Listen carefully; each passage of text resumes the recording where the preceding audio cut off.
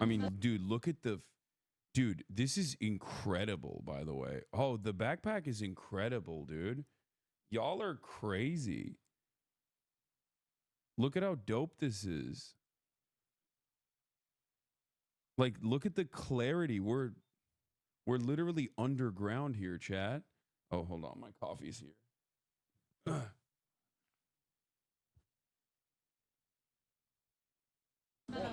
do you have?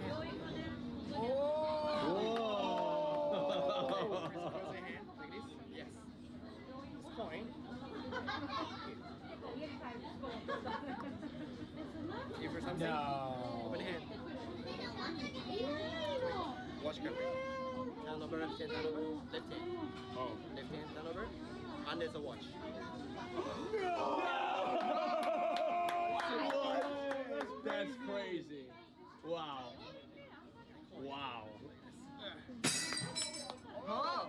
Whoa! So much bigger. Wow. Wow. Okay.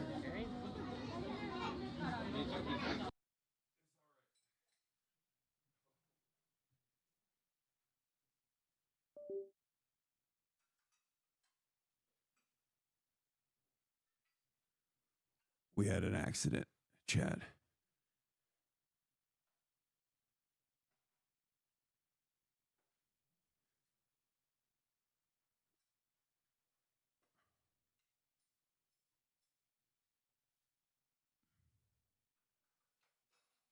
Hold on. Your backpack's fire. You keep getting one guy by chat. I agree. Okay. All right. The noise wasn't from the clip. Hold on. Here, I'll show you Don Quixote real quick. 1 second. While you guys watch, I gotta deal with this real quick. Don Quixote. Here you go. Now you Hey, can good. now you can fully get embraced. Oh, jingle time? Okay, here's the challenge. Here's the challenge. Everybody here, you must find the strangest item you can Okay. for under 3,000 yen. Okay. Okay, that's good. How much is that in US dollars? Like, it's free. Like practically free. Practically. 15 bucks. Yeah. It's like $15. I got it. Everybody good on that? Yeah. You can massage the barrier a little bit if it's close, but that's 1,500. 15. Yo, you didn't even know the drop. Wait till the drop. It's so good. All right, let's go. Do they have chargers in here with like No, I didn't do pre-fused anything. batteries? I don't know. I didn't do anything. No, here's what happened. Room service brought in coffee, and the dude, oh God. When Japanese people mess up, it's crazy. It's like when Japanese people mess up, it's like literally the most significant error that has ever occurred. Okay? Dude came in, he brought the coffee, he put it down, and he placed it on the corner of the table, so it fell. Okay? And I just kept trying to be like, no, it's okay. It's okay. Don't worry about it. He like got on his hands and knees. He got on his hands and knees and apologized. I was like, dude, no, it's fine. It's fine. Don't worry about it. Like, it's the most awkward situation of all time where it's like, dude, what the fuck?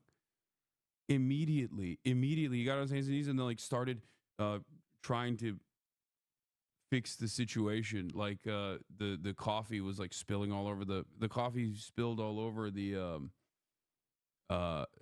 ground. Somehow this is your fault. Did you give him a hug? No, I didn't give him a hug. It's just wild.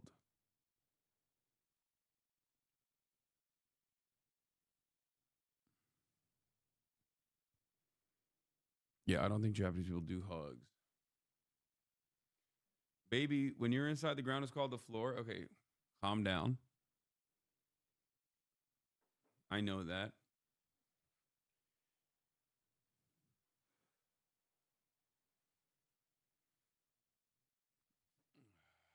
Anyway, you should have boxed him. I fixed the restaurant sign clip. See if it works now. Yeah. Anyway, with the restaurant that we went to, Oh, they have darts. the restaurant we went to, the fishing restaurant we went to, had Christopher Hemsworth's signature, and I showed it to Will, and Will immediately was like,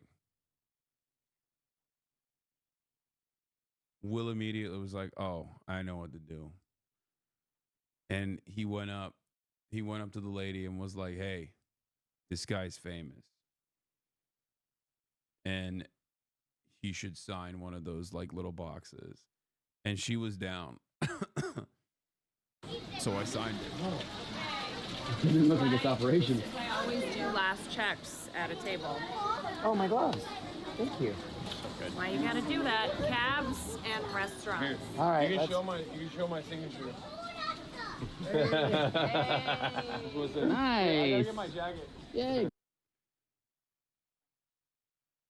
Do you think they really put it up though? I hope so. We'll find out when someone goes. I'm sure Hassan Abihed is eventually going to make their way to that restaurant.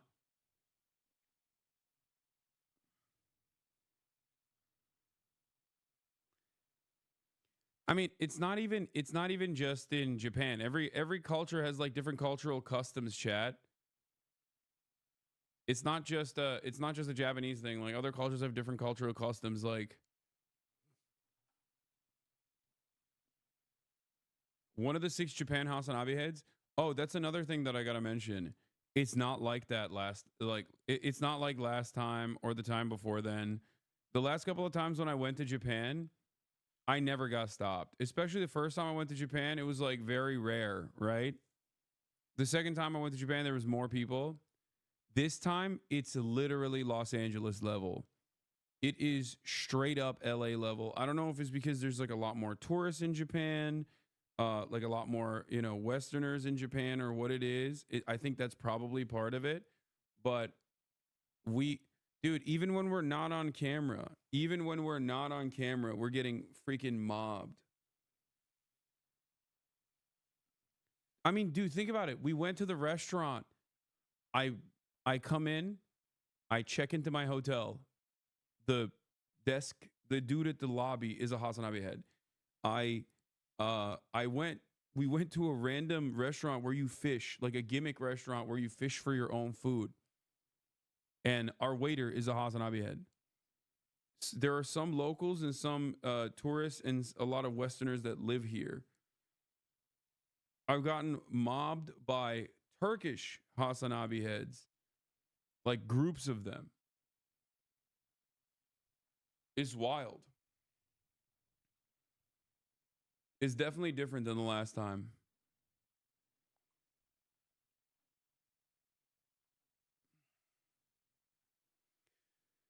Do you hate that, or like, is it cool for impromptu stuff? No, I don't hate it, dude. This is you did mention you will visit Japan, so I mean, okay, but I did the last time too. In like Russia, if you go around just smiling at every person you see like it's acceptable in America, it signals either a scam or someone who is not all there.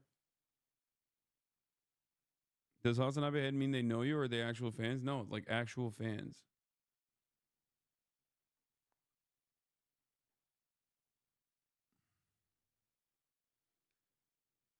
I feel like what? The fan who loved your Marvel series? Yeah.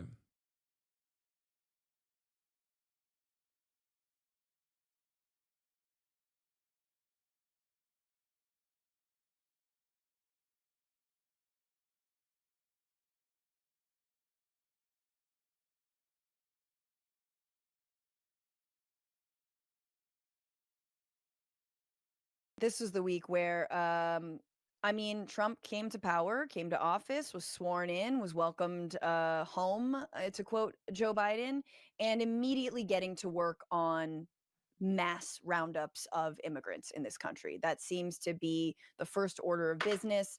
There have been many executive orders. This is NBC News putting this together.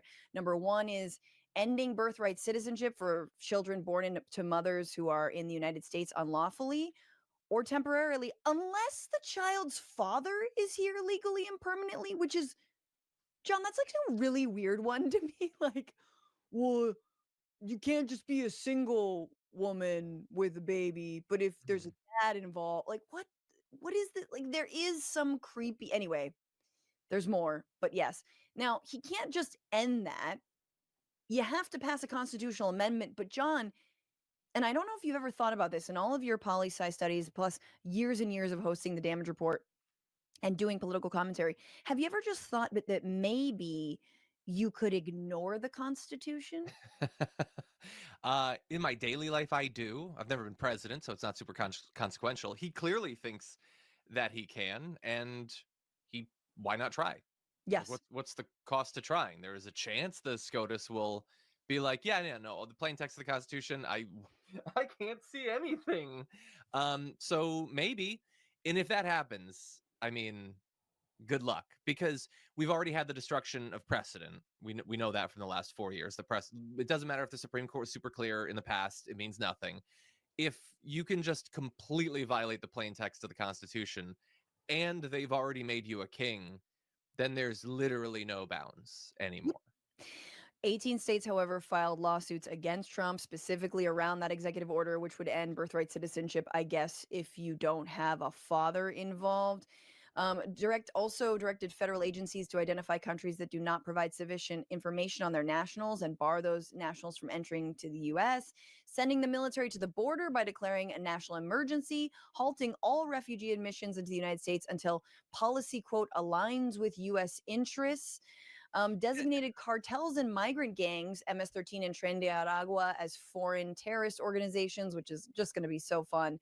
Restricting federal funds from sanctuary cities and potentially taking legal action against them, requiring immigrants unlawfully in the United States to register and be fingerprinted, ending the CBP One app, and the parole program for Cubans, Haitians, Nicaraguans, and Venezuelans. There was a program where someone could sponsor you if you were specifically from these countries. There would be it's like a 2-year parole. They check back in with you, all this.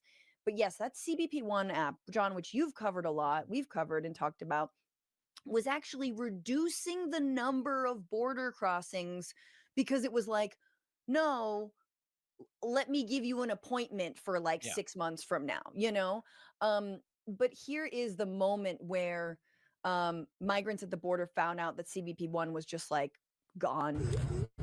They didn't have any more of their appointments. There's a woman sobbing. And Elon Musk autistic? Can't he be both? Did you watch the inauguration?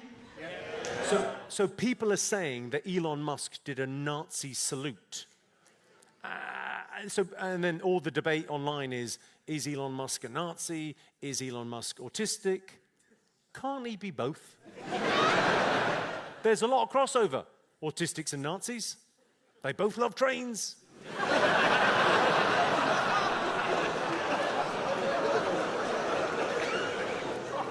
For the record, Elon Musk is not a fucking Nazi. It's just, the internet goes to, he's a Nazi almost immediately. He's a fucking genius. And Neil Brennan, my friend, pointed this out brilliantly in his last special, Crazy Good. If you're a genius, there's a little salt bay of fucking crazy that comes with it. And he's maybe a little bit crazy, but he's not a fucking Nazi. He's all right. I've met him. He was a very nice fella. Great sense of humor. I tell you what, I'll prove it. I'll post this on X, and we won't have a problem. I fucking hope. If I disappear, though, you know who did it. Did you watch the inauguration? Yeah. So people are saying that Elon Musk and other just family members just talking and standing around.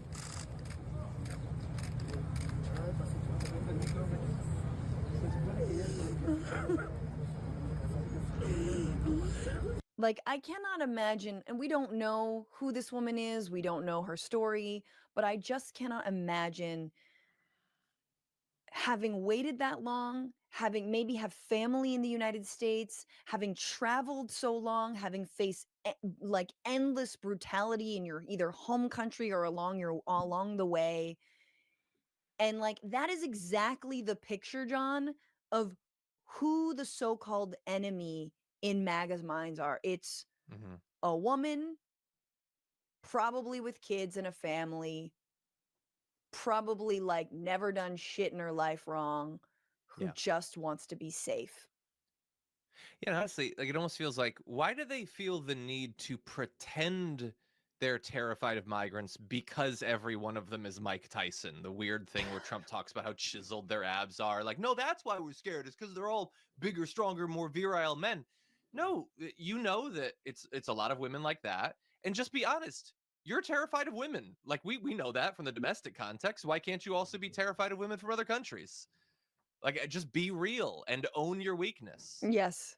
No, it's so true. And it's like and also I mean this goes to, and we're going to get into this now, but it goes to the approach the United States has taken towards immigration writ large, which is yeah, we're going to designate MS-13 and Trinidad de Aragua, like we're going to call them terrorist organizations, probably get into a bunch of insane like, you know, firefights with like actual narcos. Like Mhm. good God. It's not funny. It's terrifying. But like at the end of the day, our approach in the United States is we want to be like MS-13. We want, if you're fleeing your country because of MS-13, we would like to be MS-14. Oh, you can't find this in the Like store. we want to be Not this, as baby. This terrifying right here. and And then as she just scary doubles so that down you on it. do not want to come to this country. That's our goal. And it's called deterrence. And we've been practicing it for decades in this country. And obviously since the creation of, you know, the Department of Homeland Security and all that, which Kristi Noem, I mean, if you're going to have someone, it's like this woman likes to kill, you know, the vulnerable. Yeah, I guess if our nation happens to be invaded by Shih Tzus, she's got our back. Yes, She'll take them down. exactly. She'll be in the guard tower. An untrained dog. You're just not able to train him. That's not her accent, but you know what I'm saying? It's more North Dakota, I guess. It's just a little more concerning. Okay. That's pretty The good. other thing that happened yesterday, John, was that the Senate passed the Laken-Riley Act. Now, Laken-Riley, well, the Laken-Riley Act, sorry, I don't want that. I know what it is. It basically allows law enforcement to detain undocumented immigrants if they are charged with the egregious crime of shoplifting or 3 other misdemeanors. They don't need to be found guilty, just charged, suspects. They could be suspects and they could be detained under the Laken-Riley Act. Obviously, Laken-Riley was a nursing student. She was killed by an asylum seeker who was accused of shoplifting because there's a slippery slope. We all know that, even though undocumented people commit crime at like a point whatever 0 rate to compared to actual citizens. They do not commit crimes. They often try to avoid any kind of run-in with law enforcement. But that is what will happen. It will lead to, according to this Guardian piece, basically a massive expenditure. It will triple the U.S. spends triple the amount on immigration detention than it does on adjudicating removal and asylum claims. I don't know why this article is not like telling me what I want, but you know what I'm saying. This will be a ton of money spent to mass round people up and detain them based on the suspicion that they might have stolen like a can of Coke or whatever it is. And the craziest part about the Laken-Riley stuff and the Laken-Riley Act is that 48 Democrats from the House and the Senate voted for it, 12 specifically in the Senate. Catherine Cortez Masto, Ruben Gallego, Maggie Hassan, Mark Kelly, John Ossoff, Gary Peters, Jackie Rosen, Alyssa Slotkin, Raphael Warnock, and John Fetterman, who co-sponsored that bill with Katie Britt. The woman. Well, and technically, 11 Democrats and 1 Republican cosplaying as a sweatshirt Yes, thank you. voted for it. Yeah. Yeah, a lot of them are border senators. 2 of them are from Georgia, you know, where the crime was committed. So they're going to do that. Yeah, it's gonna cost tens of billions of dollars, which I don't This know, is that all gets us getting almost insane. halfway to public college being free for all. But what's no? That's impossible. We shouldn't gives even a shit? discuss Fuck that it. as wild pie in the sky thinking. But spending a significant chunk of money like this to deport some more people, they're going to spend hundreds and hundreds of billions of dollars. The billions of dollars it would take to detain these folks is just like Yeah. insane. And all of the private prison contractors, you know, like Geo Group and others, they are like licking their chops. They're so excited. But how are we going to pay for it, man? I mean, the rich aren't going to fucking pay for it because they're going to be, you know, enshrining the Trump tax cuts pretty soon. Hey, y'all, I saw a new poll coming out this weekend. Oh, don't get triggered. I get triggered even hearing about polls right now after all the poll talk last year. But this one is a little fun. So I think it's worth it to just take a little peek under the hood at how the American people are responding to our new shadow president, Elon Musk. And I think that in addition to us having a little fun with the numbers here, I do think there's some pretty real political ramifications and some real political learnings that the Democrats can take from these numbers. So let's take a look at them. Poll here is from AP. Elon Musk's approval is 36%, 52% disapprove. One of our producers, Jamie, was like, 36 feels high to me. It's 1 in 3 people. And that's true. I hear that. 36 does seem kind of high. But, I think what is telling here is how much worse it's gotten. You've seen Trump actually during the same period where Trump's numbers are close to a high watermark. I mean, depending on what poll you look, Trump is about at even on approval. And obviously he got 49.8% in the election. And so for Elon's numbers to be getting worse and to be that much worse than Trump right at the time that he's sidling up to him, I think is pretty telling. Like, for example, if you look at 2022 here, there was a poll in November 2022 that 41% of Americans had a very or somewhat favorable view of Musk, while 37% viewed him somewhat or very unfavorably. So his disapproval has gone up 15%, his approval down 4%, a 19% total swing in 2 years. During that same period, as I said, you've seen Trump's numbers go up. So I think there's something to be said for that. You look at Doge, 39% disapprove, 29% approve. Now, that means that what? I'm doing quick math here in my head. About 40% don't have an opinion. So what that tells me is that the kind of progressive media, or maybe the more highly engaged Democrats who are reading mainstream media are much more familiar with the plans for Doge than MAGA media. And so we've seen this tiff that we've been reporting on and talking about, between Bannon and Musk and other members of MAGA world and Musk. And so Musk is not benefiting from, the propaganda that Trump benefits from in these media environments, right? Trump would never have a big proposal that has only 29% approval because, at least 40% of the country would be, or, is in the Trump cult, or 35% certainly. And so they would have heard about it through, whatever MAGA news outlet they watch and would be for it. But Elon Doge isn't getting this type of treatment, this sort of this kind of propaganda, unapologetic, positive spin that Trump gets because some members of MAGA media don't like Musk and want to limit his power.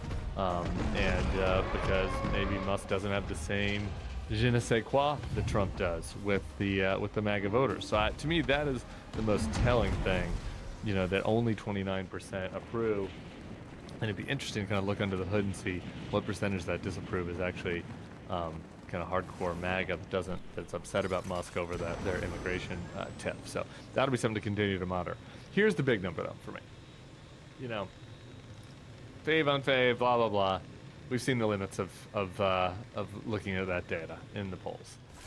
But sometimes you look at polls and a number pops that is so overwhelming that there's really no spin you can put on it. There's no, oh, well, the poll sample was off or whatever. Like, even if this number I'm about to give you, even if it was off at Ann Seltzer, Iowa numbers, sorry to trigger you to rehash that, but even if it was off at massive, at a massive scale, 15% off, still, it would be an absolute landslide. and that is on the question of whether or not the American people support billionaires advising the president. 60% think that's a bad idea. Just 12% think it's a good idea. Just 12%. So again, maybe that's phrased in a way that you don't like. Maybe if you phrased it in a way that was such as, do you support billionaires advising the president if they are MAGA? Maybe that number would be up. Or do you support billionaires advising the president if they are this? Right? Maybe there are ways to reframe that question where the number would not be quite as stark. But even still, just 12%. It's very challenging to find something that only has 12% support, in this very country. true. A lot of weirdos out there. People support a lot of weird shit. And so, if you look at people's unfavorable ratings, I mean, even like who has the worst unfavorable ratings in the country, it's like Mitch McConnell. Even he's not down at 12%. So 12% favorable for billionaires advising the president. 60% think it's bad. Potentially that number might have room to grow. This is, and we've been talking about this is the real opportunity that Trump has presented since the election. Like the way that he's put these billionaires front and center, the way that he's clearly handing over huge, elements of government functions to high moneyed interests. That is a very tenuous place for him, because the types of voters that they brought on, a lot of people that watch a lot of other shows here on YouTube, the Theo Vons and Rogans and this crowd, these aren't MAGA, culturally conservative down the line MAGA folks. A lot of what these guys are populist outsider types. They liked Trump because they don't like, in Theo's case, he is being his bonnet about the big pharma companies. Rogan doesn't like the big, goes after the big banks and some of these other, sort of big corporate interests, the corporate media they all go after, obviously, right? So if Trump ends up repositioning himself where he is in bed with those folks, that might assuage some concerns among the elite, the tech elites, or, some of the Wall Street Journal crowd. But like among the populist base, that powered his victory, among working class Black and Latino folks, the folks they're trying to bring into the Republican coalition and grow the Republican coalition with, I just think this is very dangerous territory for him to be seen as somebody that has betrayed his base and that ran on caring about the forgotten man, but then ended up focusing his presidency on tax cuts for billionaires and access for billionaires and doing deals with, the new ascendant global elite and the tech oligarchs. So this is gonna be something to keep monitoring. That poll number just really popped out at me. 60% to 12%. So by 48 percentage points, American people think it's a bad idea for Trump to have these billionaires advising him. We will see if the rubber eventually hits the road on this. I kind of expect that it will, and it's something we're going to keep monitoring. So subscribe to the feed. We'll keep you posted as we see news and notes that are relevant, that are important to you. Cut through the bullshit. Tell your friends about us. We'll be talking to you soon.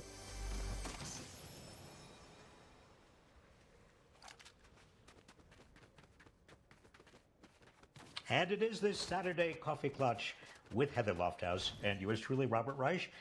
Heather, we've come to the end of dreadful week one of the Trump regime. I'm going to call it the regime instead of administration. So what are we going to talk about today? There's so much. There's so much. It's 2.0. I'm exhausted, also finding reasons to carry on, but this is not fun, 2.0. Okay, things. Bob, there's so much to do. We have executive orders. What's happening at the border? We have January 6th rioters, aka hostages, being pardoned. I haven't even mentioned Elon Musk. Oh, Heather, you go through this list, and I am nauseous, really. I mean, I have a hard time controlling this degree of outrage or depression, and what are you doing to kind of stay sane?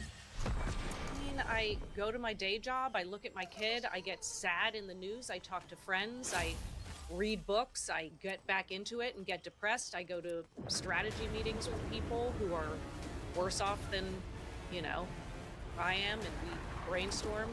And then you keep going. I mean, I just don't stop.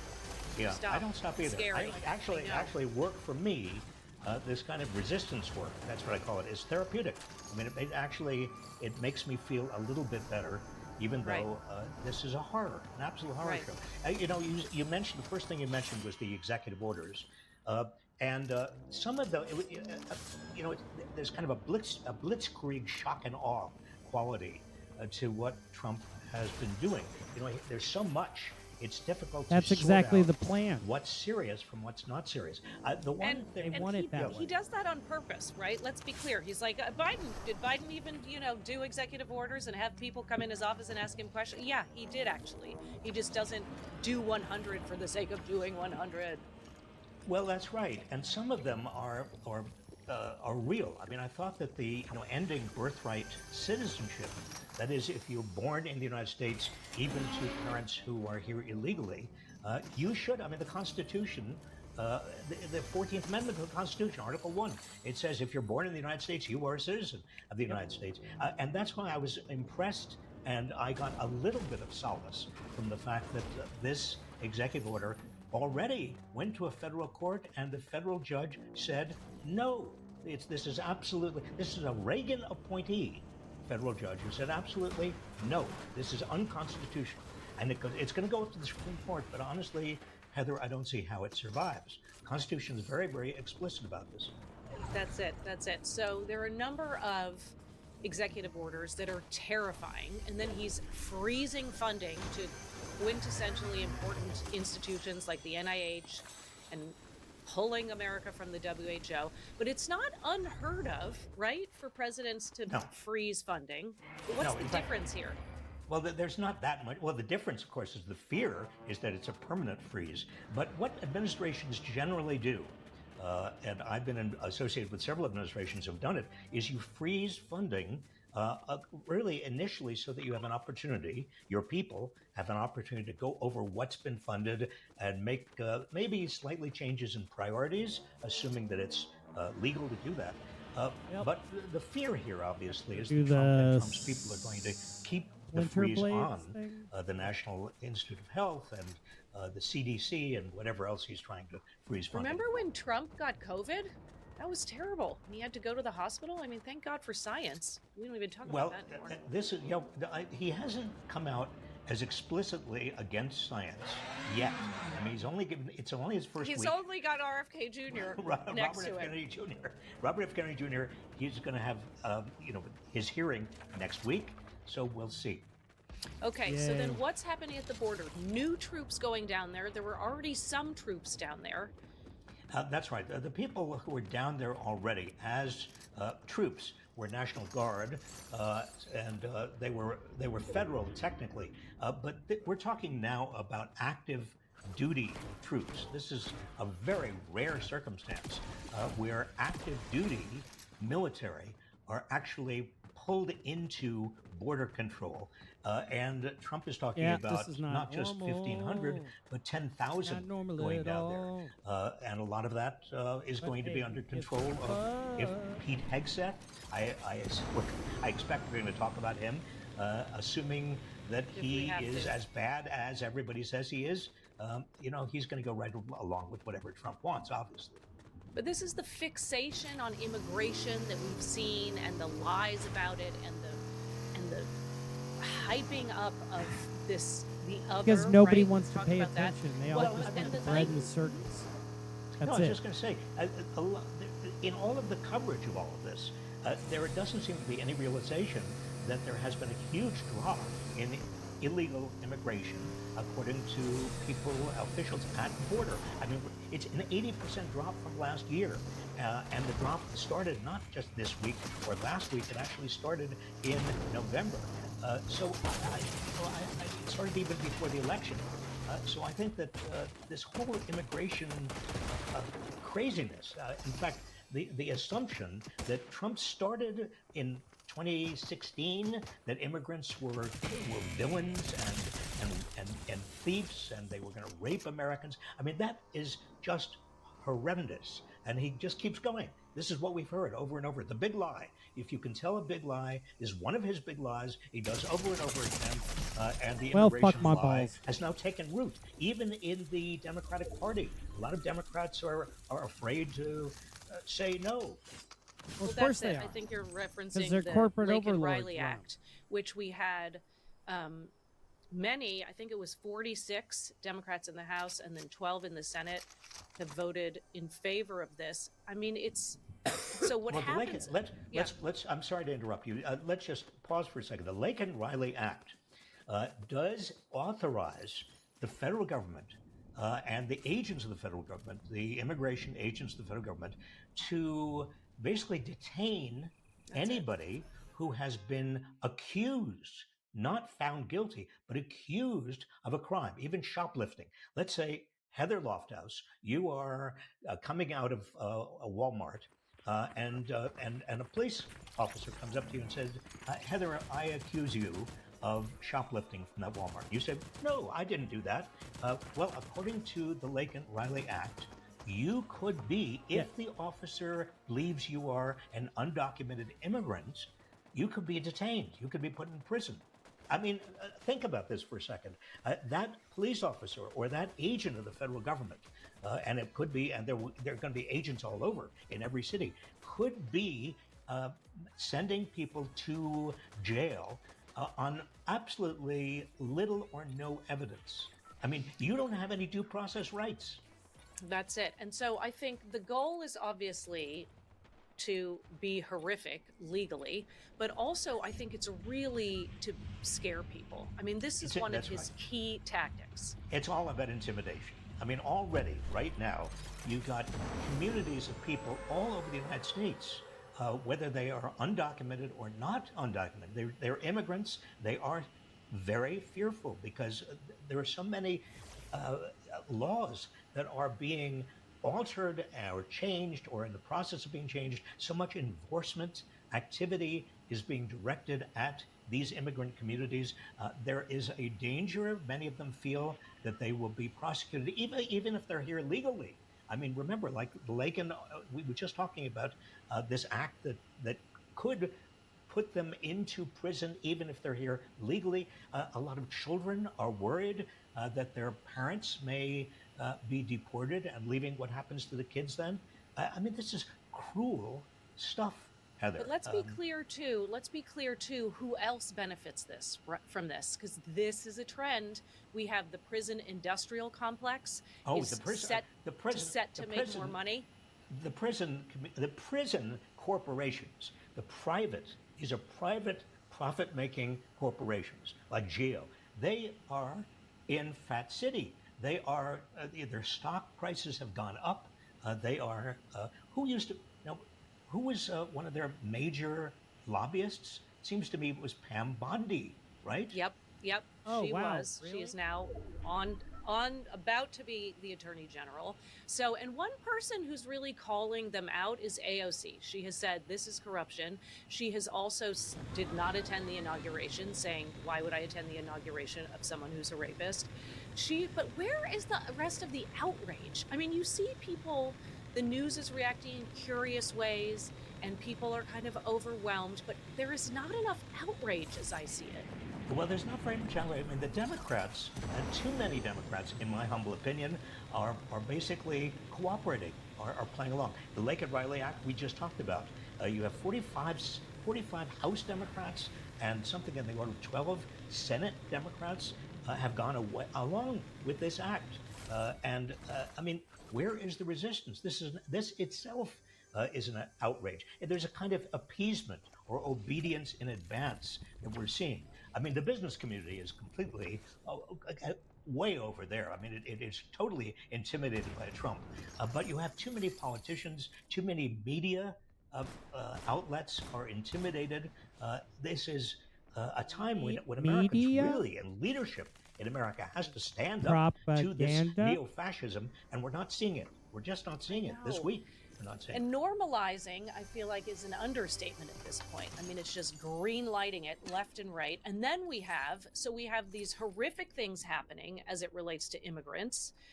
pushing for them to be legal, right? And then you have on the opposite side, January 6th rioters, full pardons Yeah. and commutations. Well, the connection here is that is fear. I mean, what Trump is doing by letting these 1,500 rioters, these are all men, he's saying that they didn't have weapons, they were completely innocent. They did have weapons. We all saw the weapons. People died. People died. And yet these people are now free. They're on the street.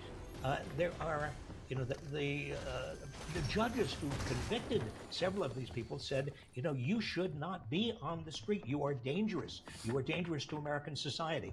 Well, they're out there. You know, I think the reason I think this is part of Trump's retribution plan, Heather, is not only is he kind of forgiving people who did horrible things in his name or for his candidacy, for his presidency, for his big lie that the 2020 election was stolen from him, but also he is setting the table for intimidation of a lot of other people who say to themselves, you know, if you were Paul Pelosi, for example, you know that all you need is one nutcase out there, and you know your life may be in danger. Right. And this is where all of connect the dots, because you've got this Kash Patel, who's been nominated by Trump to be FBI director. Kash Patel has put out a list of enemies, deep state enemies, and on the list of this deep state enemies are people like John Bolton and Mike Pompeo. Well, what did Trump do this week with regard to John Bolton and Mike Pompeo? He removed their security detail. He removed their clearance. Now, they had a security detail, let's be clear. During the Biden administration, these were Trump officials from the first Trump administration.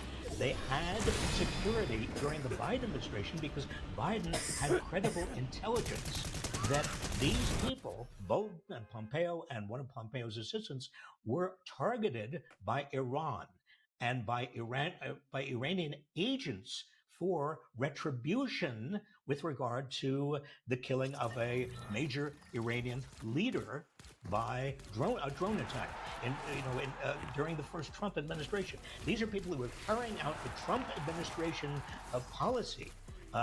Iran has threatened them. The Biden administration gave them special protection, and now Trump, because he doesn't like Pompeo, because Pompeo in 2023 went in front of the CPAC and said, we don't need somebody like Trump. And John Bolton has been a Trump critic ever since Bolton left the administration, the Trump administration. And so this is retribution. What Trump does is like it's like a mob boss. Keeps his fingers off of these things. No, I'm not doing anything. But what is he doing? He's saying to people out there, you be careful, because I've got a lot of ways of making your life. This is a vengeance victory lap. Well, That is what it is. How is it not? And he is getting his message out. He is very good at it. And he does it, we're all saying, is he more fascist than we thought he would be fascist? On the one hand, yes. On the other hand, how is any of this surprising? And the one thing from the week that I felt positive about was Archbishop Buddy. So in the midst of all these people not speaking up and the people who did speak up being penalized in tons of different ways that are terrifying, the few people are coming up, a few people are expressing outrage and saying... she was courageous. In the midst of all of this, she looked into his eye. He looked at her. Wasn't that amazing? It was a moment of extraordinary, almost, I hate to use the word accountability, but it was almost as if Trump was being held accountable. But it was strength and it was grace. I just found it so powerful because it was just an imploring in a human way. Yeah. It was and have of course mercy. He was furious. Afterwards he says, this is terrible. And you can imagine his tweets. and his posts on Trump Yeah. Social. You know, she's Yeah. awful, and she's. I know. But see, this is another part of the intimidation strategy, his vengeance strategy. He keeps his hands clean, but when he goes after somebody, and this is true of his first administration as well, when he goes after somebody, he knows that there will be death threats against him. When he went against the judges, the prosecutors, who tried to hold him accountable during the Biden administration, he says things about them, and then the death threats start.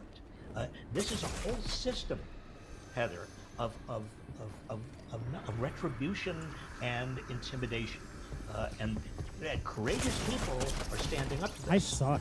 Like, you know, the I woman who- suck the- so the fucking bad. Episcopalian priest, Yeah, bishop. Archbishop Buddy.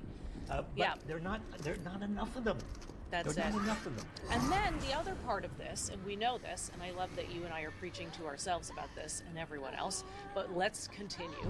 We have Pete Hegseth, right, who is inept and corrupt and terrible. And so Trump is putting in all of these people that he can control. Horrible, but Hegseth, really, I mean, talk about unqualified, talk about dangerous, talk about somebody who is a misogynist and who has a record of abuse toward women and a record of frittering away funds for these veteran Bob, troops that he couldn't head get of. a job managing a Starbucks. He Nope. couldn't get a job. He wouldn't get the job, but now he's going to be in charge in one of the largest institutions we have, biggest. Not just the biggest employer of the United Meritocracy. States, but the embodiment of If the you're rich and power of white, you America, can the make United States anything military. happen. I mean, you know, people say to me sometimes, they say, "Well, there's not much difference between Trump 2 and Trump 1. It's the same Trump." No, there's a huge difference. Because in Trump 1, he didn't put these kinds of people in positions of power. He put people who had at least a patina of I know. responsibility. But these people, the How only thing do they I have hand- Heather, is that they how are do I Trump deliver these? loyalists, totally Trump Please. loyalists. Hegseth should never be confirmed. I know, and it's, I mean, a good example is Mike Pence, right, versus JD Vance. I mean, there is a different HR underway right now, and it's very And if scary. you and everybody knows in the Trump, you know, this inchoate Trump administration, they know if they don't toe the line, if they don't do exactly what he wants, if they don't say publicly exactly what he wants to hear, they could end up like who? Like Mike Pompeo Yeah. and John Bolton and be exposed to danger. Right. Mehdi Hassan did a great tweet this week about a new word that I hadn't heard, which is a kakistocracy. Wait a minute. And it fit. Wait a minute. KAK. Kakistocracy? Yeah, it is. Kakistocracy? It is rule by the worst people, the least able to rule. I mean, we have a lot of Greek words for what's going on, but I like that one. Trump has created a kakistocracy? Among other ocracies. There's not, besides the Greek root of that, there's also the more common use of a word kaka, meaning, Yes. you know, Meaning that's dirty and dirty, basic. yes. Yeah. And that's right. I mean, a kakistocracy, I like that. Yeah, it's helpful to think about all the ways to describe what's happening so we can, I think reminding yourself what's happening is one of the ways we survive. And then we Reminding haven't even yourself talked of about the Elon insanity. Musk. But I want to flag, you've done some you've written about this and then we've done some videos on it, but you have this notion that there are 4 American stories that we often tell, right? And these are themes that go across epics and myths and reality, and one of them is the rise of the triumphant individual. And you have 4 of these, right? And then the other one is The benevolent community. So the benevolent community. That's right. But the individual. You've got the triumphant individual. These are basically these are traditional American stories, and my point is that we hear them over and over. And anybody who wants to talk about America is going to inevitably talk about these 4 stories: the triumphant individual, rags to riches, anybody can make it; the benevolent community that supports, you know, we join together, and then there are 2 negative stories. One story is of the rot at the top, that you know. we look upward sometimes, not as much as we should, and we see rot. And the other is the mob at the gates. We are prone to be fearful of people who are outside the United States. So these four stories are old. They start really before America starts. But what's happening that I'm seeing is the mix of the triumphant individual and the rot at the top. I cannot believe all of these. I mean, we're just so focused on these. They're men, these individuals who are larger than life, and they're climbing and they're going higher and they're getting more powerful and richer and richer. And it's wild to watch those two dovetail. Well, they dovetail in a very peculiar way, because Elon Musk, to take example, number one, or Jeff Bezos or Mark Zuckerberg. I mean, these people are both idolized by a certain part of the American public. You know, they are superheroes. But at the same time, they are rot at the top. They have taken their wealth, and this is true, particularly true of Elon Musk, taken their wealth and put it into politics in a way that undermines and corrupts the entire system. So to me, they are more rot at the top than they are triumphant individuals. And Heather, by the way, you could see this at the inauguration. When Trump is there, I mean, giving his inaugural speech, who are the most prominent people there, standing even in front of Republican members of Congress, standing even in front of Trump's nominees to run his government, are Elon Musk and Bezos and Zuckerberg, and also Google's CEO. I mean, it's extraordinary. This is the robber barons of the 19th century. This is the second Gilded Age.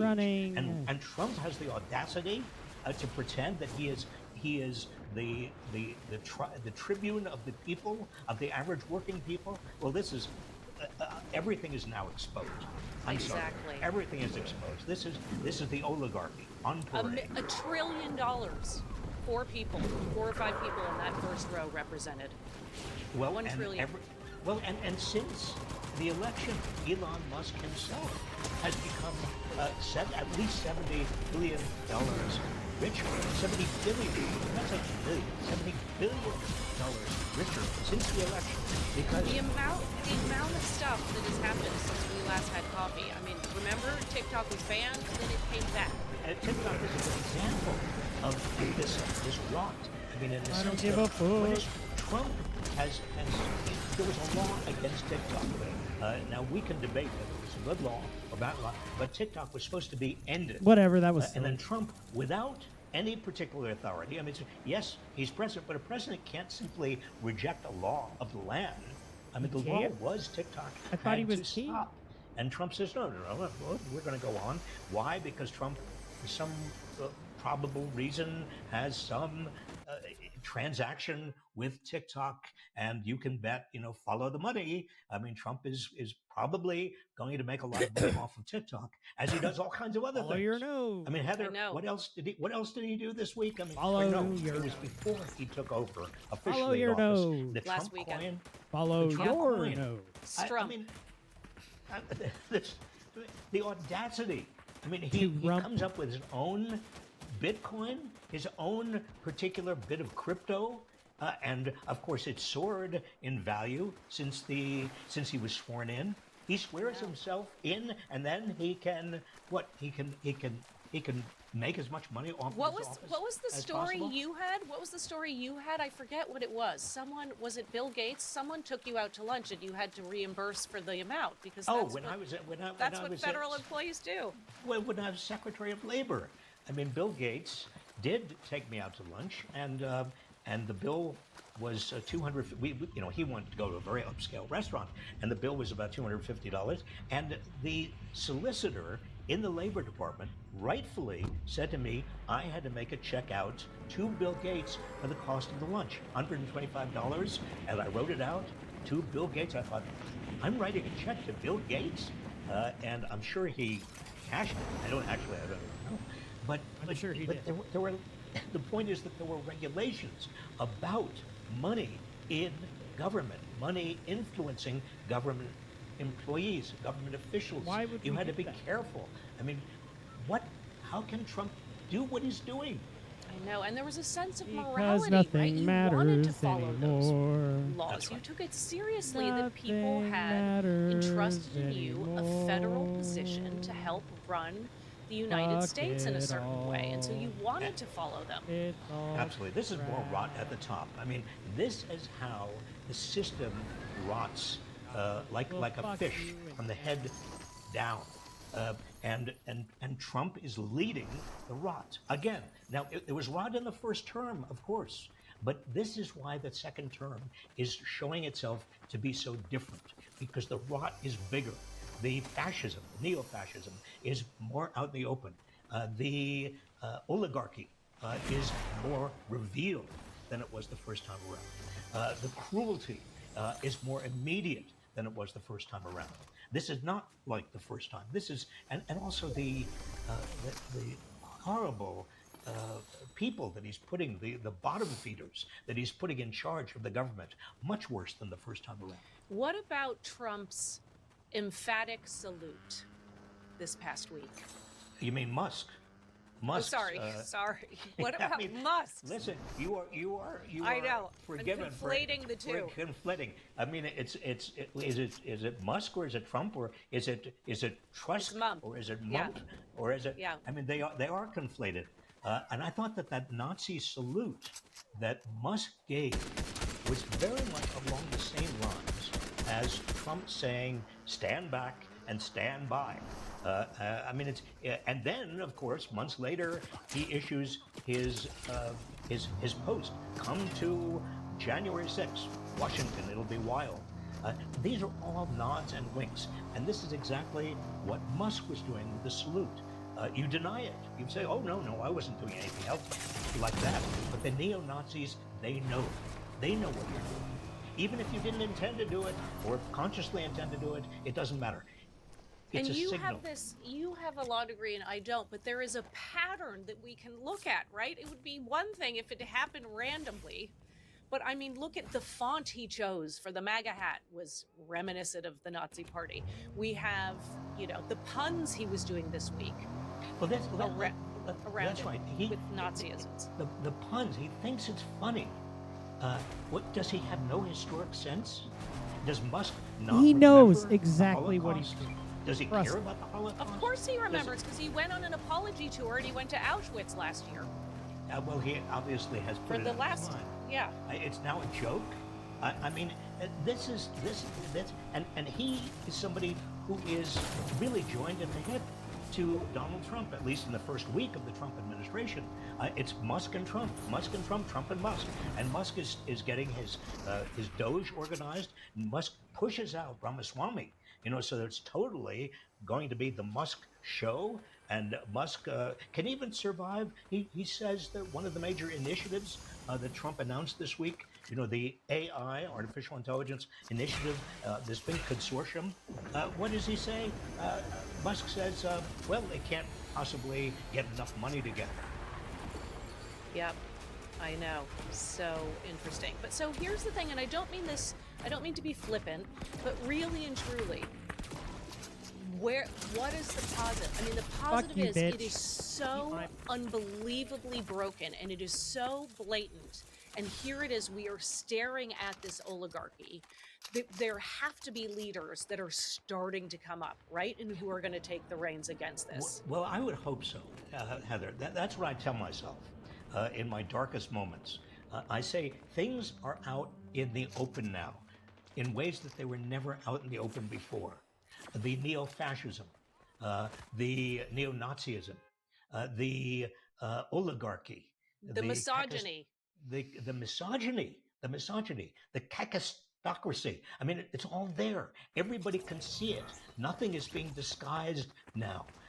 And maybe now this is laying a foundation for the 2026, for 2028, not only a political foundation for people who care about the country to take the country back, but also for the fundamental what's called the vibe to swing back.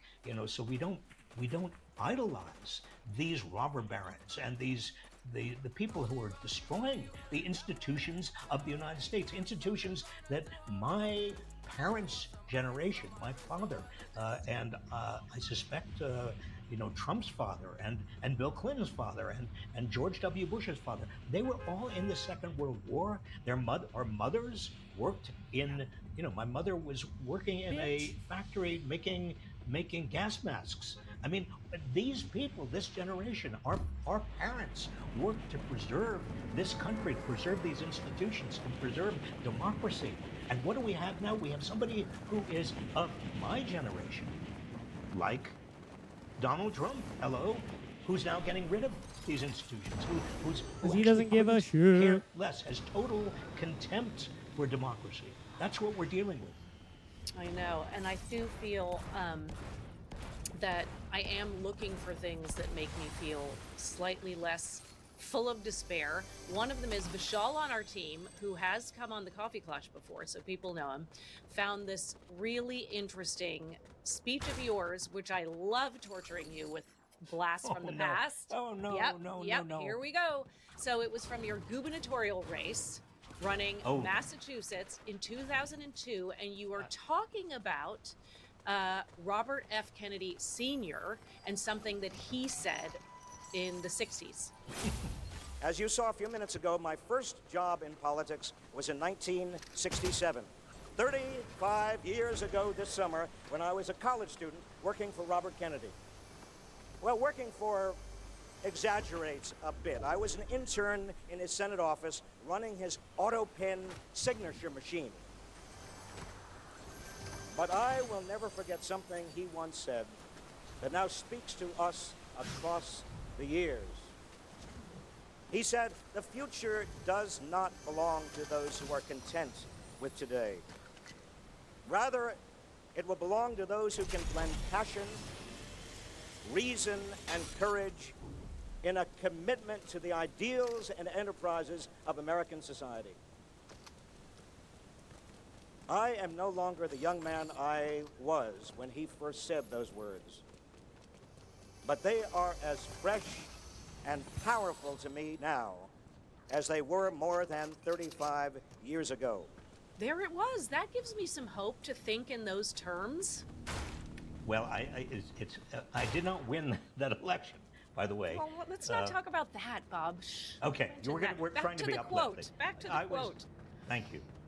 I mean, there is always room for hope. When I worked for Robert F. Kennedy, 59 years, it's now 59 years ago, Robert F. Kennedy Sr. Damn, Robert. There was, those were dark and difficult times. Not only had John F. Kennedy been assassinated, Martin Luther King the next year was assassinated, Robert F. Kennedy himself was assassinated in 1968. I remember in 1968 thinking it could not get worse. America was burning down. The Vietnam War was heating up. Tens of thousands of young men were being shipped off to Vietnam. My classmates, hundreds of thousands of Vietnamese were being killed. And then what happens in politics? Richard Nixon wins the election in 1968. I mean, could you have a worse year? So one way I, Heather, kind of cheer myself up is I try to remember that we've been in very bad places before, and we are resilient. We are resilient people. We're a resilient society. Trump won by 1.5%, and that's with millions of people not voting who had voted for Joe Biden in 2020. So, and that's after a lot of views on YouTube also. I mean, there were interesting reports out this week in Bloomberg and otherwise talking about how Trump got into the minds of so many young people and young males in particular. Well, I want to end this on your positive note that you really brought up, and just say, Heather, to you, I want to thank you again your energy, your enthusiasm, your zest just makes everything May a they little teach brighter. you all how to be and to the proud. rest of you, and to the rest of you, I just want to say, Scandalous donkey. this is week one. It is as bad as many of you had feared. It's as bad as I had feared. And I don't blame you if you feel despondent and despairing and depressed.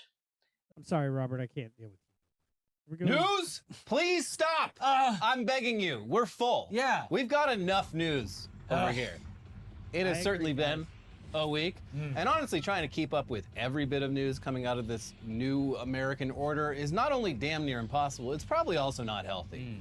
But we will at least try to touch upon the bigger bullet points today and also try and cover some news that has nothing to do with any of this, because I think we could all use some of that. Yeah. Now, for starters, it's gonna be a long 4 years. We're all deeply aware of that. But Maybe what if it was a even long 8 8 years instead? Oh. Sounds twice as bad if you Wow. ask me. Elliot, I But think there's I a called few that at the things same time. luckily standing in the way of that. For starters, Trump is old and doesn't lead a very healthy lifestyle. He'll be 82 at the end of this term and would be 86 if he stuck around an extra 4 years, hypothetically. But more importantly, presidents aren't allowed to serve more than 2 terms in this country. I mean, they used to be, with FDR famously getting elected 4 times in a row and serving just over 12 years before dying in office. But he's the only one who ever even thought to try that. And once he was dead, Congress quickly got to work on the 22nd Amendment, which added term limits to the presidency. But those amendments are so pesky. Yeah. We're going to be doing a lot of work, folks. We're going to fix things. Now, as great as FDR's extra-large presidency was, these days most people agree that, yeah, 8 years in office is enough. But most people does not include diehard Trump supporters who would like to see their favorite president live out the rest of his natural Daddy life Trump. as president. So it's not really any surprise that it only took a few days in this new administration before someone formally proposed tweaking the 22nd Amendment to allow Trump to run for president again in 2028. Here's CNBC. A Republican House member introduced a resolution Thursday to amend the U.S. Constitution to allow President Donald Trump and any other future president to be elected to a 3rd term in the White House. Trump has proven himself to be the only figure in modern history capable of reversing our nation's decay and restoring America to greatness. And he must Gross. be given the time necessary to accomplish that goal, said Representative Andy Ogles of Tennessee, who proposed extending the current maximum of 2 elected terms. Yeah, and here's the details, the funny little details on how that would work exactly. Ogles' resolution is tailored specifically to permit Trump to serve a 3rd term, but not to allow 3 out of the 4 living former presidents to serve 3rd terms. No person shall be elected to the office of the president more than 3 times, nor be elected to any additional term after being elected to 2 consecutive terms, the amendment states. The former presidents Bill Clinton, George W. Bush, and Barack Obama all served 2 consecutive terms, and thus would be barred from being elected to a 3rd term. But not Trump, who is the first president since Grover Cleveland in 1892 to be elected to a 2nd non-consecutive term. And listen, I gotta say, very clever, sir. Very clever, your very clever rules you've set here. I'm sure this was put down to paper and they said, oh, wait, hold on. Obama's still young enough to go back in for another term. I mean, not that Obama would even want the job again at this point, but there's definitely lots of Dems who would be begging him to come back for a 3rd term. Not really for what he is, but more for what he represents. The before times. I want to go back. Yeah. And this I law, don't wanna the way do it's this written, anymore. would Let prevent me that off the while ride. allowing a 3rd Trump term. Yes, very particularly written. Now, this is, of course, pretty alarming news. Yeah, I don't like that. But thankfully, this is really just one of the hundreds of Republicans in Congress trying to get Trump's attention by being a total sycophant. Amending the Constitution is actually pretty difficult, and that's for good reason. You need 2/3 of both the House and Senate to vote in favor of it. Then 3/4 of the states, 38 states in total, they all need to ratify it. Republicans currently control the House and Senate, but not nearly by 2/3. And while around 2/3 of state legislatures are currently controlled by Republicans, that's nowhere near 3/4. So it's not going to happen, at least by the current rules in place with Article 5 of the Constitution. And Article 5 could theoretically be amended, but it would face the same hurdles as changing the 22nd Amendment. Now, that's not to say that these assholes won't try to bend the Constitution to their whims in various ways over the next 4 years. But at least right now, this is thankfully just one congressman sending Trump a love letter. Though again, a real pick-me, this Andy Ogles. Yeah, well, again, it literally, it's the I would have voted for Obama a third time from Get Out, but for Trump and in real life. That congressman, by the way, is someone who we've covered I'm so before glad for I getting watched caught Get doing Out. a George Santos by repeatedly telling a bunch of lies about his educational and professional background, claiming to be an economist and former cop, when it turns out that he's neither of those things. Yeah, that was a fun one. Uh-huh. It was fun when the George Santos period. That was a fun year. Yeah, much funner than this year so far. Well, with the Trump third term thing, all of this stuff is just performative, because Yeah. if he wanted to, and thank goodness he is actually probably physically incapable of doing so. But if he wanted to, at the end he would just be like, "Nah, I think I'm just going to stay president." And I mean, he tried that once, and it was a whole thing. Yeah, but then he was kind of reaffirmed by getting reelected. It's it's very sketchy.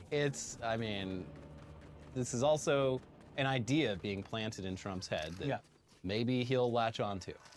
It's just very funny, like less than a week into his presidency, being like, he needs 8 years. Yeah. I don't know if I got it. We got to get Elon's friend who maps his boners through his night's sleep on the phone to figure out if I can live forever. And if the tragic happens, we need to upload President Trump's consciousness to a ChatGPT agent, Neuralink. and we need to write a law that allows an AI to run the country. In the perfect sci-fi world, Elon Musk downloads Trump via Neuralink into his own brain. So he can finally have some riz? Yeah, and also technically God, I'm seriously, American, I could be guys, the president stop. now. Stop. Yeah, You're giving him ideas. Anyways, one more Trump term is still more than enough time for him to make a big old mess. And he wasted no time on day one of his term signing a flurry of executive orders to advance his agenda. Thing is, luckily, much like in his first term, a lot of these EOs seem to be blatantly unconstitutional, or at least very open to legal challenges, thanks in large part to how shoddily they're written, with some even speculating that generative AI may have been used. We don't know that for sure, It's but a lot of writing. it's a lot. I mean, it was a big fucking stack of shit, and obviously they had a lot of that pre-written, but a lot of people with legal expertise are like, who the hell wrote this?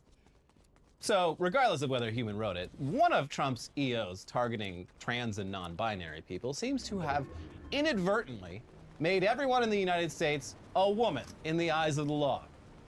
All right. He tried to de-trans America, but now everyone, including himself, is a she/her. And if you don't like it, you can get out. That's right. That's what Trump said. Here's Mashable explaining what we're talking about. Entitled Defending Women from Gender Ideology, Extremism, and Restoring Biological Truth to the Federal Government. Calm down. Trump's executive order concerning gender identity states that the U.S. government only recognizes two sexes, male and female. It also provides explicit definitions of each, which are to be applied to all interpretations of law.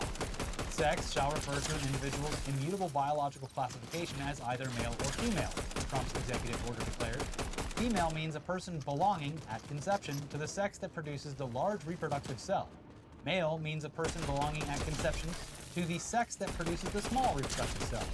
Though Trump's goal to impose a binary nature of sex may seem clear, the specific wording, technicalities, and application of his executive order are far from it. Conception is the point when sperm and egg join, otherwise known as fertilization. Regardless of whether they have an XX, XY, or an alternate chromosome pattern, all human fetuses' sex organs are identical at conception in that they have none. Fetuses subsequently develop in the same manner as each other, regardless of their chromosomes, until approximately 6 to 7 weeks after conception, at which point the Y chromosome typically expresses itself by inducing the development of testes. If a Y chromosome does not do this, the fetus will continue to develop female genitalia. Basically, the early default configuration of a human fetus is female. If we were to assign a sex at conception as per Trump's executive order, all of them would be female. You kind of got to do that because his supporters all very adamant that life starts at conception, and therefore that is when your sex should be assigned. This is very exciting for our channel specifically because, like, for years, I don't know how accurate YouTube's analytics are, it's been very lopsided in the viewership. It's like, oh, it's all boys. There's a couple girls watch it, but it's mostly boys. But now, finally, we have a 100% female audience. Hell yeah, and guys. I love that. I can't wait to try so many makeup products to sell you guys. Yeah. Finally, free makeup Free concealer It's for me. going to be so good for our ads. They're always like trying to make us sell man stuff, but now we get to sell lady stuff, and that's cool. Lumi instead of Hell Mando. yeah. That's right. Anyways, this is obviously very silly, but it really underlines how ignorant of actual reproductive science that the right is. Not only on the topic of abortion, but also on this topic, and probably a lot of others. A lot of them. There's simply nothing even resembling a human being for quite a while after conception. But here they are authoritatively pretending there's microscopic dicks and vaginas the moment a sperm lands on an egg. Like they have a cartoon playing in their brain of what it's the like. sperm touches the egg and then the dong shoots out. Or it doesn't. I saw it on one of those cartoons they showed in the 70s in class. Yes, I know it. Yeah. Yeah. It's all real fun. We all laughed. It was great. This also, of course, underlines their total ignorance of intersex people whose chromosomes aren't a simple XX or XY and wouldn't neatly fall into their binary gender categories. A group that makes up approximately 1.7% of the population, or somewhere around 5.5 million people in this country. A lot of those people simply assume a male or female gender identity at an early age, despite not anatomically or chromosomally fitting into either box. And the simple solution is to just let them do that. But it's not clear what the hell they're supposed to do under laws like this. Yeah, how does that, I mean, like the intersex example is the perfect one, because it's like, yeah, they don't fit into either box, so yeah, they do just assume one or the other, and technically, I guess they're not, but also who the fuck cares? And it's all just very upsetting. The stuff they're trying to do to the trans community is one of many things they're trying to do, but it's just so fucking stupid, and really pisses me off. Yeah, no, it's inhumane. Because it's I mean, disgusting. my stance on all of this, even from the earlier days when I was definitely like uninformed and shit, has just always been like, listen, no matter how like strange this might seem to you, like who the fuck cares? It's just people trying to live Mind their your own lives business. and be happy. Mind your own fucking business.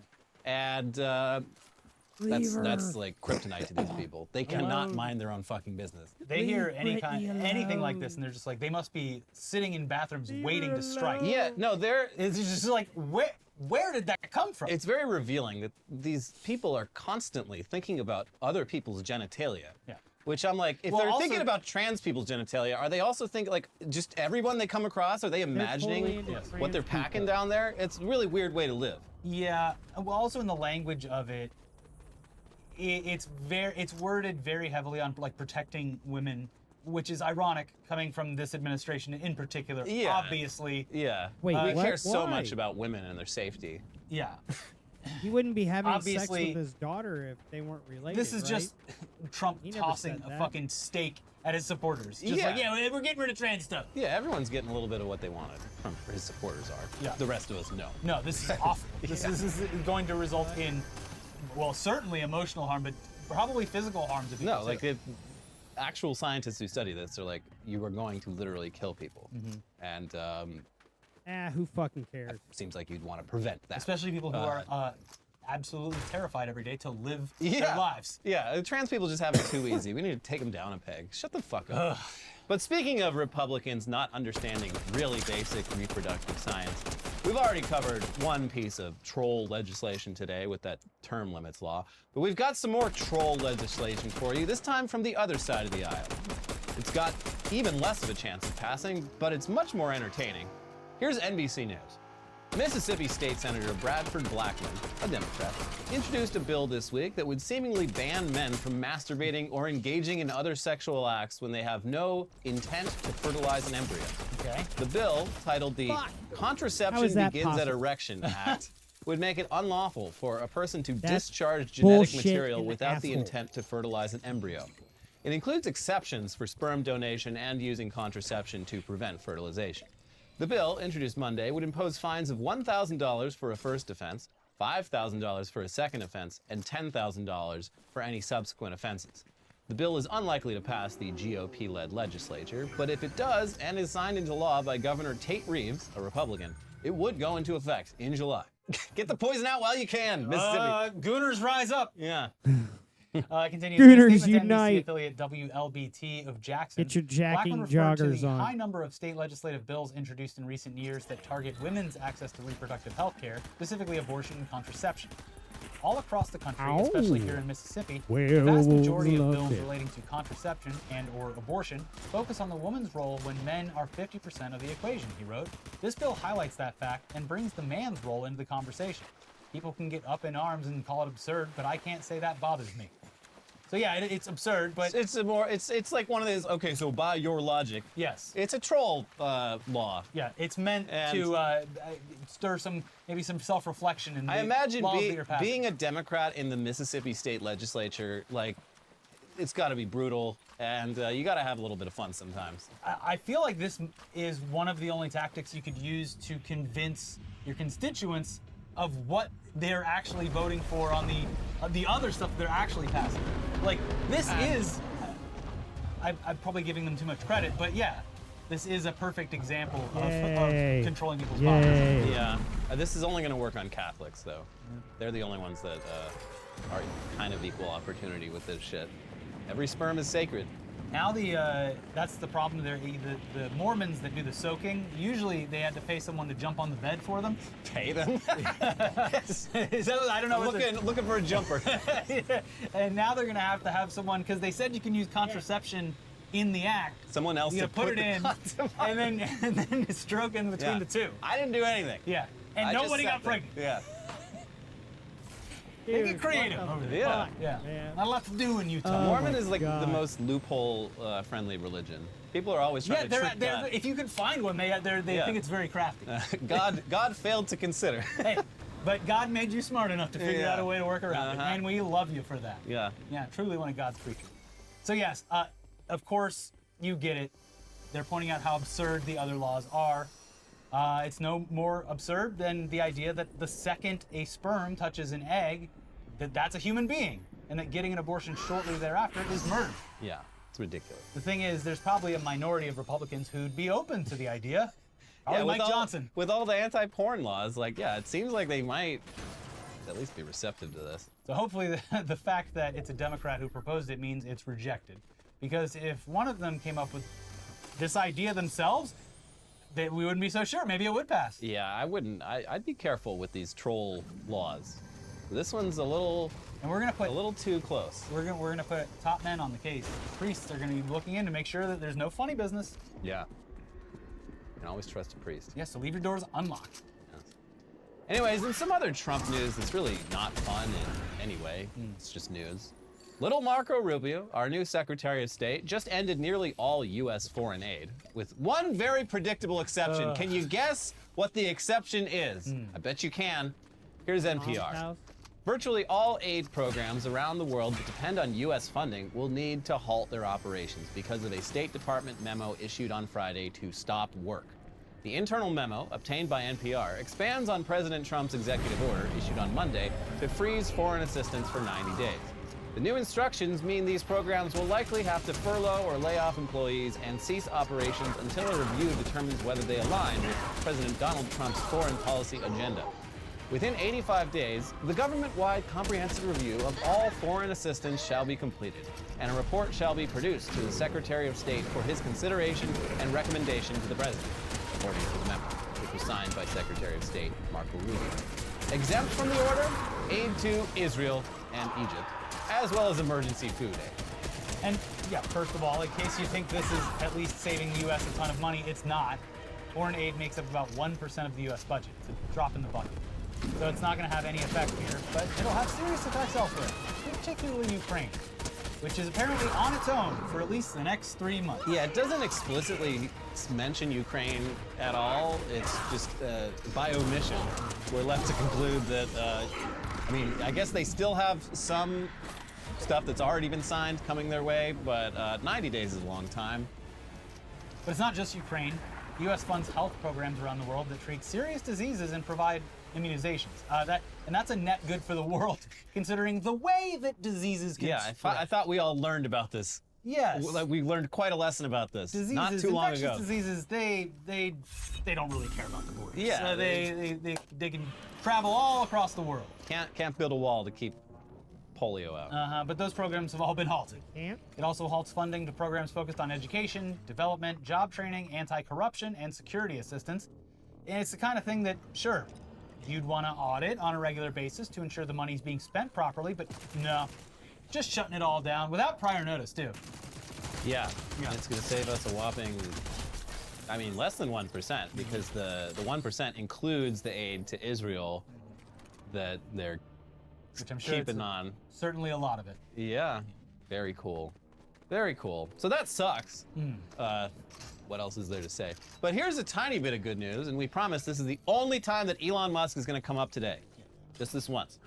The Trump's presidency so far hasn't been really all that different from what you'd expect after living through his first term, but one key difference is the willingness of America's most prominent billionaires to just line up and lick the boot in exchange for influence over how the government is run.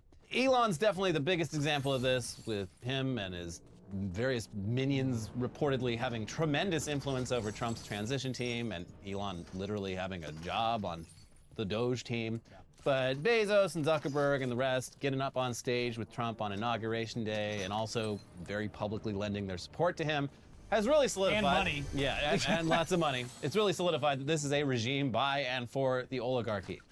And good news, most people aren't too keen on that, which you would expect, but the polling shows that, yeah, even people who voted for Trump were like, yeah, a little too much Elon for me. Yeah, which is nice. It's a little bit of the same thing that we got a peek into the world after what happened in November with that Italian boy, where everyone was just kind of like, I mean...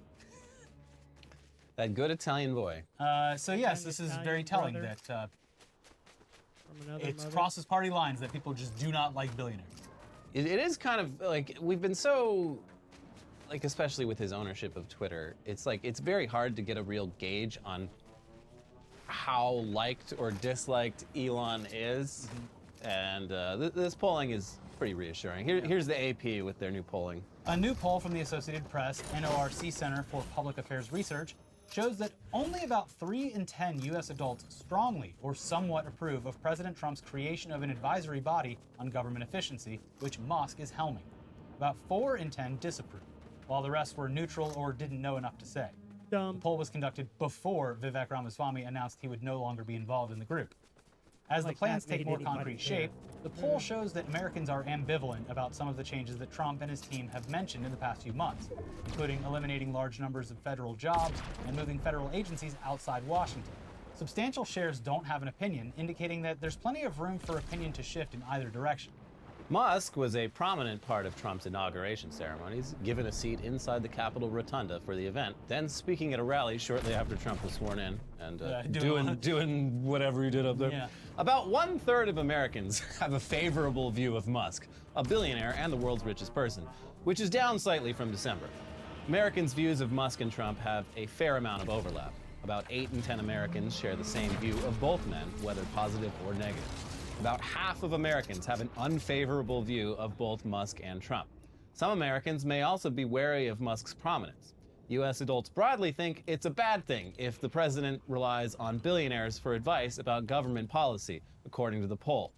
About 6 in 10 U.S. adults say this would be a very or somewhat bad thing, while only about 1 in 10 call it a very or somewhat good thing, and about 3 in 10 are neutral. It is worth pointing out that this poll was conducted before the inauguration, and therefore before Elon got up on stage and, well, he did 2 Nazi salutes back-to-back on live television, right? I mean, say what you want. That's what he did. What he did. Yeah. We assume that might affect public opinion, yeah, but then what are you again, talking the window shifts with Vivek leaving. Everyone's like, that guy who called me lazy. Uh-huh. Why does he hate the whites? Meanwhile, other polling by the AP indicates that mass deportations of people who haven't been convicted of crimes, ending birthright citizenship, pardoning January 6th rioters, leaving the Paris Climate Agreement, and increasing oil drilling are all more unpopular than they are popular. Polling from Reuters double confirms a lot of this, and also indicates extremely lukewarm support for buying Greenland or retaking control of the Panama Canal. Everyone's just like, who cares? Like, Yeah, why would I want that? Yeah. Okay. The eggs are $10. Yeah. And they're getting more expensive. So while a lot of folks, particularly in the media, are happy to pretend that his agenda has a popular mandate just because he won the election, that's not really the case. Recognizing this is pretty key to not going completely insane. Yeah. It's been a weird week. Obviously, it's the honeymoon period, but the swiftness with which especially the Washington Post, which Jeff Bezos owns, to at least in their headline department. I mean, the articles themselves are still good and pretty straightforward, but the headlines are very cutting Trump a whole lot of slack in ways that seem almost misleading, because people mostly just read the headlines. Yeah, and I think a lot of people are more aware of it now too, just because of that. It was happening so frequently on a day-to-day basis in the most recent election, because it was the second time around, where they're just like, here's what Trump's saying, and here's what like CNN or Washington Post or New York Times are saying about what he said. Yeah, just being very generous. It's like, no, he just said some dumb, crazy shit that popped into his head, and you're treating this like... The rise of the term sane washing. Yeah. Anyway, that's enough politics for now. Bye-bye. Let's shift gears now and look at some news that's a bit more local, and also, unfortunately, has to do with one of the other terrible things that happened in this very terrible month, the LA wildfires. We've covered a lot of stories over the years about the strange phenomenon of stolen cop valor, in which people who are definitely not actual cops spend loads of money on cars, uniforms, and equipment to live out their fantasy and deceive others, despite the fact that becoming a real cop really isn't all that hard. All you have to do is fail out of high school. Yeah. Up till now, up till now, we've never really heard of anyone trying to steal firefighter valor, but, you know, with people increasingly viewing firefighters as more heroic than cops, especially here in LA these past few weeks, it does kind of make sense. So here's ABC7 with the story. 2 people from Oregon were arrested for reportedly impersonating firefighters and using an illegitimate fire truck in the Palisades fire evacuation zone, the Los Angeles County Sheriff's Department announced Sunday. According to LASD, Los Angeles police officers patrolling the area on Saturday noticed a fire truck that did not appear to be legitimate. Sheriff's deputies then made contact with the individuals in the fire truck as they attempted to enter an evacuation zone. The occupants claimed to be from Roaring River Fire Department in Oregon, an agency deputies said was not legitimate. Deputies also noticed that the individuals were both wearing turnout gear and CAL FIRE t-shirts. They also had helmets and radios in their possession. Both suspects, Dustin Nell, 31, and Jennifer Nell, 44, were arrested for impersonating a firefighter and entering an evacuation zone. The truck, which was purchased at an auction, was also impounded. Dustin Nell has a criminal history in Oregon for criminal mischief and arson. Unless, The arson one's shifty, but I believe that this was attempting some looting. Yeah, if I had to guess. Yeah. So yeah, it seems the local justice system here was understandably caught a bit off guard here, because who the hell does that? It's very elaborate, especially to steal what? That's Everything's the thing. burned. Yeah, like impersonating a cop, I mean, really just... And I guess the evacuation zones, yes, there's houses that people have evacuated from, their stuff inside, but still, to go through all of that work with a fake fire truck, too, is diabolical. I mean, impersonating firefighter is apparently a crime, but it's not really a crime that ever actually happens, and it's unclear what potential penalties it entails. No, actually, Elliot, it happens all the time. When I get out to Denny's and get my Grand Slam, and I get that firefighter's discount. Yeah. See that sticker on my window of my car out there? And there are no penalties, because you can just lie to people. You can. I absolutely do not do that.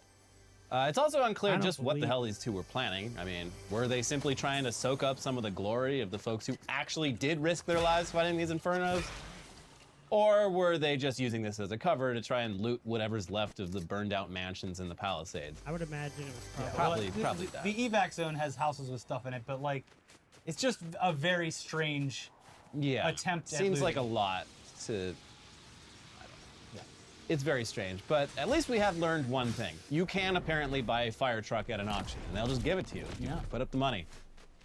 You got to figure out where to park the damn thing, but it's yours. The dark comedy version of this is that the fire does break out, and they're like, "Oh, thank God, there's a truck here already. Get them hey, back I got the," and they just have it, and they don't know how anything works. Yeah. They're trying their best.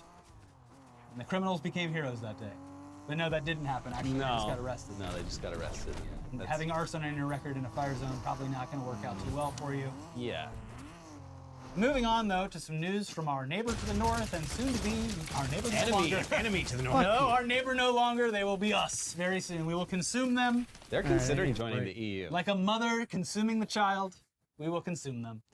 We're talking about Canada, the 51st state. Oh, where it is, of course, very, very cold at this time of year, but it's also cold everywhere right now. Not here. Yeah, not here's fine. But in Louisiana, they got those airboats out on the ice and snow.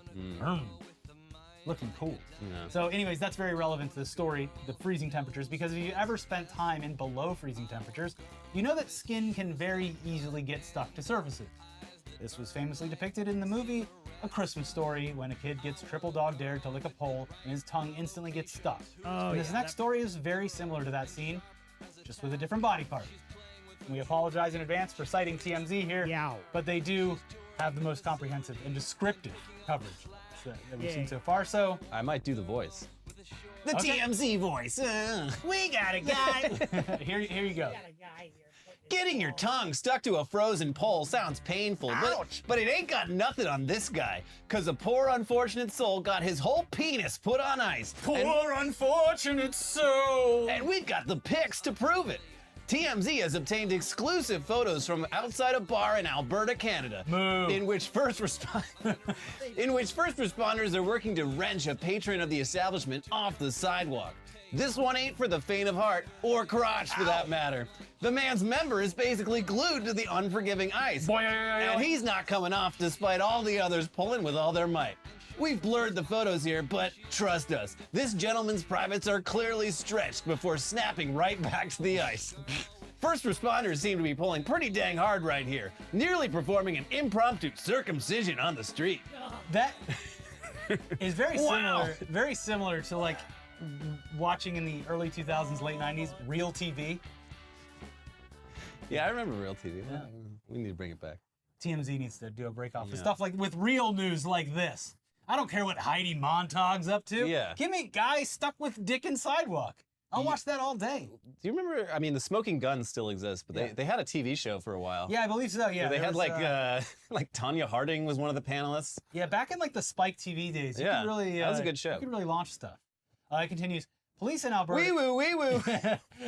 Police in Alberta tell us the man in the clip got intoxicated and began arguing with people inside East Village Pub and Eatery in Fort McMurray early on Sunday, January 12th. Cops say the dispute spilled into the street, where the guy's pants fell down while fighting with the bar's patrons. During the confrontation, the dude toppled to the ground and his penis attached to the ice. Uh-oh. First responders managed to detach his unit without injuring him before he was arrested. He was not charged, according to police.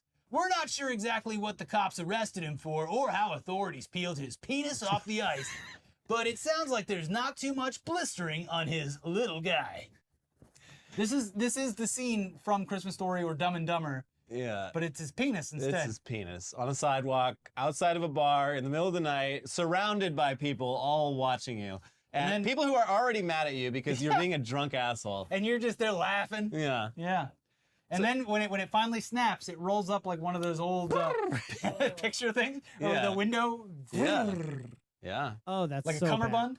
Maybe it's temporarily going to be a little longer now. Yeah, it's going to be a great story specifically Yeah. at that bar. It's actually the best thing that's happened to me. Pretty cool, actually. Yeah, it used to be, a different part of Canada, they got the guy's toe up there. We got this guy's foreskin. Yeah. We peel it right off the sidewalk.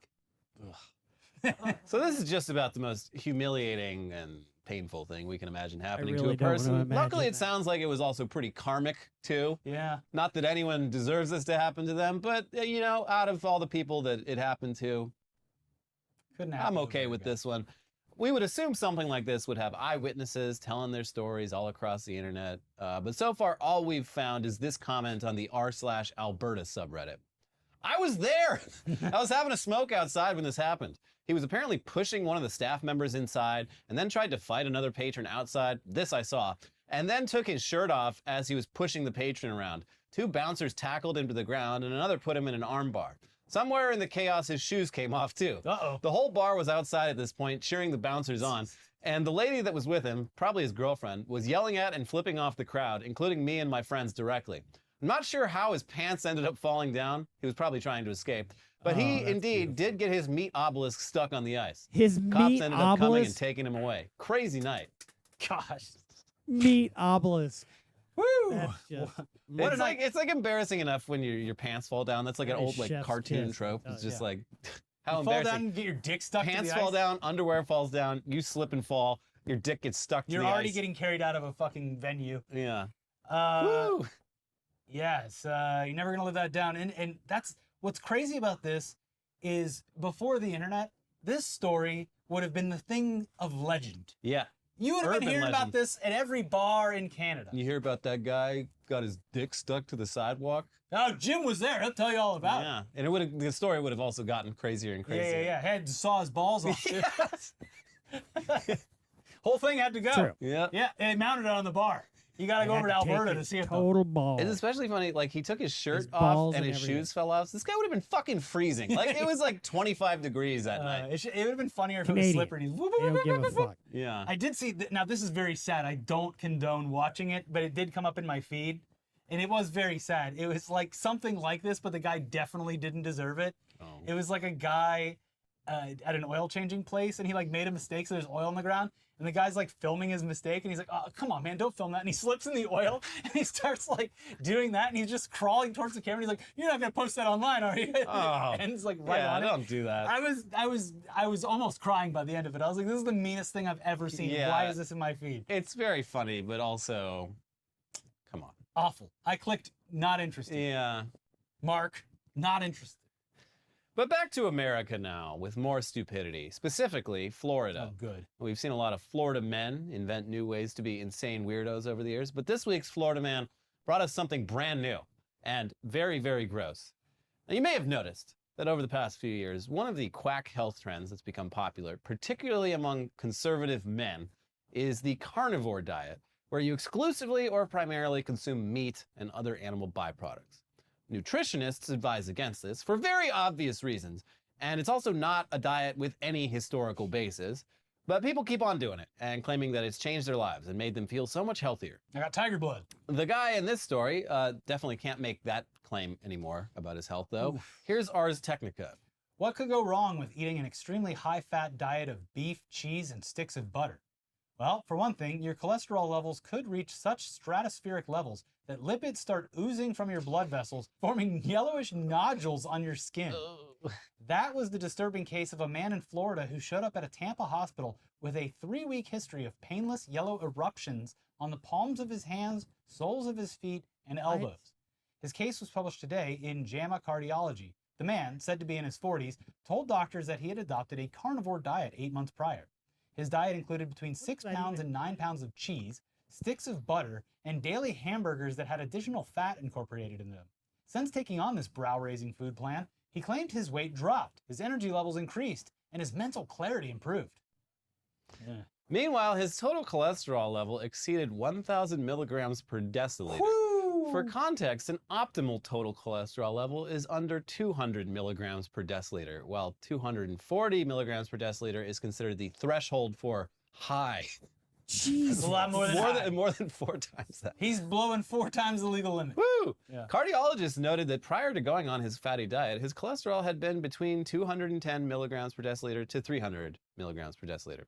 The cardiologist diagnosed the man with xanthelasma, a condition in which excess blood lipids ooze from blood vessels and form localized lipid deposits. The escaped lipids would normally be taken up by roaming white blood cells called macrophages, but in cases with xanthelasma, the amount of lipids is too large for the macrophages, which turn into foam cells with the excess cholesterol, leading to visible deposits. And yeah, look at this shit. The man literally has fat trying to escape through the lines in his hands. Hey, Butterfingers! Let me out. Literally, Butterfingers. It's so fucking gross. Yeah. It's also wildly unhealthy. Yeah. You shouldn't have your... Everyone's trying to keep their cholesterol down. This man is 40. It's an insane diet to take on at the age of 40 when cholesterol really like starts to become the big one's right around the corner. Yeah. But I mean, our biggest question, whether Yeah. he decided to maybe try eating some vegetables after this medical incident, remains unanswered in the reporting. Maybe he turned around and just kept on doing it. If he probably shit like crazy after getting like 1 ounce of vegetable in him or fiber or anything like that. It's just such an insane, like, we're not designed to eat like that. But what if we were and Like- nobody tried it yet? This shit, these people are all idiots and they think like in caveman times, people were just eating meat all day, and all the historic evidence points to their meat consumption being less than just like even the average person today. This just proves, Elliot, that the brain truly is the strongest muscle in the body, because the brain is making people like this believe that it's actually helping. He's got fucking butter coming out his ears. Yeah. God. God. Mm-mm. Hey, no, I'll just take the popcorn. No need to put anything on it. I got it right here. Oh my God! Stop! Stop! Stop! Hold on. Stop, Ricky. Just let me Please. scratch my hand open Please. really quick. You want some butter on that popcorn? He just makes a fist, just dripping down. God. my There we God. go. Oh. But moving on now to this week's next weird guy who comes to us via a letter from the New York Times ethical advice column. And we God. will read his letter in full with a voice that is appropriate to the words. Yeah, the voice that's like, what did I say? Hey, what? What? What is the rule about looking at women in public? As a red-blooded male, I would like to stare. But of course, that's rude and possibly antisocial. Possibly. In the past, when I've taken a quick glance and got caught, I was given sharp, disapproving looks from the women, and often by some bystanders. I've always been a loner, so I didn't always get clued in on proper etiquette. Well, I don't know what the rules are. When I married, I asked male coworkers what to do about looking at women, considering my new status. One said, "You gotta smell the roses along the way." I took that to heart and continued to ogle women. This eventually led to my divorce. When women wear tight pants, it seems unfair. They are very sexy, but men are not allowed to look. What do women prefer in this situation? I want to do the right thing. Oh my.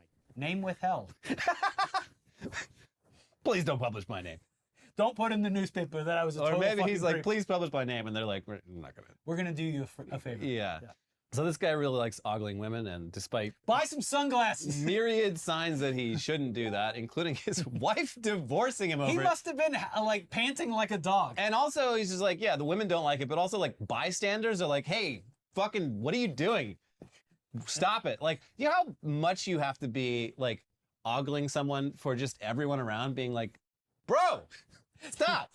There's this clip of Family Feud where this guy like reacts to some boobs and he barks like a dog. It's insane. It's absolutely insane. So that's what I imagine this guy did. Like he's just a dog on a leash. Like, Yeah. Oh my god. He's like a Jim Carrey from The Mask. He's just losing it. Wow. Just tongue hits the table. Awooga. Sunglasses would be a good idea. Yeah, probably But, some sunglasses. Now, for whatever reason, the columnist here didn't just reply with "fucking stop it, you weird pervert, Jesus," and actually responded at length with a charitable explanation of why men staring at women they don't know in public in a sexual nature is frowned upon in polite society, something this man should know considering he's well past marriage age, been around a long time. No, he's looking at him for the brains over. Yeah. But we're not going to read that part because hopefully none of you assholes watching this need that explained to you. It's just don't do it. And if you're going to do it, wear sunglasses. And even then, you know, you're a fucking creep. Even then, look out of the corner of your eye. Yeah, don't just stare like this. That advice is if this guy is like physically incapable of not fucking checking out everyone that walks by, you got it for the sake of everyone around you. Cover those eyes. Cover those eyes. Keep your hands where people can see them. Don't start drooling or panting. No putting your hands in your pockets. Don't wipe your forehead with a handkerchief. And actually just walk around like this. Yeah. Everything's fine. It seems like a very easy situation to avoid, but this man's just constantly getting yelled at for just being a fucking horny dog out there in society. It is so bad that not only the people who he's been staring at have noticed, but the people closest Everyone to him, around his is like- ex-wife, just like, stop! You're making a scene. Anyway, we got the weirdest news headlines in the world coming up in the headlines half of the show. We gotta hurry up. This is already 40 minutes long. But first, we gotta let you know that this episode is sponsored by Public Rec, the makers of our favorite pants in the world, the Daymaker pants, the perfect intersection of comfort and quality. Let's be real, guys. Wearing uncomfortable clothes just isn't worth it anymore. Why settle for stiff, restricting fabric when you can have something that looks sharp and feels as comfy as your favorite sweats? This year, make the switch to Public Rec, where comfort rules. Public Rec isn't just about pants, it's about making sure that you stay comfortable no matter what your day throws at you. They have so many great style options that are perfect for just hanging around the house, drinking beers on the golf course, or even when you need to impress the boss in the office. Whatever pants you choose, you'll be blown away by how comfortable they are. Hey, boss, check out these pants. W Samsung in the chat. Those are some very formal pants. He doesn't know they're sweatpants. How about a raise? And the boss says yes, Elliot. Yeah. There you go. For a limited time, our viewers can get 20% off their entire order with our code WeeklyWeird, all one word, at publicrec.com. That is 20% off when you use promo code WeeklyWeird at publicrec.com. And usually when you order comfortable pants, you only get to pick from small, medium, large, and extra large sizes. But with Public Rec pants, you get to select the exact width and length that you need. Whether you're a 30 by 30, a short king, or a 44 by 36. A big king. You can find your perfect fitting pants. Public Rec pants come in so many unique colorways, from navy, dark olive, and stone gray. You're sure to find the right color for you. Their proprietary blend of performance materials provides the perfect combination of breathability and stretch while still holding its form. You'll never want to take them off. Public Rec not only has the most comfortable pants ever made, but they have a huge selection of high-quality, everyday premium styles. You can revamp your entire wardrobe with their perfect-fitting polos, shorts, and hoodies. Make your New Year's resolution a comfortable one. No more pants that pinch, tug, or annoy. For a limited time, you can get 20% off at Public Rec by using code WeeklyWeird at checkout. Just head to publicrec.com, use code WeeklyWeird, and you're all set. Oh, and when they ask you how you found them, be sure to mention our show. It really helps us out. Find your perfect fit and never compromise on comfort again. Public Rec, where comfort rules. All right, time to get into the weirdest, craziest, wildest, most insane stories and headlines from around the week, starting with champagne sales sink because people don't want to celebrate.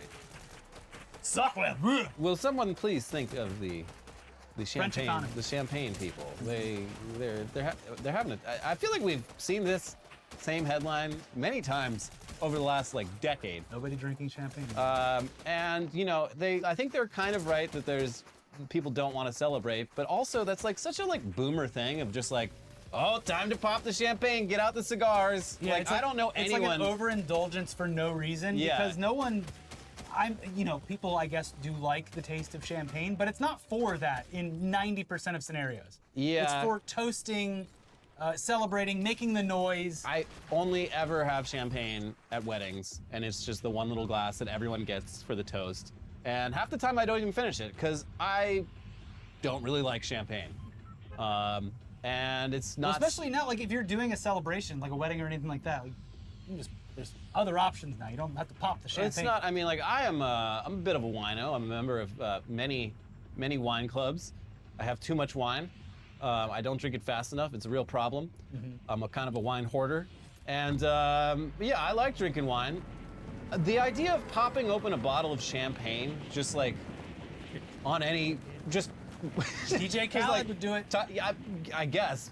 It just would never occur to me. You know what I'm feeling tonight? Some champagne. Oh, yes. What?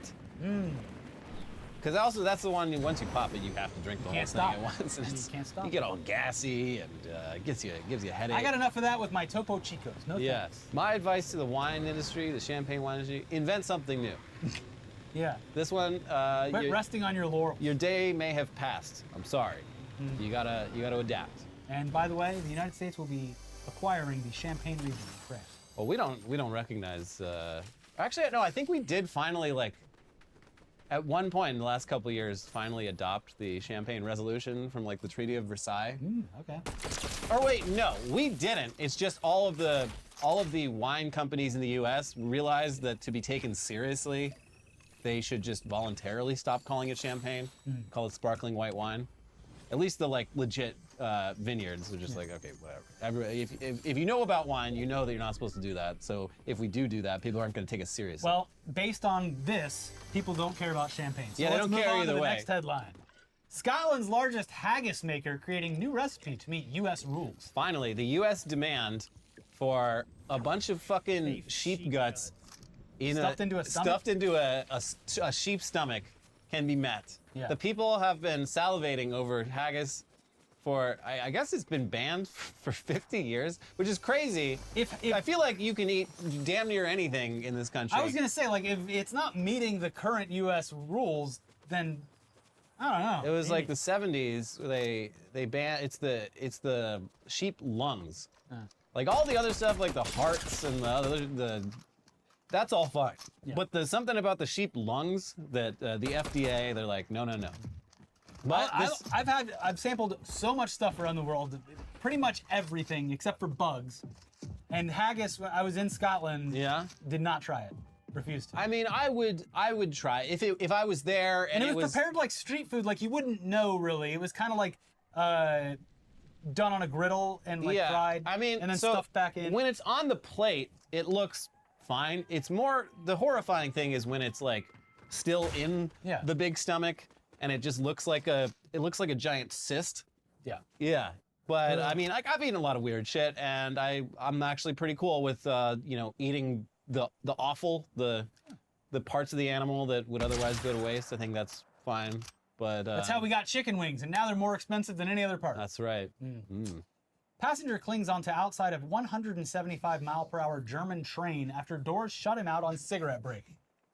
99999! Those trains are very fun. Like you ride on them, and it's incredible because not only are they super fast, but they're smooth. Yeah. But maglev, right?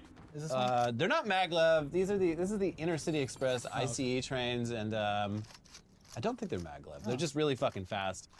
And you can't smoke on these trains anymore because of woke. And so this guy, like usually on these trains when they stop at a station, there's like a 5-minute period where people are, because everyone has luggage and stuff.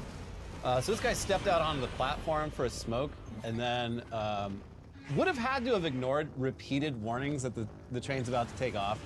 And then he's like, oh no, my luggage is still on there. So he just jumped onto the outside of this bullet train and held on for like 20 minutes or so before someone like on the freeway was like, call the police, there's a man on the side of that train. Brad Pitt is trying to break into that train. And yes, he was arrested. I mean, at that point, I would be a relief to be arrested. Yeah, take me away. I would be frozen solid, like in my grip position. Oh yeah, because it's cold right now. Well, no, just from the death grip alone of like being that tight and holding on that hard. It's also chilly outside. And going that fast. Take me to jail in the slowest police car you've got. We had to thaw him off. His dick is frozen to the train. That would be. I mean, you're already hanging on to this train for dear life in a very like poorly thought out move, and then oh my God, the wind pulled my pants down. Oh God, oh no, my penis is flopping in the wind. Oh God, it's stuck to the outside of the train. What do I do? All right, buddy, we got you. Let go. I did let go. He did let go, sir. All right, oh, pull what him the off. hell? No! Ah! Ow! It hits him really hard. It's funny for everyone. Yeah. The whole train's laughing. Everyone except him. Yeah, we were all upset because we didn't make it to our destination, but then we saw this guy get hit with his own dick. Yeah. Totally made the vacation. Hit him in his own face. Yeah. Rake stepped his own penis. Progresso launches Soup Drops, a hard candy that's soup you can suck on. Suck on this. Suck on your soup. I don't mind this. This is fine. It's a crafty little marketing idea. Yeah, it's some viral marketing. All the food companies are doing this shit lately where they're like, let's come up with something stupid. Yeah, really get the name out and get the press release out there. This one, I'm just really curious. Is it sweet? Like, is there sugar added, or does it literally just taste like chicken soup? Yeah, probably. Because that's kind of nasty. If it's Progresso, it's a pretty big conglomerate. Part of a conglomerate. I assume it's just chemicals that make it taste like that. Yeah, I mean, this would be cool. Like it's a Werther's original, but it's like beef stew or something. This would be cool to have around if you're around kids a lot, because they're always asking for candy. They're always asking if you got games on your phone, and now you can be like, yeah, I got candy, kid. Yeah. Here, have one of these. Yeah. And then you get to watch them just be disgusted because like not only is it gross, but they're children, so they still got all their taste buds. And it's going to be just a truly awful experience for them. Yeah. And you get to say, and that's why you don't ask for candy. Asking for candy. The lesson is you don't ask for candy. And that kid will learn a lesson that day. Or he becomes hopelessly addicted to soup. Yeah. Hello, Mother. What's the soup du jour? Oh, you've been at your grandmother's again, haven't you? Oh, jeez. Ugh. Anti-aging fanatic Brian Johnson slammed for gross post tracking son's erection data. This guy's got to stop. Yeah. Someone needs to stop it. Yeah, this is not the behavior of a Yeah, he mentally posted. fit person. He treats this shit like it's normal. And Yeah, I know. It's bizarre. He posted, I guess there's an app where you attach some sort of device, some contraption to your dick while you sleep, and it keeps track of like your erections and blood flow and shit. And it's bad enough that he's doing this for himself, but his son Talmadge Johnson, also is doing it for comparison's sake. And he's like, well, my son still gets like 5% more more erect at night. So goals to have, and people are like, why are you measuring your 19-year-old son's dick? Is this how you really want to spend your one life on this planet? It is how he wants to. It's and bizarre. It's baffling. He could be doing literally anything, but instead he's turned his own life into a science experiment. And also, like, here's the thing. He brought his Like, son along this is with weird him. even behind closed doors, this specific aspect of it. Mm-hmm. But even so, fine, whatever. This guy's a freak that wants to live forever and he's doing some weird science shit. The fact that he shoves his way into every like news cycle, and by his putting out press releases and doing everything, the fact that he wants people to know about this is even more disturbing. There is that aspect of it. Every billionaire only wants attention. It's the one It's thing. the only thing they can't get. Yeah, but Only what thing is they the can't deal with buy. guys whose last name is Johnson and weird bonds with their sons over what their penises are up to? Because their last name is Johnson. It's you a got euphemism for schlong. Mike Johnson in Congress, him and his son, they got like a tattletale app on their phones to see Yeah. if the other one's looking at porn-a-rooney. Yeah. And now Brian Johnson monitoring his son's erections on a fucking app. It's like we gotta do It's something all in the about- name. and, Johnson. And then President Lyndon Johnson He had a big hammer, a too. huge Hog. fucking hog, and he would just like have it hanging to like intimidate senators named and it, right? shit. Yeah, called it Jumbo. Yeah. And as a power move, he'd just be hanging dong. And then, of course, you have the famous 90s brand Big Johnson, Yeah. where, you know, every normal day-to-day activity could be turned into a sexual Waiting experience. for Gen Z to bring back Big Johnson. Big Johnson. What are we talking about? Anyways, next headline. Stripe accidentally sent an image of a duck when notifying some employees they were getting laid off. Well, okay, this softens the blow a little bit, but I'd like to know about my severance, please. Not even a photo of a duck, like a little cartoon, like clip art duck. Yeah, it looked kind of AI-ish, too. Like, please see attached. Wow. Says it all, doesn't it? Okay, well, I was pretty bummed out about losing my job, but at least I got this cartoon duck. 5 years, and all I got is this cartoon duck and a good luck, see you later? I don't remember saying good luck. Yeah, I remember saying see you later. That sucks. But hey, at least you got this duck. Here's a duck in your trying time. One duck, please. Now, if you ever get fired again and you don't get a duck, you're gonna be very upset. Yeah, where's my duck? Not even a duck. Not even a duck. United plane hits coyote during takeoff at Chicago O'Hare Airport. FAA investigating. I love coyotes. I don't like that they eat people's pets, but I mean, they didn't ask for us all to move into their land. They're doing what they can, and I just really admire how fearless they are. Yeah, how adaptable. They, you know, any other animal you think would just see gigantic airplanes and be like, I'm just gonna avoid that area. I'm gonna stay away from Nah, it. fuck I'm that gonna stick shit. to the woods. But a coyote is like, you know what? There might be some food around here. Some animal expert Coyotes is do going not to give a know that I'm wrong. fuck. I'm probably wrong, but I would assume that even a human, but specifically a coyote, cannot even understand the scale and speed at which a plane is approaching. If you were a human on the runway and all of a sudden a plane was coming at you, you wouldn't even have the time to analyze. I mean, depends what part of the takeoff it is. It's like when people get hit by trains. Like, they don't Yeah. understand the speed and the power and the size until you're right there. That's a good point. So coyotes, and I know I'm not doing a lot of the heavy lifting here, I'm assuming, although this is hijinks in line with the famous Warner Brothers coyote. Where was the road runner? Yeah. The flying the plane, most likely. Yeah, probably. Beep, beep. beep, beep. Is it waving out the window as it flies away? Yeah. Meet. A fucking anvil fell on his head, and then he got hit by an airplane. And then he sprung up like an accordion and started walking away. What are you gonna do? I'm surprised because all these airports, especially the big ones like O'Hare, they got falconers. Yeah. They got falconers. I don't know if those falconers have normal-sized dicks or surgically enhanced dicks, but they got their own falconers, and I Yeah. feel like, I don't know. I guess coyotes might not be afraid of falcons. Yeah, The probably falcons not. are trained to harass any animal that comes through. This coyote, the least fucks given of any coyote, and he paid for it with his life. Should have sent a road Yeah. runner.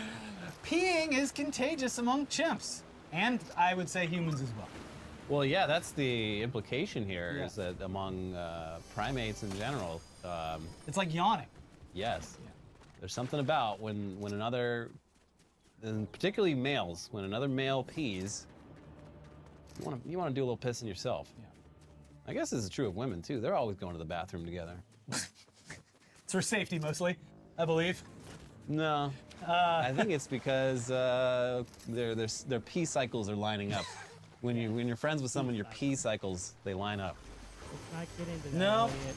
I mean, in my opinion, I feel like this only happens. It does happen in public because typically, like when you're hanging out, it's like, oh, it's the second quarter. I guess we're all gonna go piss. Everyone gets synced up that way. Yeah, well, they're doing it. It's the fifth inning. Time to go take a piss. The chimps are doing it too. Yeah. Then we all wait there together. Mm-hmm. Hold hands. And you can just feel the heat off of everyone. It's a real communal experience. Yeah. Jesus, Japanese guys. aquarium cheers up lonely Give me that sunfish with shit. cardboard cutouts of people. They used, it was Korea that did this, but it would be funny if they used all the stand-ins during COVID that they had for the baseball games. That was funny. I think Japan probably did it too, so they got some cardboard cutouts there. Yeah, well, they're renovating this aquarium, and I mean, you think about it. If you've been to an aquarium, I love aquariums. Went to the Long Beach one recently, or not that recent, but very cool. But yeah, it never occurs to you. Yeah, those tanks not very big, probably pretty boring for those animals. Yeah. And they probably do occupy a lot of their time just observing people through the glass. Yeah. So when there's no people around, this sunfish was apparently becoming depressed, like not eating. They couldn't think of what to do, so they just made a few cardboard cutouts of people and put the aquarium uniforms on them, and so the sunfish cheered up. Good. But That's a good story. I would hope It's a that happy they're story. like moving the mannequins around a little bit because I feel like it's going to catch up. Kevin McAllister out there. Also, sunfish are the most insane-looking fish. Big boy. They're big. They got an eye on different sides. They're sideways. What is their purpose? I guess we'll never know. What's their deal? Leave it in the comments below. Penguin love life exposed. Cheating common. Divorce rates soar after bad mating seasons. Male penguin going awooga at too many female penguins walking by. Yes. Yeah, it's. I mean, we always penguins they mate for life. Yeah, turns out not always. Yeah, they just haven't got caught till all this monitoring that all the scientists have been doing. Scientists stay out. Yeah, this isn't new. There was that video like years and years ago of that penguin getting cucked. Mm-hmm. Like his wife penguin ditched him for a new penguin, and then It's heartbreaking. And then the ex-husband tried to like fight the new husband and got his ass beat, and it was That's real the second most embarrassing. sad video. Yeah. Behind the guy slipping in oil and begging the The person video not to- itself was it was sad, but then the reaction on Twitter, particularly Black Twitter, was very funny. I remember at the time. Yeah. People were talking about it as if it was like people. Anthropomorphizing. Yeah. But yeah, I guess like Which is easy to do because March with the Penguins was a very big movie that had a big cultural impact. Yeah.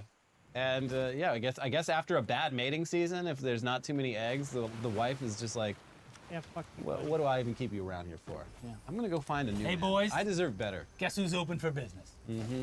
The United States of America. And the girls, they do sometimes they don't say let's call it off. Sometimes they just go and try to get some on the side, keep things civil. Gotta get until the that guy finds sneaky out, then linky. things blow up. It's Damn crazy out penguins, there for penguins. penguins. Yeah, Penguin. we need a penguin reality show. They probably tried to do one after that movie. The real penguins of Antarctica. Anyways, that's it for this week's episode of Weekly Weird News, an extra long one for you. We'll be back next week. And please make sure that you like the video. Do it right Please. now. I will wait here patiently. I have to catch a plane. Please like the video. Leave a comment about anything we talked about today. Make sure you're subscribed. If you're feeling like it and you're like, I missed the donation drive, well, guess what? You can become a member of the channel. You can click the join button.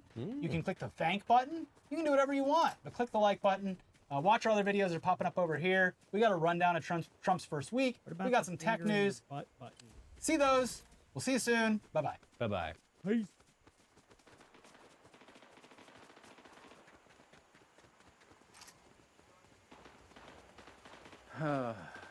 You know, 2024 was a really interesting year in trans representation, especially when you take into account how many things came out that were made with heavy influence or primarily by trans creators. And I'm stuck talking about Amelia Perez.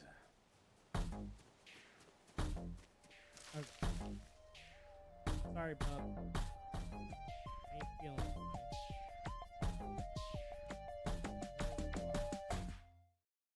Yeah, I don't really want to talk about this movie, but I kind of have to. Because,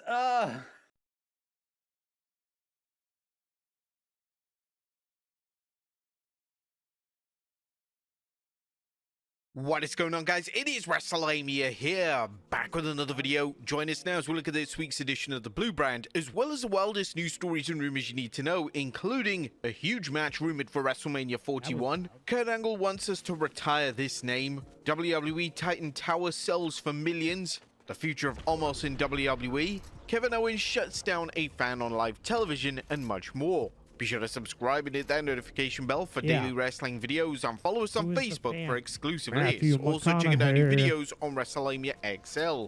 As always, we start off with the goodest. Number one, Fatu versus Strowman is going to be epic. The WWE Universe's holy shit chance when Jacob Fatu and Braun Strowman confronted each other sums up everything they can expect when the two clash at tonight's Saturday night's main event. This has all the markings of a slobber knocker, and if WWE is smart, they won't have either man go over the other, setting things up for an epic rematch. Number two, giving the women's undercard time to grow. Does the WWE Universe still want to see the Michin versus Chelsea Green feud? Well, that's a tricky question, and one that WWE needs to explore carefully to avoid fans growing tired and this burnout affecting the wrestlers involved. That being said, WWE is doing everything right with the program to develop its women's undercard. Michin has received the most TV time she's ever had, while adding B-Fab as Michin's tag partner has given B-Fab more opportunities for TV time and in-ring time. Number three, B-Fab's superstar presentation. Speaking of B-Fab, WWE is presenting her as a big deal. Her entrance and entrance gear give off the same vibe fans felt with Jade Cargill, and as Vince McMahon often said, deception is reality. Could this be the break B-Fab needs to break out as an in-ring talent? Number four, LA Knight banger. LA Knight and Tama Tonga had another violent brawl, and while Knight's war with Tama and company is repetitive, the match was so good it made fans forget how many times the two sides have squared off against each other. Number five, Kevin Owens is the master troll.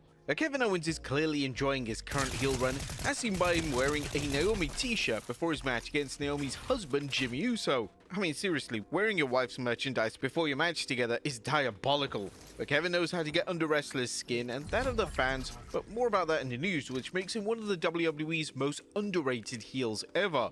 Number six, another fiery Cody promo. Cody Rhodes did it again last night, using his powerful promo skills to keep his feud with Kevin Owens seem like this generation's Rock versus Steve Austin. While Cody Rhodes' world title challenges have been uneven, the American Nightmare has consistently made each one sound like a strong contender, and last night's promo was no different, as Cody promised to hold nothing back when he faces Owens at the Royal Rumble.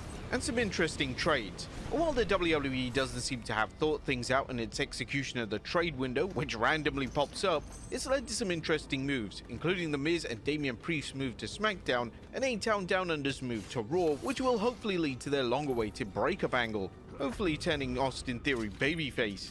That was a good. What about the baddest? Number one, spoiling the Rumble.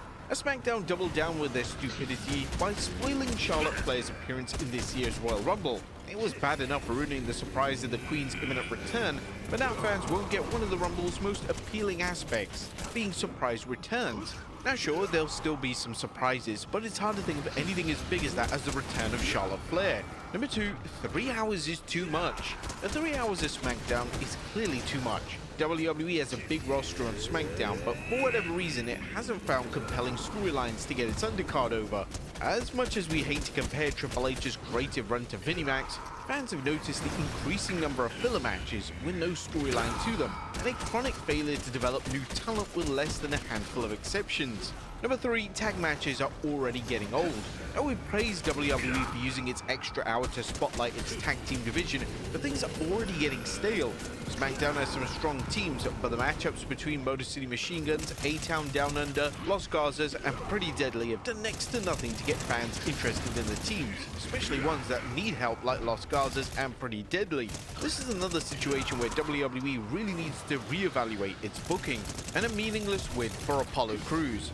Apollo Crews did get a massive win over Johnny Gargano, but it kind of means nothing for a talented superstar who nevertheless is stuck as a curtain jerker, which to be fair is better than catering, but his roll-up win is unlikely to lead to anything other than getting him a rare TV appearance and even rarer win. Short of a sustained follow-up push, Crews will then just fade into the background as normal. And was nothing downright ugly, SmackDown's biggest fault is its inconsistency at properly utilizing the third hour. This could change once the road to WrestleMania picks up speed and the WWE begins building up storylines, but if it doesn't, the WWE needs to step back and examine why creative can't capitalize on such an extensive roster.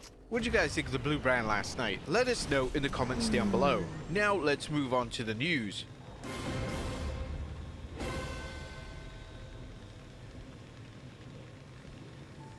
Our first story looks at a huge match for WrestleMania 41. The WWE Universe could be in for a women's match sure to blow the roof off the Allegiant Stadium at WrestleMania 41.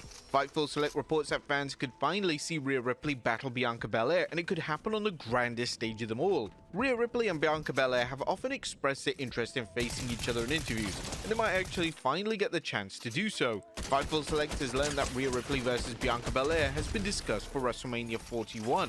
WWE has largely kept these two apart other than occasional interactions. Fightful noted that Ripley was originally scheduled to battle Belair at 2022's Money in the Bank, but pulled out due to an injury. This is another example of the WWE teasing must-see matches before putting them into action. Past examples include Becky Lynch and Rhea Ripley crossing paths, along with Brock Lesnar and Gunther's brief dust-up at the Royal Rumble.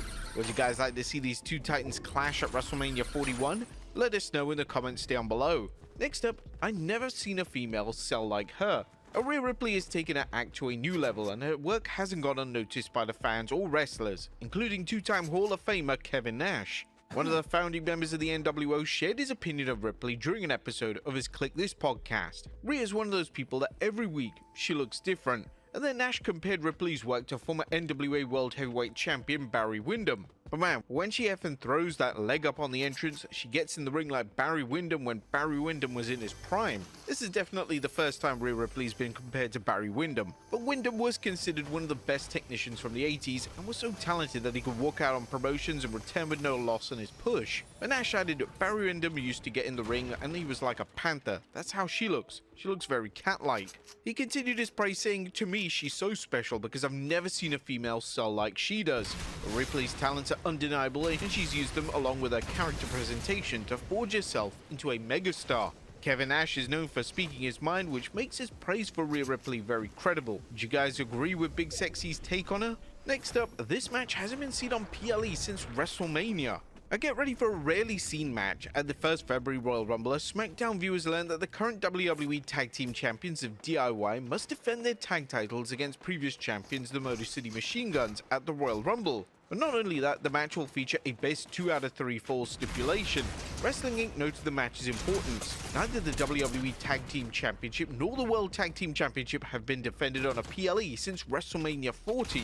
The stipulation should make this a must-see encounter as both teams are known for their incredible work in the ring. Next up, Kurt Angle wants us to retire this name. Kurt Angle is responding to the term Perk Angle trending on social media. The nickname was used to describe the Olympic gold medalist in wrestling's main eventer's well-known battle with painkillers, a battle that Kurt thankfully won many years ago. Kurt Angle tweeted, "I've noticed the Perk Angle nickname trending on social media. While I know it's made in jest, it reminds me of a time when I struggled deeply with addiction and mental health challenges. Those memories are painful, but they also fuel my commitment to helping others. I've been clean for 12 years and have since built a life dedicated to purpose and service. Addiction destroys lives, but it's never too late to get help. I appreciate all the positive feedback and support. To my fans, thank you for never giving up on me. I love you all." Now, we all love Kurt Angle. He's one of the best wrestlers to ever step into a WWE ring. Angle had a lot of love and support for his message, as fans took to retire the name Perk Angle and instead maybe adopt a better name for him, such as Peak Angle or Prime Angle. Next up, WWE sells Titan Tower for millions. Now it's officially an end of an era as WWE has finally sold its former headquarters Titan Tower. CT Connecticut is reporting WWE, which is now headquartered in downtown Stamford last month, sold 1241 East Main for $3.75 million to real estate firm MB Financial Group, which has offices in Brantford and Boston. Reflecting its experience with redevelopment, MB Financial wants to convert the property into an apartment complex. Wow, just imagine your apartment could actually have been the former Vince McMahon's office. The article notes the developers hope to put in over 80 units and that the redevelopment could be completed by the first half of 2027. Next up, the future of Omos in WWE. Now it's time to look at a big announcement from a big man, as WWE superstar Omos has recently been ripping things up in Pro Wrestling Noah, including his current reign as GHC Tag Team Champion alongside Jack Morris. The Nigerian giant dropped a bombshell on fans after a title defense with his caption, "Breaking, Omos is returning to WWE. I'm going back to WWE, so I'll give this belt to Dagger. Please increase the value of this belt. The champs are now Jack Morris and Dagger. I don't know when, but I'll come back."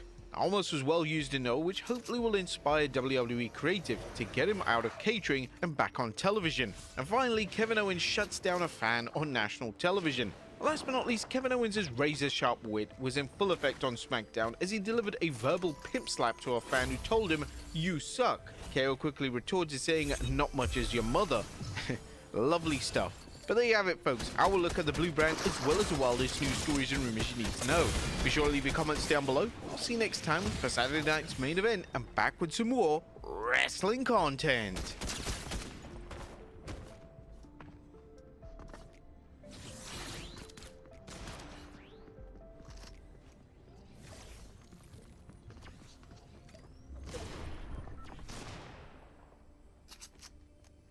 Now look, the word fumble might seem harsh when speaking of a fan-turned-booker with his hands full, said person being AEW President Tony Khan. But actions have consequences, folks, even when you're using your billions to ostensibly make wrestling a better place. And when it comes to the following all-elite talents or concepts, there's simply no denying that TK has dropped the ball somewhat, hasn't he? So I'm Gareth, this is What Culture Wrestling, and here are 10 AEW wrestlers Tony Khan totally fumbled. Number 10, Anthony Ogogo. It is hard to know the exact extent of the value being wasted by not featuring Anthony Ogogo as a regular on AEW television and in meaningful storylines, because he spent so little time in the spots. He's wrestled 53 matches total since signing his AEW deal, which is not a huge number and gets even smaller when 24 and counting haven't taken place in All Elite Wrestling rings. Getting reps is crucial for anybody's development, but so little of said development has helped him make meaningful strides forward as a wrestler. Now, it would be nice to say it wasn't as simple as him being cursed by the mistakes made in his first major angle, but it definitely still feels that way several years on from a weird build with and damaging loss to Cody Rhodes in what was only his third AEW bout at Double or Nothing 2021. And that feels like a lifetime ago. He had been revealed as a killer with a kill shot when QT Marshall's factory broke away from the Nightmare family, but a strange patriotism-themed build and oddly agented match left the Go-Go's blade fairly blunt. Since then, it's been more cameos and another run in another stable, but it feels as though the Olympic bronze medalist time in Shane Taylor Productions will end the same way as in the factory, with almost no fanfare. Number 9, the Four Pillars as a concept. The build to the Four Pillars match at Double or Nothing 2023 was a frustratingly missed opportunity, failing to deliver the compelling story such a unique and ultimately excellent match deserved. With Darby Allin, Sammy Guevara, Jungle Boy, and MJF all representing AEW's homegrown future, and labeled as such from the beginning of the company, this should have been a showcase of the organization's young talent in a narrative-driven, high-stakes contest for their richest prize. Instead, AEW muddled the build with convoluted promos, unnecessary comedy, and repetitive segments that undermine the seriousness of the feud. As the clear biggest star of the group and defending champion, MJF carried the bulk of the promos while the others struggled to find consistent character depth or motivation. The storyline lacked tension and personal stakes, feeling more like a thrown-together showcase than a defining moment for AEW's future stars. By the time the match arrived, the excitement around the Four Pillars concept had largely fizzled too, leaving a once-in-a-generation story feeling half-baked and a bit underwhelming. Number 8, Wardlow. Wardlow's booking in AEW has been one misfire after another for the man formerly known as Mr. Mayhem, potentially squandering for good the immense promise he showed during AEW's critical and commercial peak. When he first appeared, Wardlow was positioned as a dominant force, a monster with shades of Bill Goldberg and others like him, poised to be a cornerstone of the company as he loomed dauntingly in the background. I mean, I thought he was going to be main eventing in no time. However, one too many missteps in the 5 years since have left him floundering. After his highly anticipated turn at the climax of MJF's program with CM Punk in 2022, he seemed destined for babyface superstardom. But after squashing the salt of the earth at Double or Nothing that year, he drifted inconsequentially for a little too long. When he was strapped up as TNT champion, the reigns did more harm than good due to poor storytelling and, in Tony Khan's defense, extremely inconsistent match quality. The lack of a compelling narrative direction post-MJF was palpable though, so much so that when he joined the Undisputed Kingdom in an attempt to once again destroy his former boss, it felt like the first time he had direction since he'd last left his side. But it was another false dawn, wasn't it? With Wardlow's 2024 mostly lost to Adam Cole's injury and the stable's wider failure to connect. Now I've got a quick question for you. Which AEW star who hasn't already won the world title do you think still has the potential to be AEW World Champion one day? You let me know in the comments down below. I still think Wardlow's got it in him. Number 7, Big Bill. Your mileage may vary on exactly how much Big Bill has suffered creatively in AEW, considering how much of a surprise success story his post-WWE and Impact Wrestling reinvention has been, but it is continually frustrating that a man known for his height continues to smash his head against a glass ceiling, rather than just burst right through it. Earning plaudits for being a total popper in 2023, he joined forces with Ricky Starks to upset FTR for the AEW Tag Team Championships, for a reign that delighted audiences desperate for something fresh. And the duo served their purpose to completion by dropping the gold to Sting and Darby Allin ahead of the former's retirement. But with Stark's status uncertain, more on that later, Bill was slotted into Chris Jericho's Learning Tree stable as the former world champion's newest Jake Hager. Yay. Those who don't learn from history are doomed to repeat it, folks. And the hilarious 7-footer might yet find his momentum cut short once again. Number 6, the singles careers of the Lucha Brothers. Former tag team champions and one half of what many consider to be the best match in AEW history, the Lucha Brothers had a run to be proud of under Tony Khan. But Rey Fénix and Penta El Zero Miedo? Well, not so much. While their doubles work has been exceptional when paired against the Young Bucks in particular, Penta and Fénix singles trajectories have been less than stellar at best and infuriating at worst, lacking direction and purpose. The pushes, and that is generous, haven't positioned either man in meaningful, long-term storylines. Penta in particular had glimpses of a breakout run when he faced Cody Rhodes during the American Nightmare's star-making peak, but it quickly fizzled out, leaving him directionless and with an arm-breaking finisher that had lost all of its magic. Arguably the best high flyer on the planet at one point, Fénix was reduced to thrilling matches with no follow-up too. The overcrowded roster ultimately left the Lucha Brothers adrift in both divisions, and Penta now looks destined to show up in WWE, and may have already by the time this drops, while the Fénix situation looks to be getting uglier by the day. What could have been, eh? If you're having a good time with this What Culture Wrestling video today, my friend, then hit that subscribe button down below and you will get more of these videos in your life. Just do it, do not fumble this chance. Number 5, Powerhouse Hobbs. Thanks to his relative youth, he's 33, so he's only just approaching 2024 wrestler prime, and even younger TV age, there's still plenty of time to get Powerhouse Hobbs right. But it's so far so not that good for the promising monster, sadly. Hobbs has been just another victim of the company's confusing, erratic booking from the moment Team Taz disbanded. A brutal enforcer following his heel turn on Cody Rhodes to join the group, showcasing raw power and charisma. However, AEW's failure to follow through on his initial push has left Hobbs floundering in mid-card purgatory. Despite moments where it seemed like he was on the verge of breaking out, he's been repeatedly undercut by a lack of consistent direction, and a bizarre need to have him in stables rather than as his own man. His association with QTV was a horribly misguided nod to a strain of continuity audiences were not interested in, and joining the Don Callis family was infuriating optics-wise, based on how marginalized he'd been by his last place replacement in a stable. A 2024 injury break was a blow and a blessing in equal measure, with the star breaking free from the Callis family upon his return, and hopefully now being his own badass man going forward. We can dream.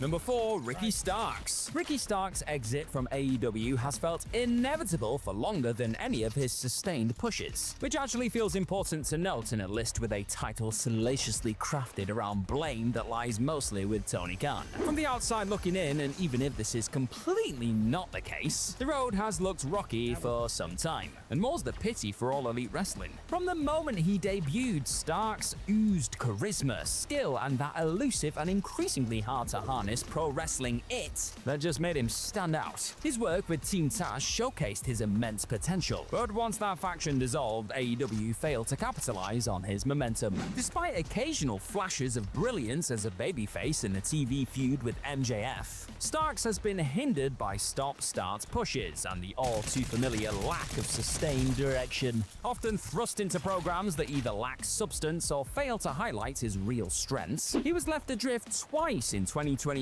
and early 2024. Once when his burgeoning feud with CM Punk was axed thanks to the latter's sudden firing, and the other when his title-winning team with Big Bill reached its natural conclusion. It's been AEW limbo ever since, with Starks himself recently revealing he's been home and healthy and he's not sure why he's been left off TV and interviews. He's since been taking the odd indie booking, sure, though was pulled from some GCW shows recently for reasons you can find on the internet. But will we ever see him on AEW television again? Who knows? Number 3, Cody Rhodes. Cody Rhodes' booking in AEW was a perplexing mix of era-defining brilliance and baffling nonsense, ultimately leading to his departure for WWE. It's unknown exactly how much control Tony Khan had/shared when it came to the American Nightmare's trajectory, but the project coming to an end just 3 years into the company's existence spoke to how much he was perfectly happy to relinquish. As a founding figure and one of AEW's most recognizable faces, Cody was positioned as a top star from night one. He had a series of self-imposed limitations, such as his vow never to challenge for the AEW World title, and then subsequently hang around a little too long in the TNT ranks, gradually boxed him into a corner. Was not the smartest move. Instead of evolving into a megastar, Cody became embroiled in mid-card feuds that did little to enhance his character or the brand. His storylines often felt disconnected from the rest of AEW's narrative too, and his insistence on playing a traditional babyface began to clash with the more nuanced characters around him. This combination of creative stagnation and fan backlash eroded his standing to a remarkable extent by early 2022, making WWE's offer of a fresh start and a clear direction impossible to resist. Number 2, CM Punk. CM Punk was responsible for the actions of CM Punk, and by 2023, those actions were sackable offenses that left Tony Khan with few options beyond the ones he eventually took. The fumble was not in letting CM Punk go and indeed go back to WWE, but in allowing a situation with his biggest star to reach the point where everything became so untenable. Khan's fumble was not being a more diligent man-manager from the off. Who knows exactly when relations changed between Punk and the Elite, from the heady days of 2021 when he was taking studio shots with the Young Bucks and having Twitter crack with Hangman Page. Not many folk, but Tony Khan should have been one of them, and he should have done something about it. Who knows how different the autumn of 2022 could have been had incidents never made it to television, or certain fires extinguished before they could burn relations to the ground.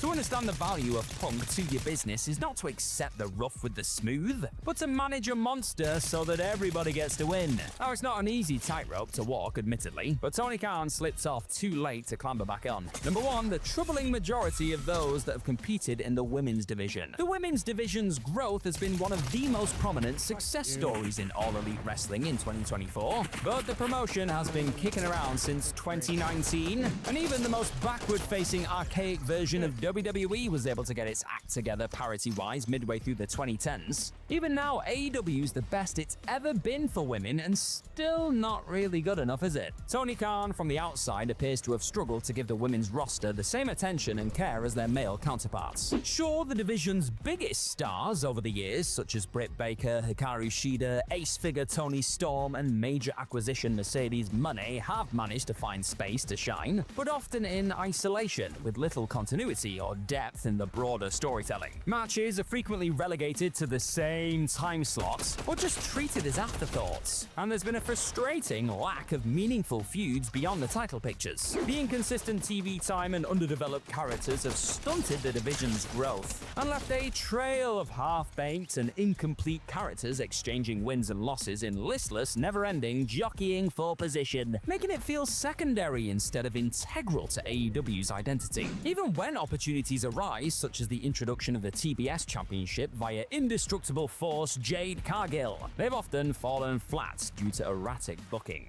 The times are definitely a-changing, folks, but overdue is an understatement, isn't it? What bloody took you so long, TK? If you enjoyed this video, well, check out the Triple H version that we've done as well. It's a great time, I promise. And would I lie?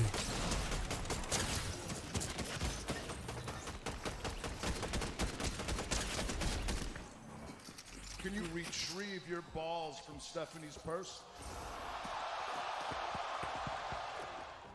10 times Triple H broke character on television and went off script. Be sure to subscribe and hit that notification bell for daily wrestling videos, and follow us on Facebook for exclusive lists. Number 10, endorsing Cedric Alexander. The Cruiserweight Classic received universal acclaim as it allowed some of the best pure wrestlers in the world to show off their abilities. One of the names who impressed throughout the tournament was Cedric Alexander, and his matches were so well received that fans were audibly urging WWE to sign him to a full-time contract. And when Triple H saw this reaction, he decided he had no choice but to break character and go off script by endorsing Alexander in front of a live crowd. Alexander looked devastated following his loss in the tournament, and this is when the game appeared from the backstage area to put his arm around him and basically tell the crowd that Alexander was going to be signed to a WWE deal. This was a wholesome moment, and it was likely that when the tournament was first put together, the game had no idea that he was going to go off script in this way. Number 9, they look just like you, Daniel. Now, in late 2013, the WWE audience had decided that Daniel Bryan was their guy. Despite this crowd allegiance, WWE was still pushing the same names, and they decided to revisit the Randy Orton versus John Cena rivalry for what felt like the 500th time. The two were set to meet at the TLC pay-per-view, and their TLC match would be for both the WWE and the world title. To set the tone for this historic match, WWE would deliver a championship ascension ceremony on Raw featuring various former world champions. WWE evidently didn't expect the crowd in Seattle, Washington to go rabid for their home state star, but this is exactly what happened. The crowd weren't remotely interested in any of the names in the ring other than Daniel Bryan. The crowd reacted to Bryan as if he was the biggest star on the planet, and it completely derailed the segment. Numerous names went off script in the segment, including Mark Henry, John Cena, and of course, Triple H. Triple H struggled with how to handle the crowd response, and he decided to improvise, and he proceeded to mock the appearance of the fans by claiming that they all looked like Bryan. Unfortunately for the game, this wasn't exactly an insult to the audience, so they proceeded to root for Bryan even more in one of the most infamous segments in Raw history. Number 8, a tense confrontation. The WrestleMania 40 kickoff show got the world talking, and a tense confrontation between former rivals of Triple H and The Rock was definitely one of the highlights. Now, it was reported after the event that in typical Final Boss fashion, The Rock went off script to confront Triple H. And this confrontation wasn't remotely planned. This meant that Triple H's response was completely improvised, and to his credit, the game handled it extremely well. Triple H responded completely in character, yet nobody would have known that the heated confrontation was completely unplanned. Number 7, The Rock makes Triple H break. The Rock's comedic antics during the Attitude Era were often prone to making top wrestlers in the company break character, and this extended to WWE's resident top heel at the time, Triple H. The Rock would cut a promo at the top of the ramp, and during this promo, the Great One would do a hilarious impression of Triple H. The Rock would even poke fun at the game's long-winded promos, and Triple H had no choice but to smirk as he really just couldn't keep it together. Triple H did his absolute best to remain in character, but the moment was just so brilliant that not even Triple H could avoid breaking. Number 6, Goldust's stuttering antics. During Goldust's WWE run between 2002 to 2003, his character went into a much more comedic direction. While some were critical of this, Goldust's work in the comedic role was fantastic, and he delivered some of the funniest moments ever seen on the Red Brand. But during Triple H's feud with Booker T, he would have a memorable interaction with Goldust in the ring. Due to Goldust being electrocuted by Evolution, he had developed a stutter. WWE naturally played into the stutter for comedy, and during the promo exchange, Triple H and Ric Flair completely lost it every time Goldust's stutter would emerge. How even Goldust kept it together during that segment was just unbelievable. Number 5, how was your movie, by the way? And when Vince McMahon was running WWE, only a select few wrestlers were allowed to deviate away from the script. Fans saw this firsthand during the Summer of Punk in 2011. Punk, John Cena, and Triple H would often go off script to add to shoot elements to their promos. And during a tense promo exchange between the three, the game truly believed he owned Punk in an unplanned moment. Punk would hilariously bring up Triple H starring in the dreadful WWE Studios movie The Chaperone, and Triple H responded by simply saying, "How was your movie, by the way?" Whilst this rebuttal could have worked, Triple H was engaging in a promo war with one of the best on the microphone, so Punk responded by saying, "Mine went straight to DVD, just like yours." Triple H was stunned with the response, and he looked legitimately seething. It's hardly a surprise that both men didn't see eye to eye during this time, as they were clearly using live television to take direct shots at each other. Number 4, mistaken identity. One of the funniest elements of R-Truth's persona is his consistent habit of mistaking the identities of members of the roster. Truth was convinced that Tommaso Ciampa was Triple H, and when Truth was involved in a segment on Raw with the game in 2024, Truth was truly baffled. Truth would accuse the game of being a magician before stating that he was fooling everyone, as according to Truth, it was actually Ciampa in the ring. Truth's delivery was so outlandish that the game broke character and began to laugh, and the crowd joined in on the hilarity, as it was really truly a hilarious segment. Number 3, attacking a fan. When a fan rushes into the ring, wrestlers are always justified in defending themselves, as they never know what the fan is planning to do. During a live event in Europe in the late 90s, a fan rushed into the ring to attack Stone Cold Steve Austin. Austin's opponent, that being Triple H, instantly broke character and sprung into action by attacking the fan and preventing him from harming Austin.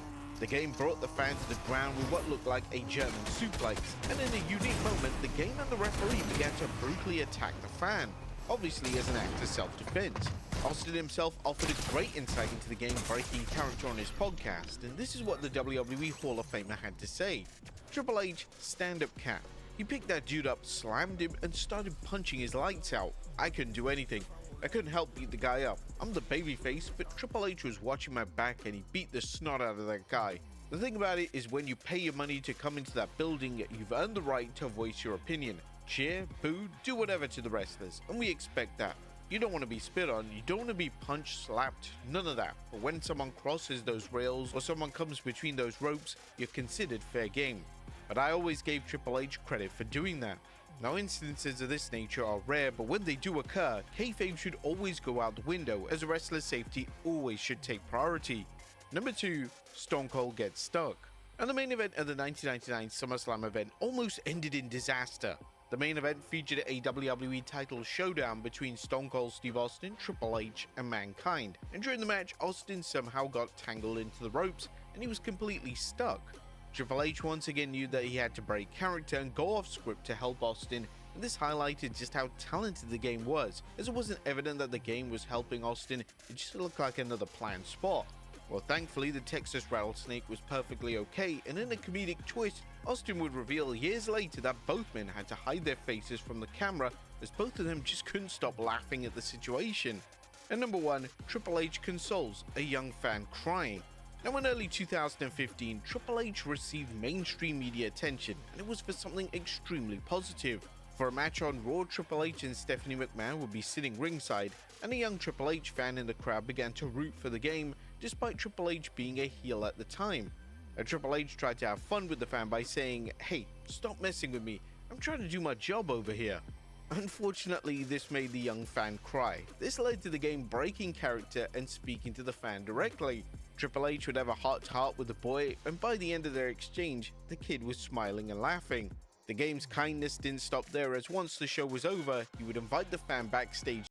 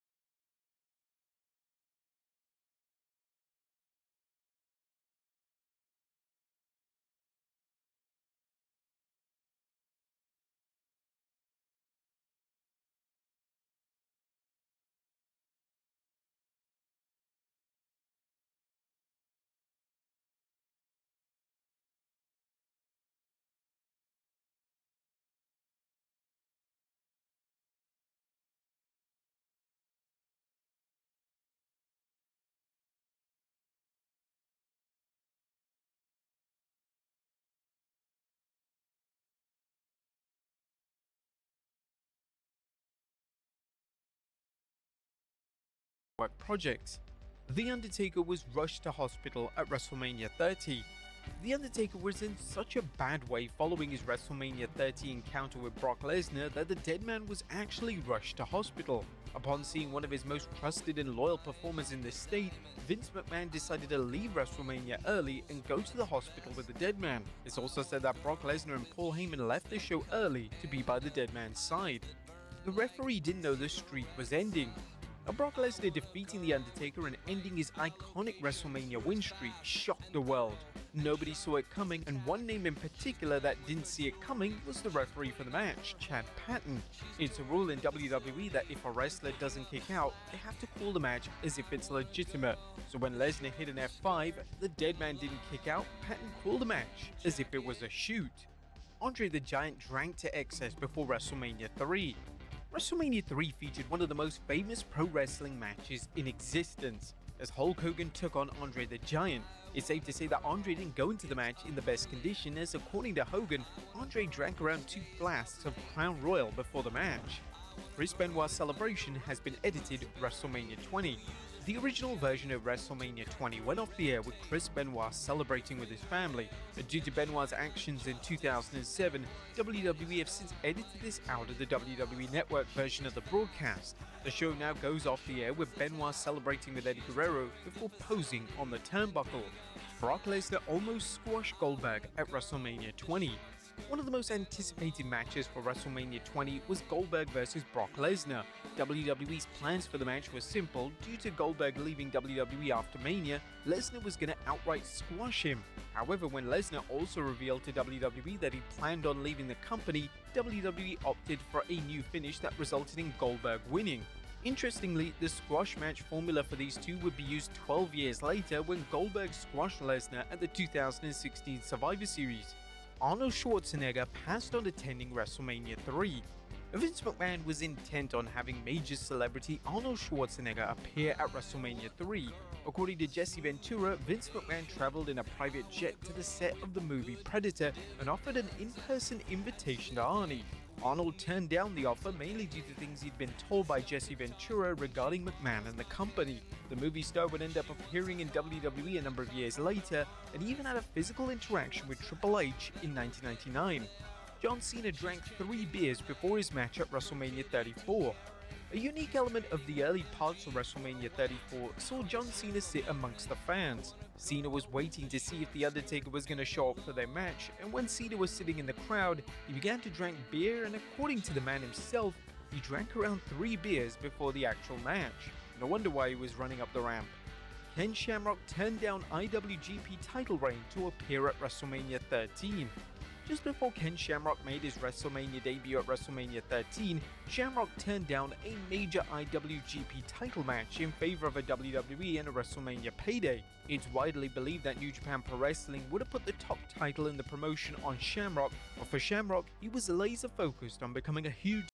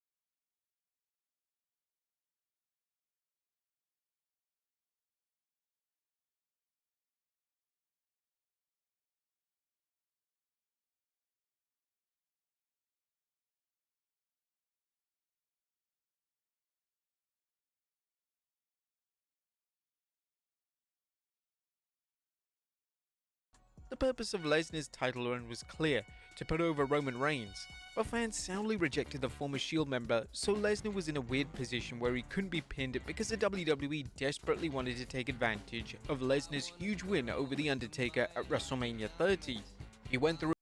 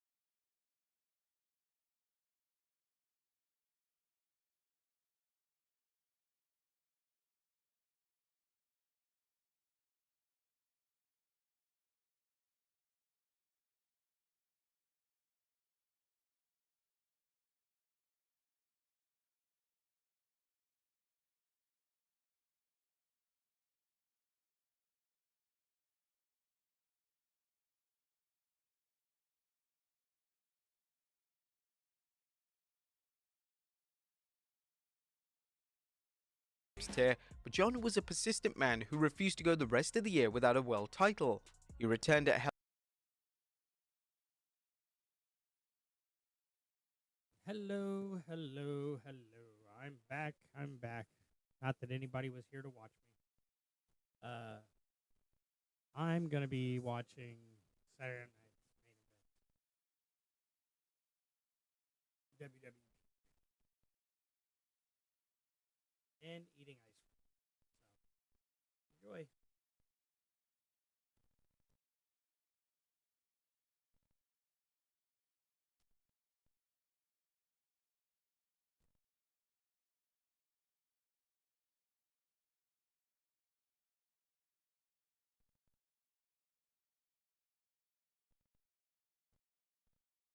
Oh!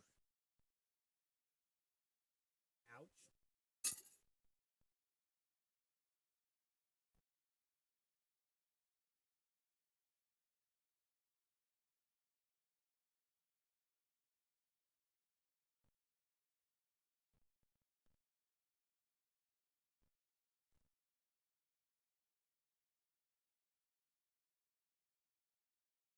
Right now, it's Sheamus versus Braun Breaker for the Intercontinental Championship. Oh, Sheamus is up. Oh! Sheamus is down. And a kick out. The 1-2.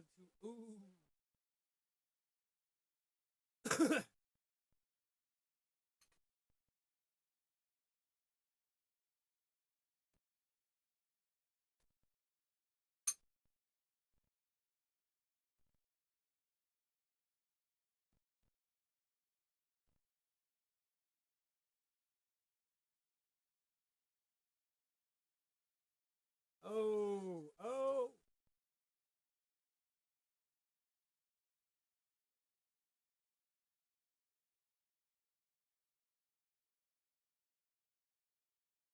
Boom.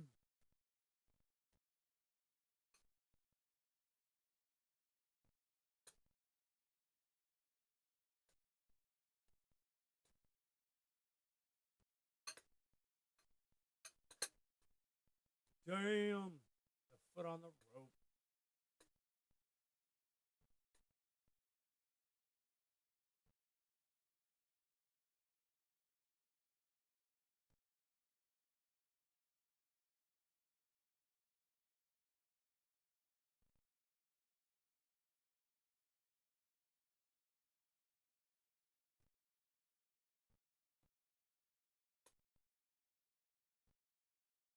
Jesse's giving him a real bunch of crap.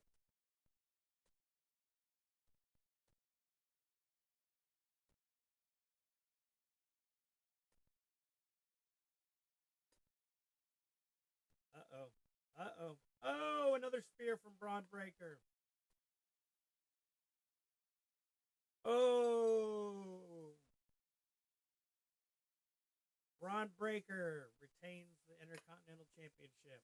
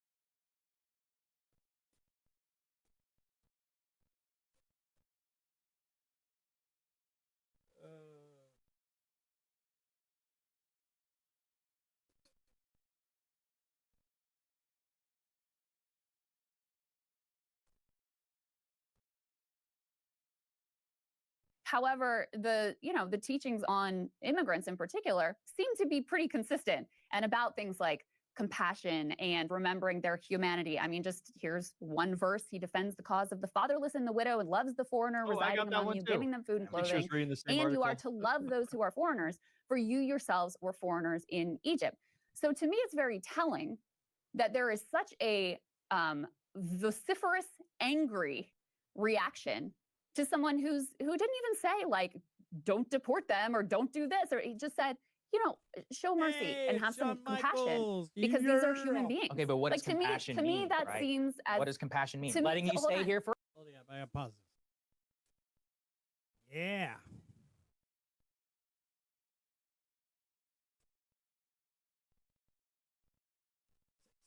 Sexy boy. Not your boy toy. He has had the same entrance music since the 80s. Maybe 90s. Still. Fucking 30 years. Funny shit.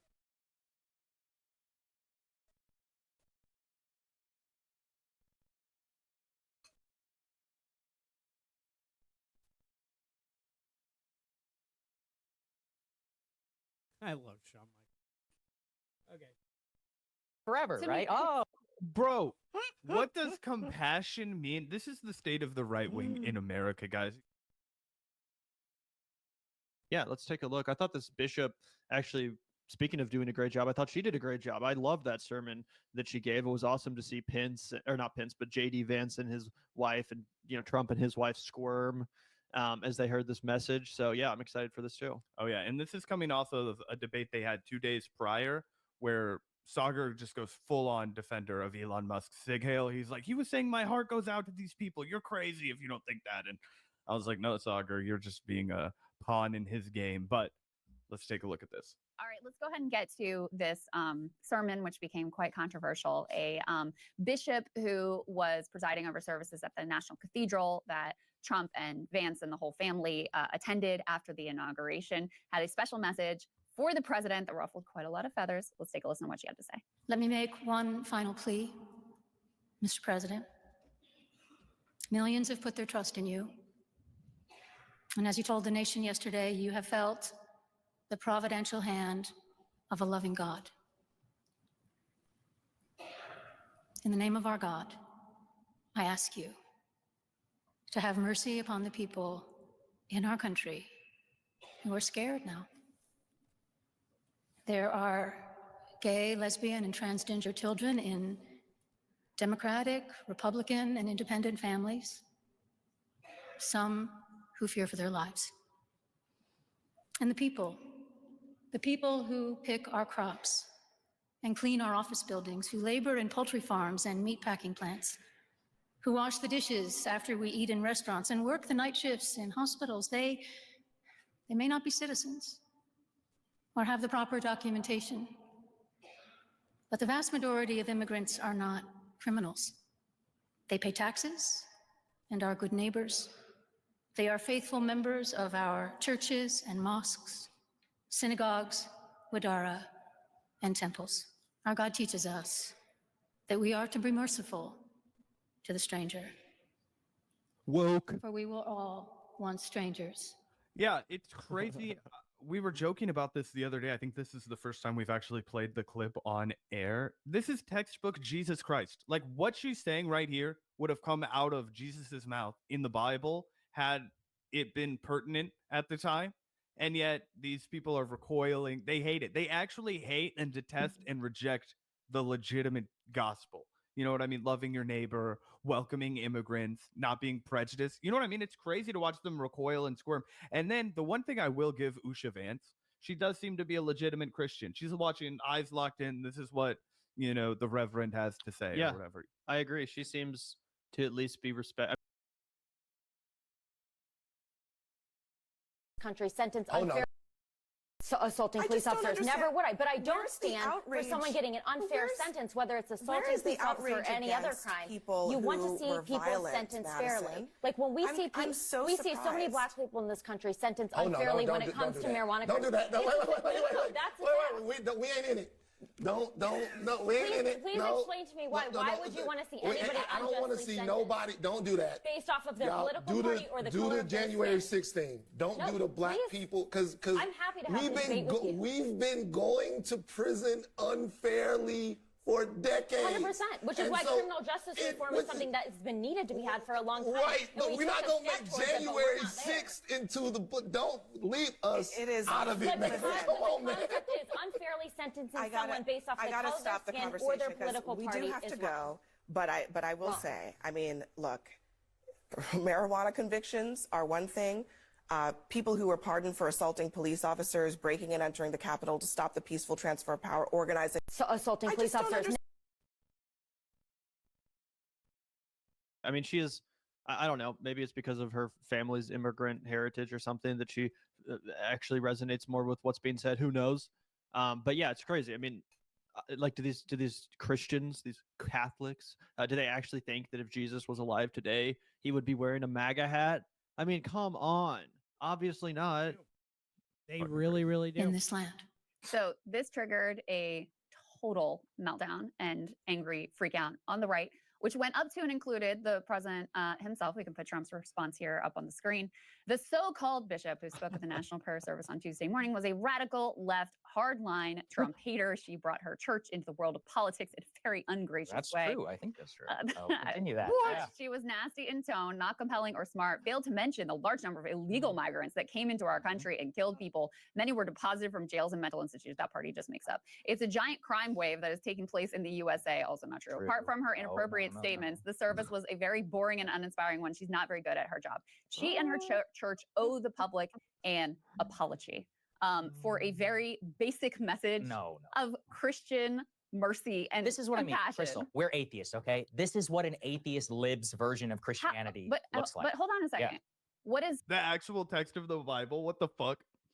what part of what she said, first of all, offends you, and second of all, what part of it Well, is, what offends is me- dissonant with the teachings of Jesus? Well, I'm not look. I'm not Christian, so I won't get into the differences of Episcopal versus Catholic and all of that. And by the way, many of my Episcopal friends' exact complaint about the Episcopal Church is exactly about this. Basically, they'll ordain anybody, and that's why there's all these different offshoots and huge fights within the church over gay and BLM and all this stuff. So that's part of the reason why a lot of my friends, actually people like JD, became Catholic, is because of the actual doctrine that it sticks to. But this is getting over my skis because I'm not Christian. I'm not going to Christian-splain it to other people. It drives me nuts, not only with her or with others. Well, kind of woke of Sagar to not want a Christian splain. You know, wow, you too PC.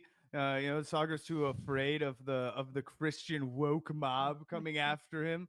Also, it's like we don't have to get the teachings of Christ involved to make a case for immigration. I don't think anyone on the left, I think most people on the left actually advocate for the separation of church and state. I can make the case for my ideology without getting Jesus involved. I'm not a Christian. I'm an atheist too. You know what I'm saying? But it wasn't our choice to have this fucking prayer service sermon thing that the president of the United States was attending. I'm pretty sure that was either tradition or the choice of the incoming administration to do this. So yeah, if you're going to have an explicitly religious ceremony with an explicitly Christian bishop talking, then yeah, I think that you have the right to talk about what's actually in the fucking Bible, what Jesus Christ actually said. Again, we can also just leave religion out of it entirely.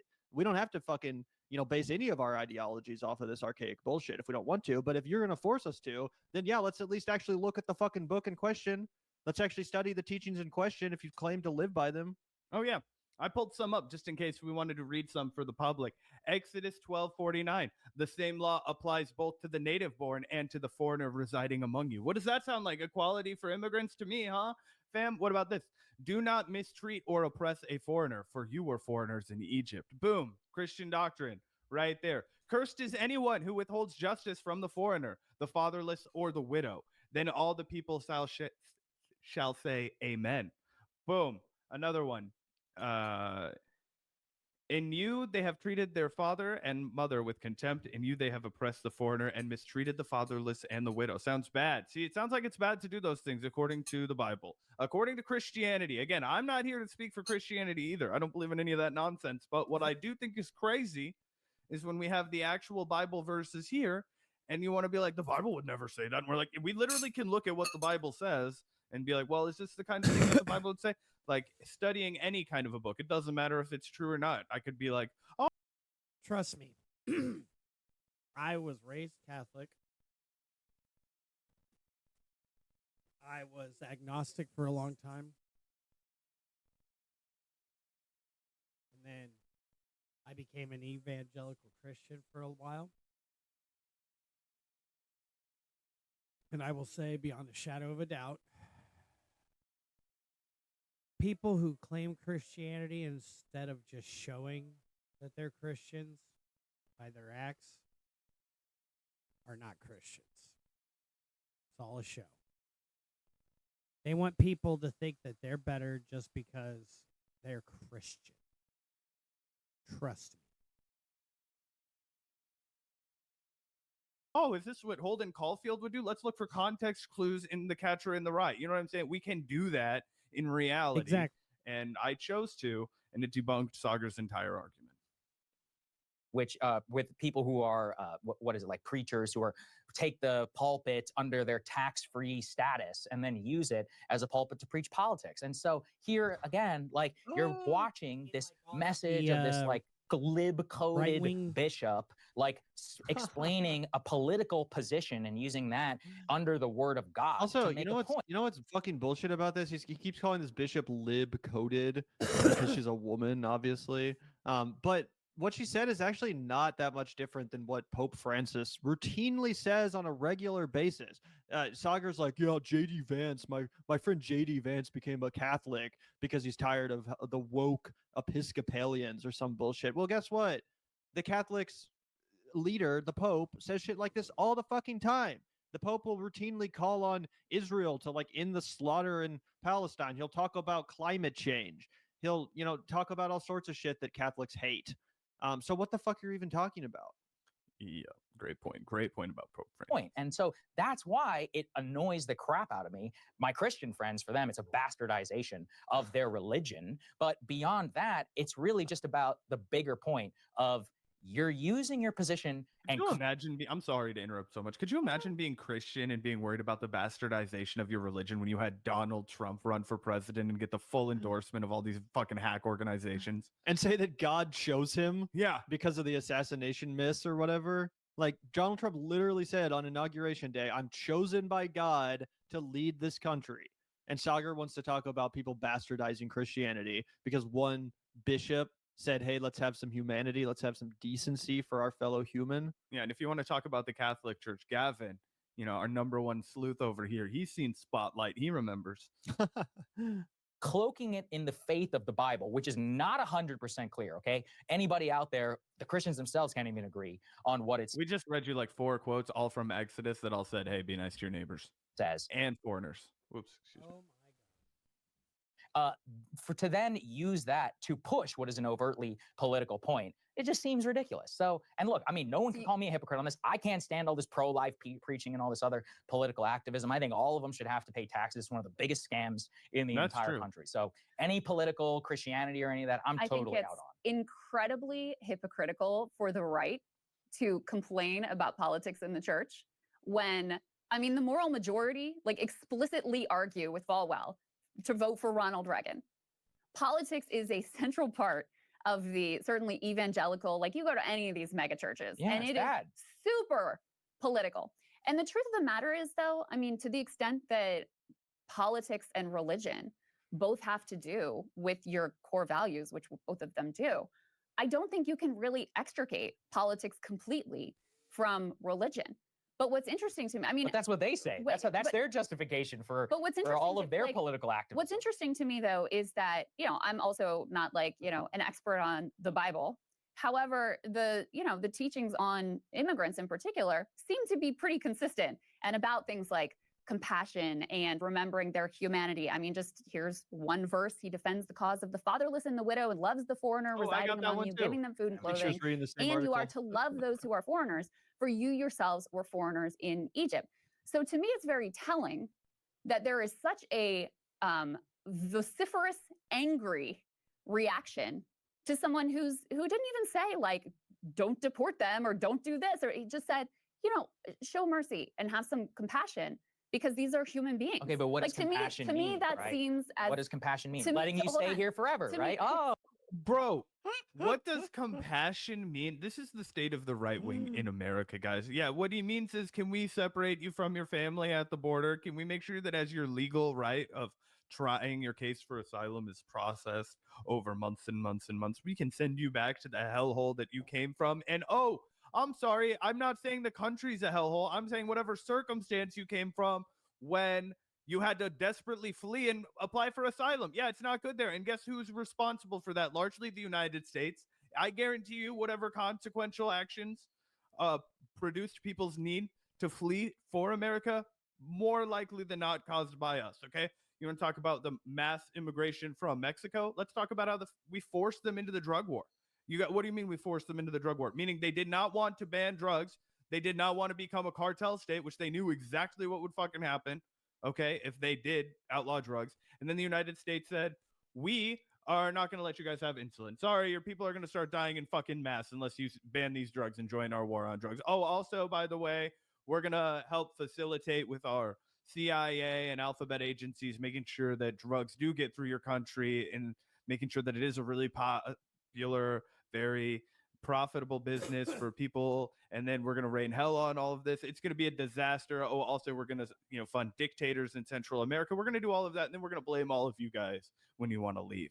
Yeah, that's what we've done. So maybe you're right, Sagar. What is humanity then? What is compassion? Compassion is being like, shit, I have to do the right thing now, which is own what we did, own the consequences of that, and make sure that we do better in the future.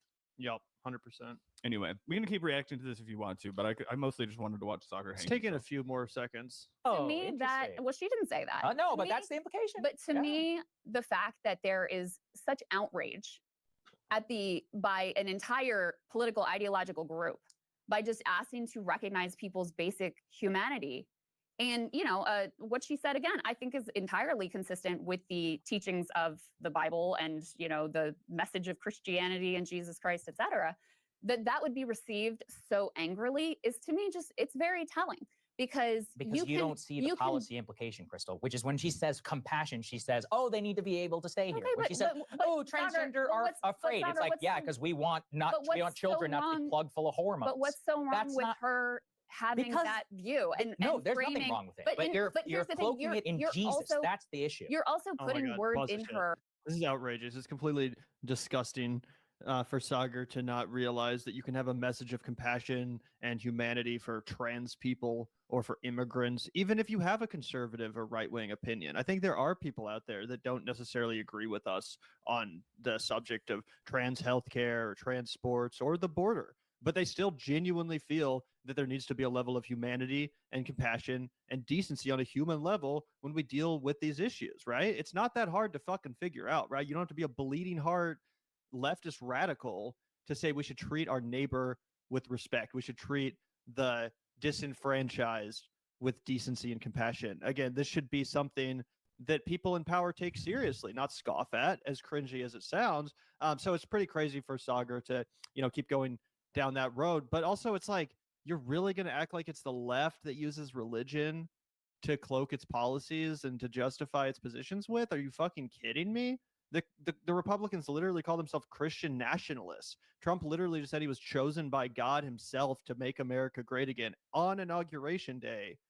It's not the left fucking cloaking our politics and religion. We're the ones advocating for the separation of church and state. You guys are the ones insisting on explicitly branding yourself as a religious movement, and Sagar never pushes back on it, right? He claims, oh, I'm an atheist. I hate it when the right wing does it too. I can't stand all these pro-lifers using religion, but you never fucking talk about it, not nearly as much. It very rarely comes up. But as soon as someone on the left or some bishop who's maybe not even on the left, but just, actually cares about what Christ taught, as soon as she points this out, it's all of a sudden politically motivated. No, this is ridiculous. Yeah, you make a great point when you talk about how people who might not even agree with us, people who we might find to have regressive views when it comes to immigration or LGBTQ issues, but in their hearts have compassion, right? They don't have animosity. They don't hate trans people. It's not like they want to get up on front of a webcam every day and bash these people. They're just like, oh, I don't really get it. Like, it's not my priority, right? But, whatever, right? I don't care. I don't wish ill will. on anybody. I think that actually is a lot of Americans. And I Yeah. think a lot of Americans are also like, bro, I don't fucking know. I'm constantly hearing we have this immigration problem. I can't afford my rent. I'm not getting a raise. Like, we got to fucking do something about this. I'm giving it a shot. I think that's a ton of the country, right? Those are the people that we're going after, right? The people who I don't have a single bit of interest in going after are the people like Soccer. The people who are rah, like, I hate it when there's any compassion in my, Christian messaging. Like, I just want to be told hateful things. I don't care if they're going to say, something super regressive in church, because then I can kind of justify it to myself and I actually enjoy it. But as soon as they branch out and say something like, hey, we should love trans children and we should make sure that they're not afraid, and we should also be welcoming to people who come here regardless of their immigration status, yada, yada, yada, that's a bridge too far. I think that is the litmus test for us over here. People like Jake Huger are always saying the left doesn't want to go after anybody. They want to just sequester themselves off. And it's like, no, dude, I don't want to go after the Charlie Kirks of the world. I don't want to go after the people who proudly identify as the Christian nationalist. I don't want to go after the people who want to give Elon Musk the benefit of the doubt after he supports a far-right party in Germany with millions of dollars and then does a Sieg Heil at inauguration in America, the United States of America, a country where countless people, dude, fucking my own grandfather fought in the fucking World War II. My great-grandfather fought in World War II in the Pacific as a Marine. Okay, these motherfuckers went over there and they fought fascists and died. That's American patriotism to me. That's the legacy I want to remember. Those motherfuckers that says when my grandpa was a 20-year-old kid, okay, think about that, 7 years younger than me, his ass gets put on a plane to go fight in the South Pacific, okay, because they're like, hey, dude, the world could be all over. And he was doing that in the 1940s, the early 40s. He was over there. It was crazy. I remember he never talked about it. I didn't find out until he fucking died. It was crazy. Damn, I didn't. That's crazy. Yeah.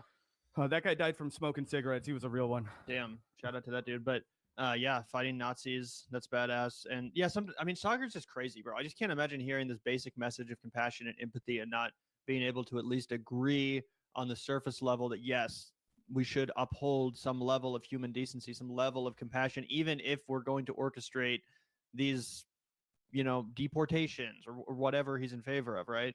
It's pretty crazy. It seems like I literally feel sometimes like Sagar is one sentence away from saying, got to start culling the disabled because they're not contributing enough to American society.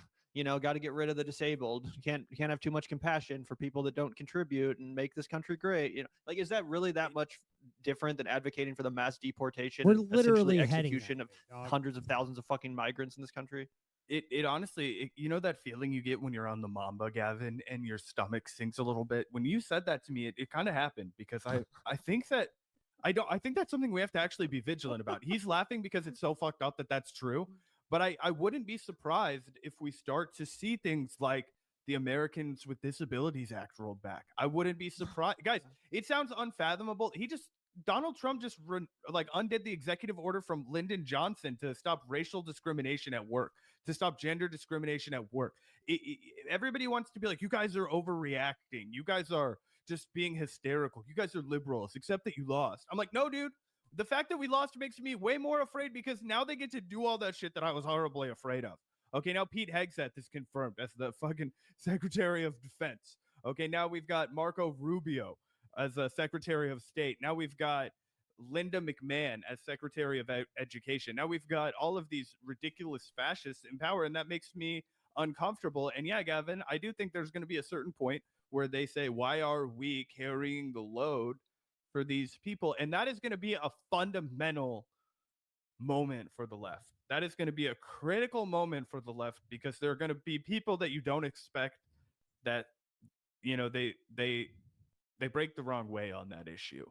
And I don't know. You don't even want to put that in anybody's, the idea in anybody's head, but I wouldn't be surprised if that's an issue that we have to start defending and say like, hey, no, everybody is entitled to government care. Everybody's entitled to, it's like we want everybody to have a baseline quality of life in the country that I live in and enjoy, and in the richest country in the world.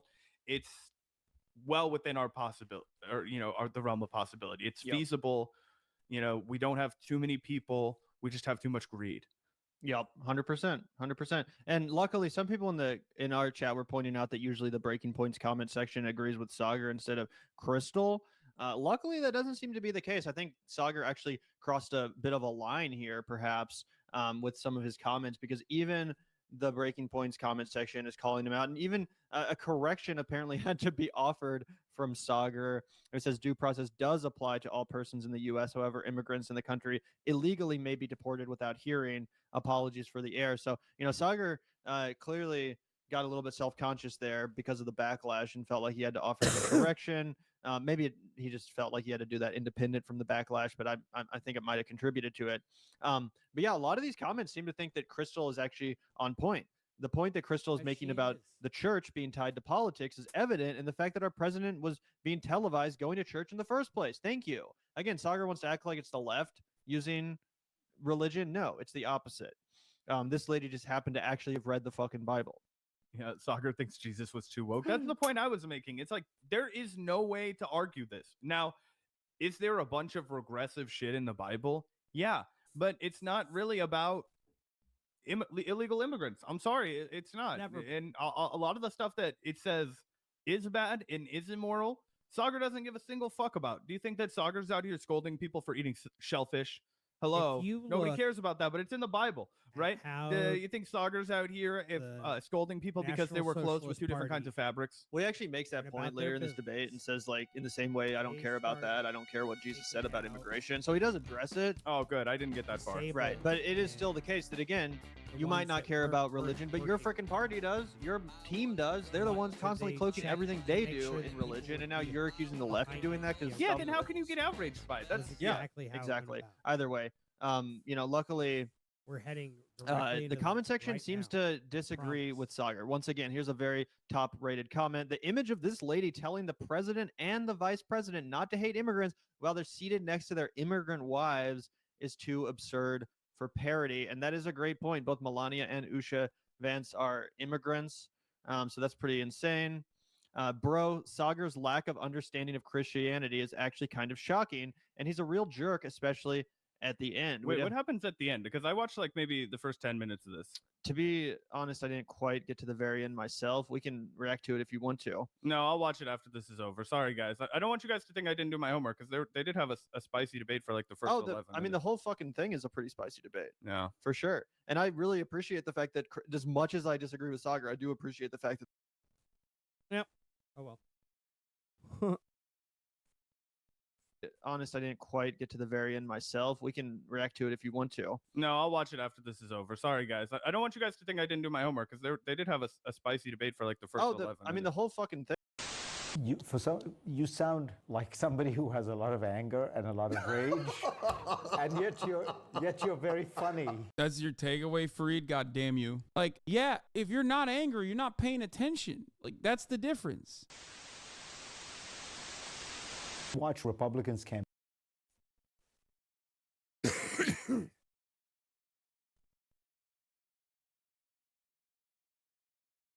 I hurt my spleen.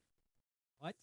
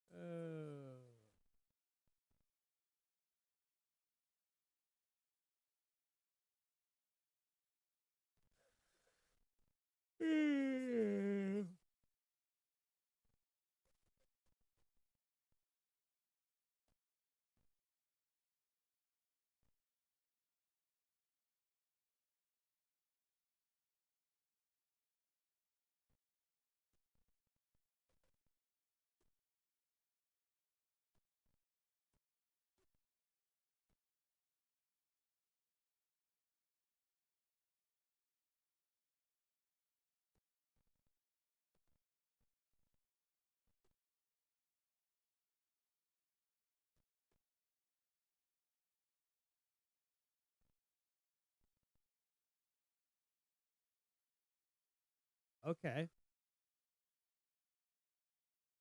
I didn't know Jacob Fatu could spit a promo. All right. All right. All right.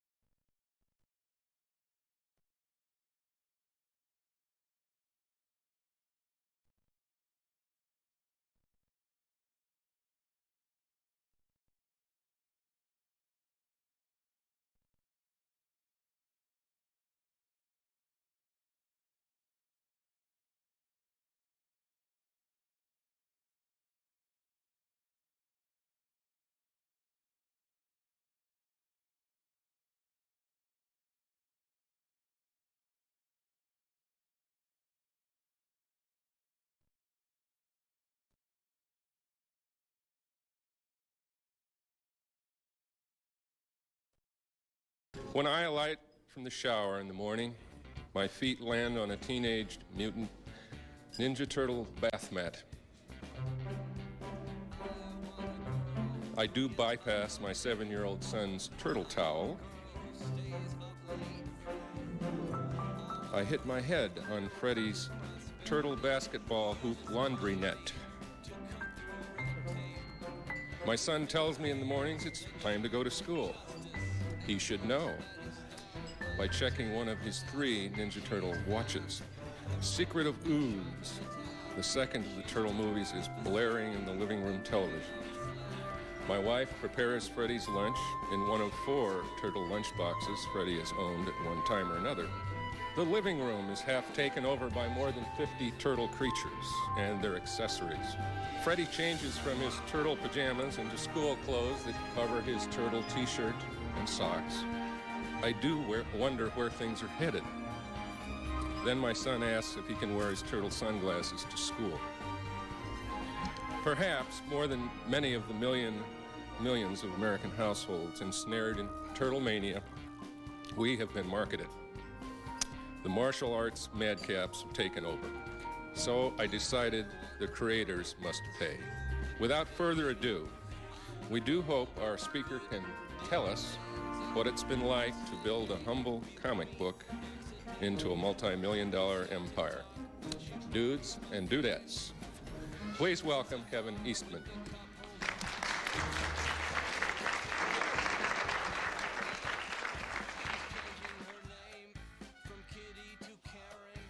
Let's rock this joint!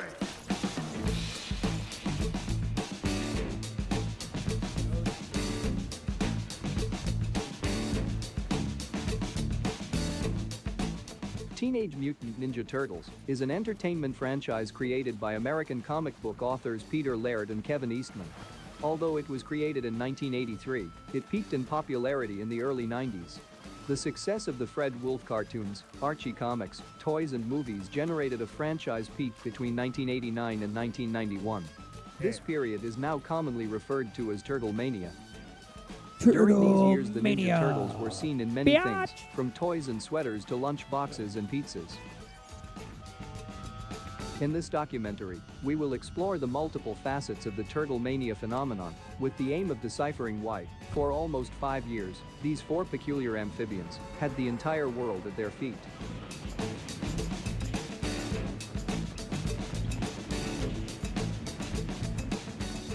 The 90s were an amazing decade, and only now are many beginning to admit it.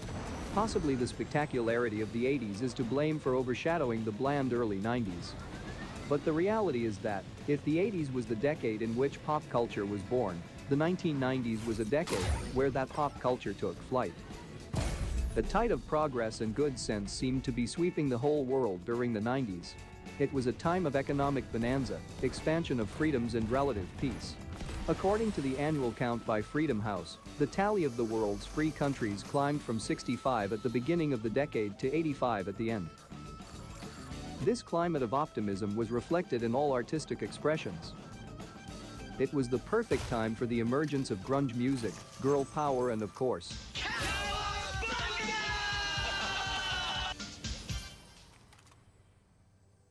meet Kevin Eastman and Peter Laird, the creators of the Teenage Mutant Ninja Turtles. Laird, married with a 1-year-old daughter, is the one in the glasses. Eastman, a bachelor, is the younger one with the mustache. In spite of their very different looks, they share an absolute passion for comic books. It was that passion that led them late one night, 7 years ago, in Laird's living room, to draw their first Ninja Turtle. Late one night, feeling overly silly after prolonged exposure to TV sitcom horrors like The A-Team and TJ Hooker and Love Connection and things like that. In an effort to get a chuckle out of Pete, I did the sketch of this turtle. He was standing upright, had a mask on, he had sort of nunchucks strapped to his arms. And I jokingly had dubbed it a Ninja Turtle, which is, contradiction where a ninja being one of the fastest human beings with a turtle, being one of the slowest animals. I tried to do my own version. I changed a couple things and threw in the Teenage Mutant bit. It wasn't until the next morning that we sort of got up and looked at the drawing again and said, we should really... Who did this? Yeah, who did this? Yeah, what the hell were we on?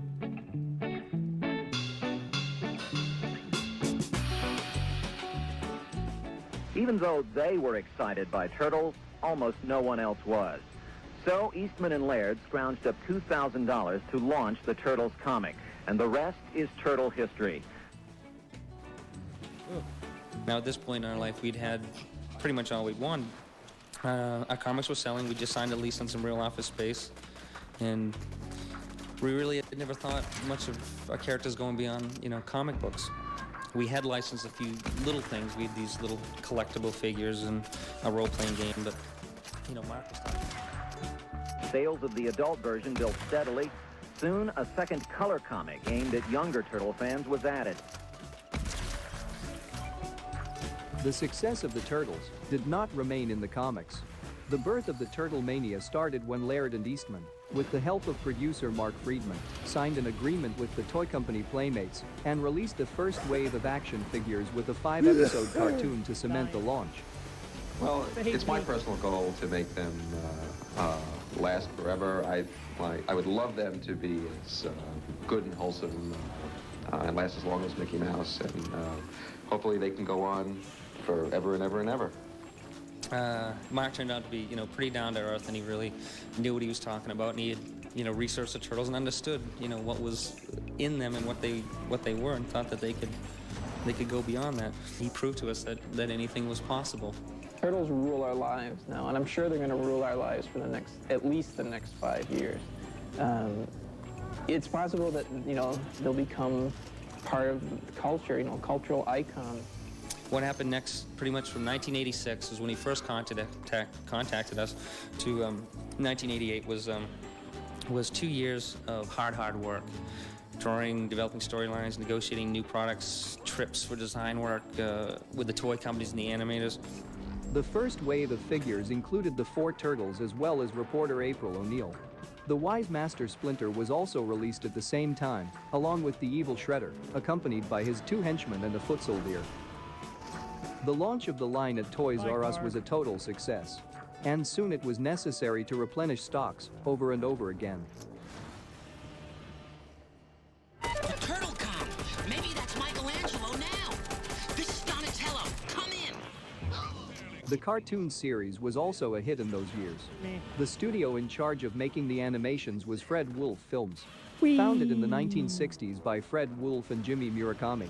This studio produced A Point, the first U.S. animated special to air in prime time. His uniqueness was, well, something that was noticed around the village. Naturally, his parents couldn't help noticing either. We have a lot to be thankful for, He's a healthy little nipper, I'll say that. And he's happy. I'll bet he'll be a great... He has a wonderful disposition. Yeah, but he doesn't have a point. Maybe he'll grow one. But he didn't. No, as things turned out, Oblio didn't grow any point at all. But it really wasn't so very noticeable. As a matter of fact, in time, he took to wearing a cap. A pointed cap his mother made. He kept his head warm, and it did make him look a lot more like all the other ordinary kids in the village. World of Strawberry Shortcake. It was also responsible at that time for Strawberry Shortcake TV specials and many other television productions. From 1989 to 2000, they also operated a subsidiary located in Dublin, Ireland. For this reason, many of the animations were created there.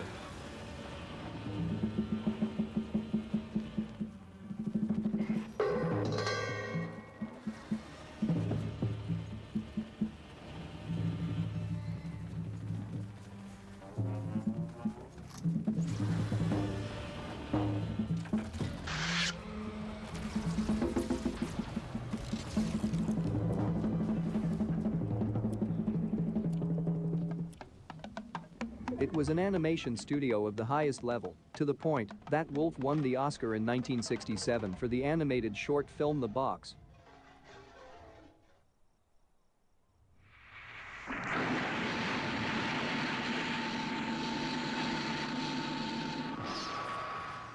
In addition to the spectacular animation, that for the early episodes of the series were handled by Japanese anime studio Toei Animation, known for making Dragon Ball, Saint Seiya, or Sailor Moon. The show also featured experienced scriptwriters such as David Wise and Patty Howarth. When the series continued in the second season, comic artist Jack Mendelson joined the show as story editor. Most fun things to write with them. You know, if you're familiar with the phrase breaking the fourth wall, where instead of just pretending that there's a story going on, they tell the audience about the story that's going on, you know, Leonardo will say, we got to rescue April, stop Shredder, and unplug the Vasatronic regulator, you know, and Raphael said, gee, it's only a half-hour show, you know. Now you know why he's our leader. You know, something like that, you know, where you could really address the audience. And I think one of the results of that, I mean, that was a whole level of adult humor. I suspect that the kids, I don't know if it went over their heads or it was a minor thing, but for the grown-ups who were forced to sit down with their kids and watch a stupid cartoon show, when I go to panels and stuff like that, and I get parents coming up to me and say, I had to watch that stupid show, but it was one of the most fun things I'd ever done, you know? So it was kind of, we had a level of humor that was for the parents who were sitting with their kids. To complete the excellent team, the episodes had an intro with a very catchy theme song produced by Chuck Lorre. There might have been some animation to look at. And there were key points that you could grab onto. You know, there were obviously the characters, but they had built-in character traits that, and we just, you know, we drew on all of them to try and find something that in 30 seconds or something captured the spirit of the show, and we got away with it. We wrote and recorded a demo. It was fun. I had like $2,000 to do the whole thing, and we got a recording studio in Los Angeles that was at the time being used by Journey to record an album, and we got the studio from midnight to 8 a.m., which is the cheapest hours you can buy. And all their equipment was, you know, spread out. All this great big touring stadium equipment was all over the studio, and we're in there recording the Turtles theme song at 5 o'clock in the morning. And it worked. Finally, the animation also featured a cast of top-notch voice actors. Phrase that says, we gotta think of something fast. And I was the lucky one that got to say, Cowabunga! See, you even get a better applause for your catchphrase. Why is that? I didn't have a catchphrase. I was the only turtle that did not have a catchphrase. But I had a catchphrase. Yes. Put me down, you big ape! Which was inspired by real life events.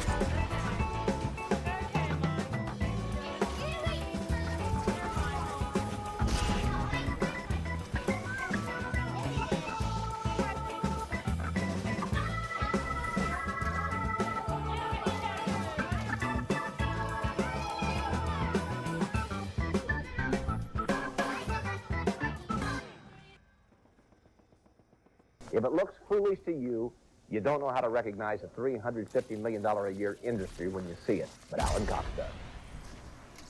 Eric Johansson is rushing down the aisle at Target because he's learned an important lesson. You got to get to the store as soon as it opens to get a shot at the turtle of your dreams, or one of the nearly dozen bad guys. and a costume set. No, not that one. I guess this one sounds cool. And for high rollers, the sewer playset. Want sewers for me, Donatello? Or do you want the vacuum? Or... I just got the vacuum. Okay, It's how did I entertainment and it seems relatively harmless. They don't provide turtle toys at child care centers like Children's World, but talk to the kids and you'd never know it. Turtle paws. They fight with the bad guy.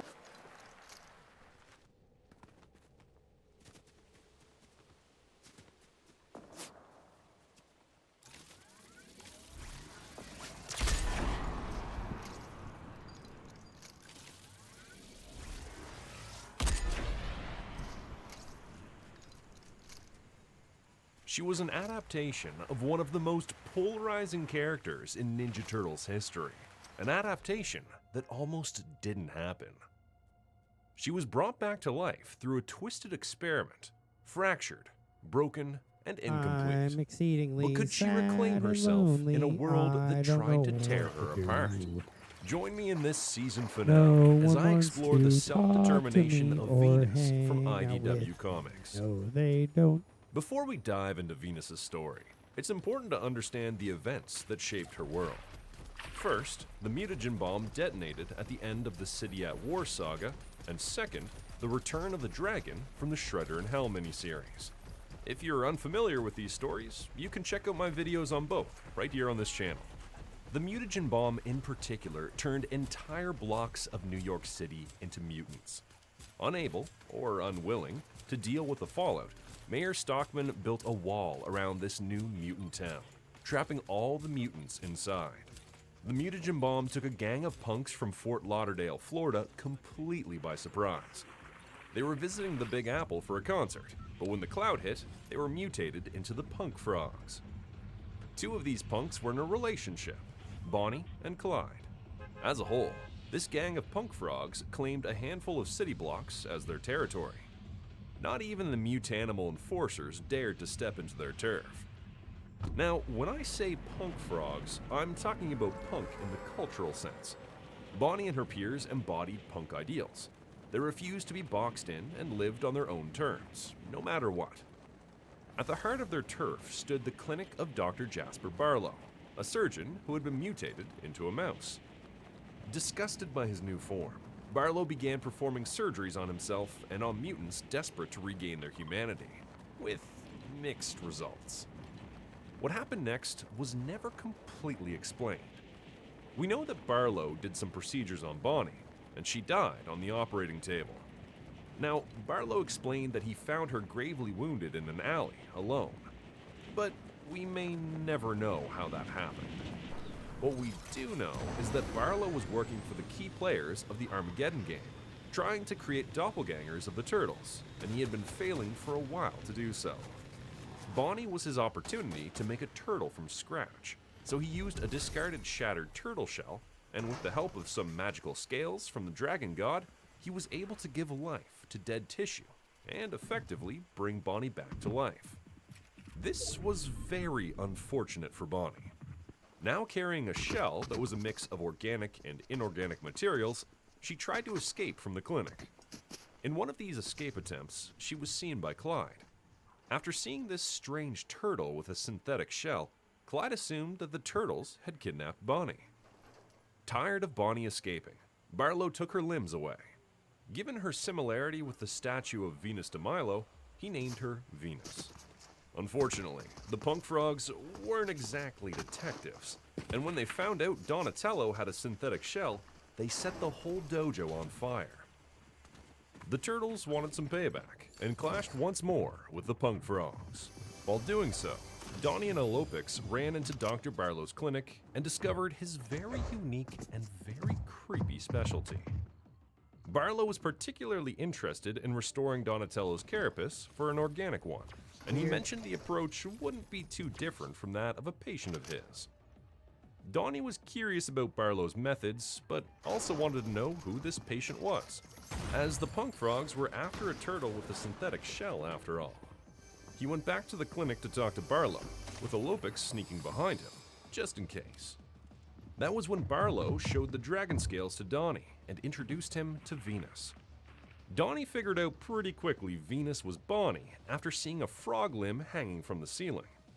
Donnie called her by her real name, and she started communicating with him telepathically, showing him images that confirmed his suspicions. Barlow saw the writing on the Fuck wall you, and bitch. took advantage of the Eat a distraction to drug Donnie and strap him to a machine. By the time Donnie woke up, he wasn't alone. He was next to Olopix and Sheena. The latter was there for a hair implant. But Venus was there as well, and with telepathy, he learned about Barlow's plans to create turtle doppelgangers. After the doctor started fusing him with dragon energy, Venus taught him how to survive its effects. This pushed Donnie to the astral plane for the first time, where he was able to remember his past life in feudal Japan, like he always dreamed he could do. By now, Barlow had moved on to a new plan that didn't require exact replicas of the turtles. This meant that he no longer needed to turn Venus into a turtle, and he could make her look more human again. She would still need the carapace with the dragon scale to hold her body together a bit longer. Donnie and Venus took advantage of their mysterious connection, and using their astral forms, reached out for the other turtles. However, Oroku Sanki's presence was stronger, and he came in to free them all. On their way out, Venus used her magic powers to zap Dirtbag, and Clyde, who finally arrived with help, decapitated Groundshock. Both mutants were Dr. Barlow's assistants and experiments. In the aftermath, and with Barlow apparently dead under the debris of his clinic, it was time to go home. Donnie wanted Venus to join them, while Clyde wanted Bonnie back. But Bonnie died on the operating table. This new persona, Venus, didn't have memories of her past life. And unfortunately, she didn't want to be defined within the expectations of the turtles either. Clyde tried to convince her to stay with him, and that was when her frog arm detached from her body. Venus losing her arm was some sort of accidental declaration. She shed her old identity like dead skin, and wasn't entertaining the idea of being defined by these two's expectations. No, she would take her own path and figure out who she really was. However, Venus took Donnie's discarded bandages and created some sort of braided scarf for herself. She could have taken a lonely journey, but she was immediately surprised by Bludgeon, the mystical blind mutated shark. He saw her immense aura from across the city and decided to help her. Unlike Clyde, who was trying to emotionally manipulate her identity, or Donnie, who wanted to satisfy his own curiosity, Bludgeon was giving her the opportunity to take a journey of self-determination and growth, so she joined him. Bludgeon secretly housed Venus at the Foot Clan headquarters, teaching her martial arts while she returned to health. During these training sessions, Venus started thinking about her human years, and an arm materialized, matching her new form. Bludgeon deduced that focusing on her lost memories could heal her fractured identity. But despite choosing her own path, Venus couldn't escape the strange pull she felt toward Donatello. Their connection, a gravitational force of sorts, was powerful enough to reach across distances and allow them to reconnect telepathically. Yet, it terrified her. Donatello's presence was overwhelming, and Venus feared it could cloud her own sense of self. She needed to know who she was on her own terms, not in relation to him or the other turtles. But something else was pulling Venus and Donnie together, a connection they would soon uncover in the most unexpected way. While Donnie was experimenting with space and time-related mystic powers, he ended up in the future, dragging Bludgeon and Venus with him. In that future, Donnie saw his future self, regretting his life and using a warp crystal to create tulpas of the people he left behind. After he left, present Donnie started reading about temporal magic to figure out how to return to the present. Going through old Donnie's journal, he found out about QNA, quantum nucleic acid, a temporal component of DNA, and a dimensional manifold existing outside of time, yet existing inside all of us. I'll talk more about this concept later. While Donnie studied QNA, Venus and Bludgeon witnessed their own future selves, training for a battle to come. Venus couldn't help but notice her future self, whole, confident, and finally at peace. It was a vision of what she could become. Before they could fully process it, future Donnie interrupted them, warning of impending doom. That doom arrived in the form of Armageddon, a giant mutated megalodon set on destruction. Venus and Bludgeon tried to help their future selves fight, but they were told not to, as they needed to survive to fight this battle. Crazy. However, before the very end, future Venus asked present Venus to take her hand. When the two made contact, they exchanged Q&A, as they were always supposed to. Past, present, and future would exist simultaneously within Venus from then on. This event transformed Venus. She could now remember her whole life, even things she had yet to learn. Present Donnie and Bludgeon saved present Venus from being devoured by Armageddon. It was then that everything clicked for Donnie. The pieces of Donatello's original carapace had somehow ended up on a black market, where they were acquired by Dr. Barlow. This explained their connection. Venus and Donatello shared the same Q&A, binding them on a level deeper than either had realized. This revelation changed Donatello profoundly. Taking future Donnie's journal and a warp pencil, he vowed to prevent the rise of Armageddon. But Venus still avoided getting mixed with the turtles, and with Bludgeon, they moved out of the Foot Clan base and into a greenhouse.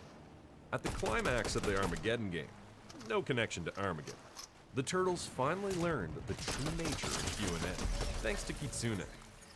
She told them it was a scientific term for the spirit, their selves and memories. Q&A can be influenced by the radiant gravity of other entities, places, or thoughts. The Hamato clan's presence, Kitsune revealed, acted like a gravitational force. Their essence wove connections to others so strong they were nearly impossible to break. Despite this, the connections amongst themselves were not as strong as the ones forged with others. A good example of this was Jenica, someone who became so entangled in their orbit that they were forever changed, physically and spiritually, to align with them. In the end, the turtles used their gravitational pull to triumph over the Pantheon. Venus couldn't stay away from the turtles for long, and she finally met the rest of them when she sensed Mushroom, one of the weasels, was under Dr. Barlow and Leatherhead's control, being experimented with dragon scales. This was a decisive moment for Venus. She finally confronted Barlow and borrowed some dragon magic from Mushroom and used it to turn Barlow back into a small mutated mouse, reducing the Twisted Surgeon to the thing he hated the most. Venus joined the rest of the Splinter Clan for pizza, but didn't eat it because she was vegan. The whole experience was the last shared adventure all the turtles had in the book, as they all drifted apart after it. One subgroup, Donnie, Venus, and April, joined forces to figure out how to stop Armageddon. Using the journal, Donatello and Venus created a wormhole, a small one, that they hoped could allow them to revisit the future, uncover more about Armageddon, and decipher the redacted pages. It wasn't enough to travel through yet, so they decided to return the next day. But the tiny opening was enough. Future Bob used it to contact Present Bob, a mutated mandrill studying under Leonardo, and convinced him to betray the clan. Armageddon promised to make Bob human again, a temptation Bob couldn't resist. The two Bobs altered the wormhole, and when Venus and Donnie returned, Future Bob ambushed them. In the chaos, Present Bob, Venus, and Donnie were thrown into the time tunnel. They landed 12 million years in the past, when a giant megalodon almost devoured them.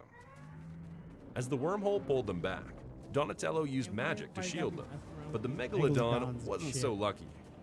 It was dragged to the end of time, where excess Q&A mutated it into the monster that would become Armageddon.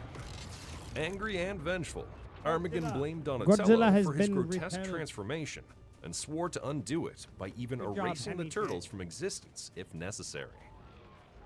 Venus, Donatello, and Present Bob began jumping through time, searching for old Donatello while fleeing Armageddon. Along the way, Armageddon attacked the Time Lord's temple in the 79th dimension of Null Time. Just before its destruction, Big Lita managed to send them away, but Bob revealed that Armageddon was tracking him. Meanwhile, in the present, Leo and April discovered Bob's betrayal. Bob stayed behind, siphoning Q&A for Armageddon, allowing the monster to remain free from his prison at the end of time.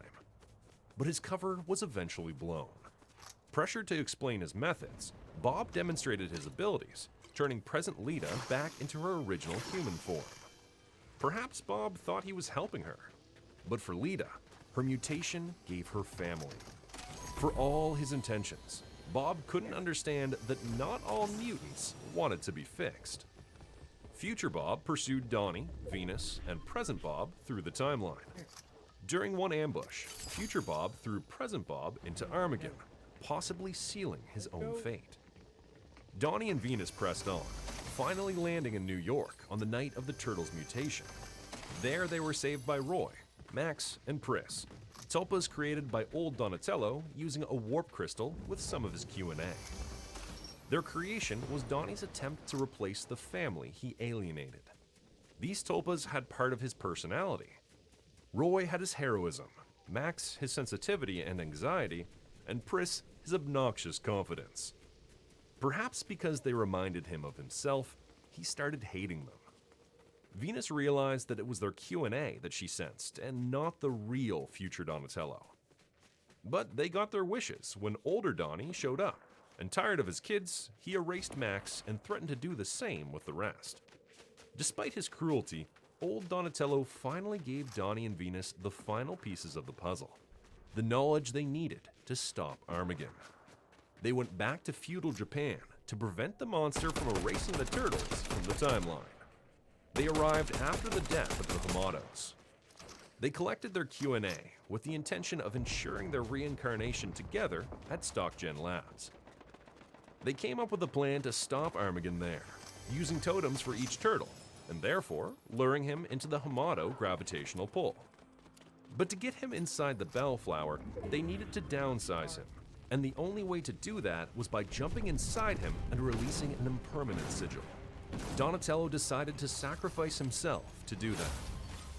Knowing the future, Venus realized that Donatello still had much to do with his life, so she snatched the sigil from his hands and sacrificed herself, jumping inside of Armageddon, releasing the spell and undoing most of his mutation. Now that Armageddon was smaller, Donnie used Venus's dragon scale as her totem to finally trap him inside the Bellflower. As their prisoner, Donnie put a permanent spell on him, turning him into a living statue. Before leaving, Venus messed up Bob's Q&A regulator. This caused some of the Q&A to escape and alter his physiology. He absorbed Lita's Q&A. This not only turned him into an albino mandrill, but he also saw her perspective and finally understood that Sucks some for him. humans were happier as mutants, and he had no right to take that away from her. Bob was left behind in feudal Japan without a Q&A collector. Donnie, Roy, and Pris had an encounter with the ghost of Tang Shen, who revealed to Donatello that he didn't need to take the Q&A back to StockGen. The fact that he was still there meant that it all went full circle somehow. Donnie eventually returned to the present and reunited with his family and the now human Lita. It was Venus's spirit who took the Q&A samples back to StockGen to a time before the Turtles hatched, making sure that they all ended up together again. After finishing her last mission, she was welcomed into the afterlife by Shen and Yoshi, thankful for reuniting almost all of them. And in that moment, the cycle came full circle. The Turtles hatched. To the average reader, it might seem like writer Sophie Campbell was introducing female turtles left and right, but the story behind this adaptation of Venus is far more complex. Sophie had been wanting to bring back the character for years.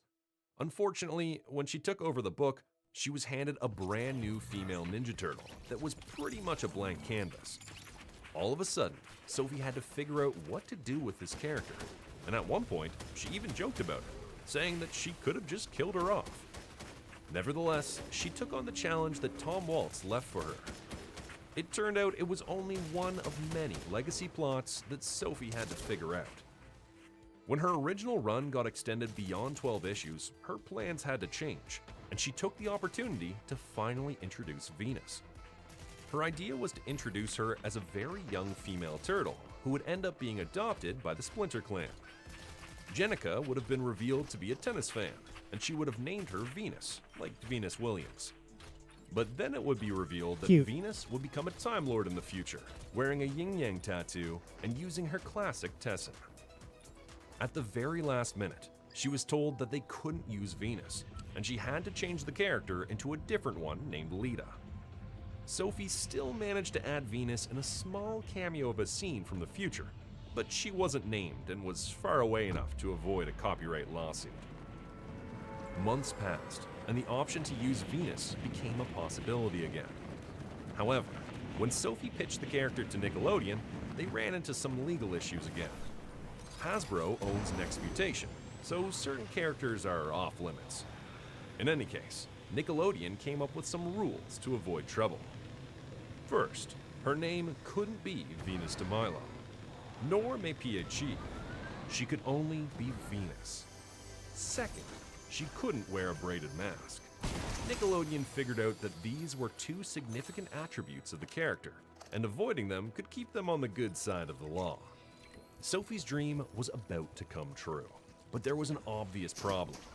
Not only did she already have Jennika around, but she had also introduced a female turtle when trying to adapt Venus.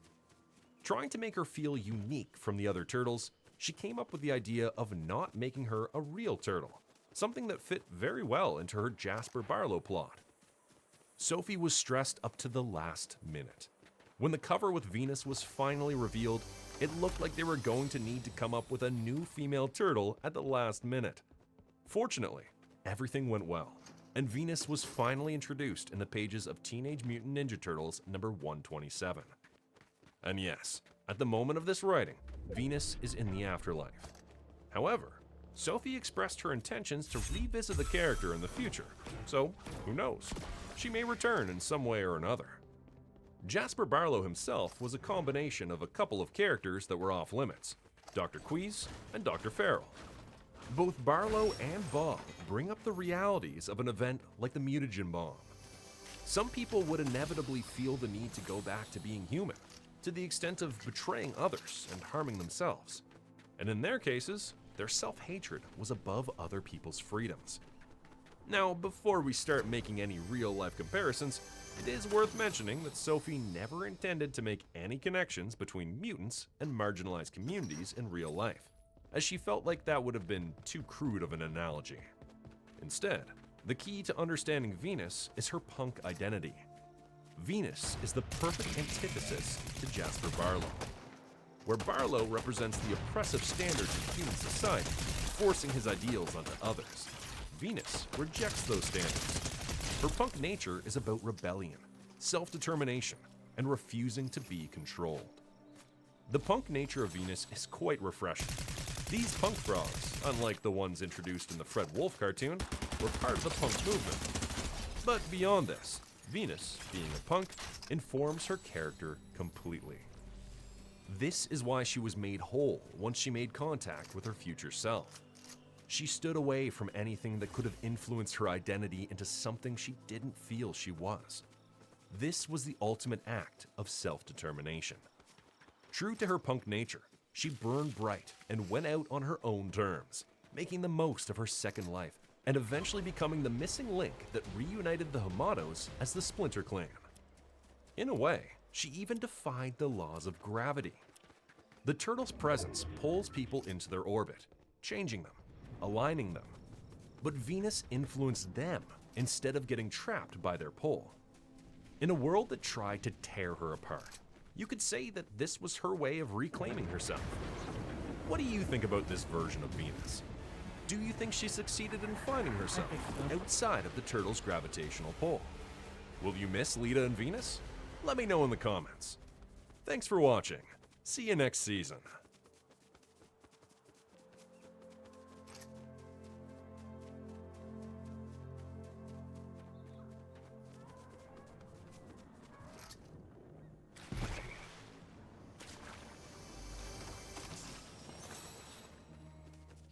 In the past, I've talked about how publishers underestimated the Teenage Mutant Ninja Turtles, only for them to defy expectations and become the most popular indie comic of their time. You'd think that would have taught people not to underestimate the Turtles again, right? But the truth is, the Turtles weren't done being the underdogs. It took the collaborative effort of highly dedicated writers, directors, and producers to prove that turtle power was real. It was a cultural phenomenon waiting for the perfect storm to take over the world. Join me today as I make a deep dive into the unlikely success story of the first Teenage Mutant Ninja Turtles movie. The idea of a Teenage Mutant Ninja Turtles movie has been around almost as long as the Turtles themselves. Legend has it that in 1984, B-movie maestro Roger Corman reached out to Kevin Eastman and Peter Laird with a pitch. Imagine an R-rated version of the Turtles, played by Sam Kinison, Billy Crystal, Bobcat Goldthwait, and Gallagher, wearing only green paint and a shell on their backs. Where did they come up with this stuff? Fortunately, Eastman and Laird had too much artistic integrity to let their creation be reduced to this, and the deal never materialized. Ironically, Gallagher would play an important part later in this story. More specifically, Gary Proper, his manager, really liked the comic book. Fast forward to the late 1980s, and comic book movies were seen as a poor investment unless they featured the most recognizable heroes. But TMNT licensor Mark Friedman saw the writing on the wall. The toy line deal with Playmates was nearing its dreaded third year, the point when most toy lines start to decline. To complicate matters, Batmania was on the rise, with Batman taking over the shelf space that the Turtles had once dominated. With the cartoon's third season preparing for what could be its last, Mark realized they needed to leap onto the silver screen. Fortunately, Gary Proper convinced his producing partner, Cameron Kim Dawson, to contact Mirage Studios to secure the movie's rights. Dawson and Gallagher pitched a version of the film to Friedman that would have seen big-name comedians like John Candy playing the Turtles. But Friedman wasn't impressed. That's when Dawson brought in comedy writer Bobby Herbig, who was working on a script for Golden Harvest producer Tom Gray at the time. Golden Harvest, a Hong Kong-based studio famous for its Bruce Lee and Jackie Chan films, was a natural fit for a project with martial arts at its core. But convincing Gray was another matter. Bobby tried repeatedly to sell him on the idea of a TMNT movie, but Gray wasn't even interested in taking a look at the oddly titled property. One day, Bobby promised to drop the idea as long as Tom checked with his kids, the target demographic of the cartoon. This changed Tom's perspective, but he still wasn't convinced it was a safe investment. In a meeting with Bobby and Dawson, Gray eventually realized this wasn't so different from other Golden Harvest projects. They could cast stuntmen in rubber suits instead of expensive actors, film in Hong Kong, sell the movie to Japan, and make their money back through residuals in the secondary market. Gray and Dawson secured the movie rights from Kevin and Peter, but the creators still had approval rights to the story. And that would be a full-time job for Bobby, who had to move to Massachusetts to get the movie approved. Many treatments were pitched to the creators, and it is known that at some point, the Mousers and Baxter were going to be in the movie. One of Bobby's notable contributions was the character Tatsu, based on his sister's husband, a Japanese man Bobby saw as a yes boss kind of guy. In the end, the treatment Kevin and Peter agreed on focused on the Turtles fighting the Foot Clan, which was recruiting runaway teenagers off the streets. However, Bobby's script leaned too heavily on comedy for Kevin and Peter's taste, forcing Gray and Dawson to take desperate measures to make the movie happen. It was becoming clear that to please the creators, they needed to bring someone with an artistic view of the property that could flesh out the drama in Bobby's treatment. That was when Steve Barron and his producing company Limelight Entertainment were brought in to direct the movie. Tom Gray contacted Steve because of his dominance over MTV, as he was a well-known music video director. Steve Barron played a pivotal role in getting things right. After getting his hands on the comic book, he knew he wanted to direct the movie. He carefully selected scenes from the first graphic novels that he felt had to be in the film, significantly influencing the script. The next crucial addition was Todd W. Langan, who was brought in to do a page one rewrite of the script. Known for his work in television, Todd had a reputation for being fast and cheap. With just 10 days to write the first draft, his script was critical in attracting a distributor for the film. Being guardians of creative integrity was challenging, considering the property already had a very popular cartoon. Steve had to merge the two universes, retaining the darker, grittier tone of the comics, while incorporating elements like the colored bandanas and April being a reporter to make the movie more kid-friendly. Despite the pressure from Golden Harvest to lighten the tone, Steve insisted on keeping the darkness, believing that kids could handle a more sophisticated story, something he had learned from working on dark fantasy projects like The Storyteller and Labyrinth for Jim Henson. To Steve, the darker tone would be perceived by kids as just being more realistic. Of course, realistic is a tall order when your four main protagonists are not even human. Leveraging his experience, Barron brought the Jim Henson's Creature Workshop to do the Turtles. They would accomplish this by upgrading their animatronic system from the Storyteller and Labyrinth, the Henson Performance Control System. This technological leap didn't come cheap. $4 million from the already tight budget went straight into the puppeteering system, an enormous risk considering the film still hadn't secured a distributor. But why were studios so hesitant to pick up the movie? While beloved today, Henson's Labyrinth was a box office disappointment at the time.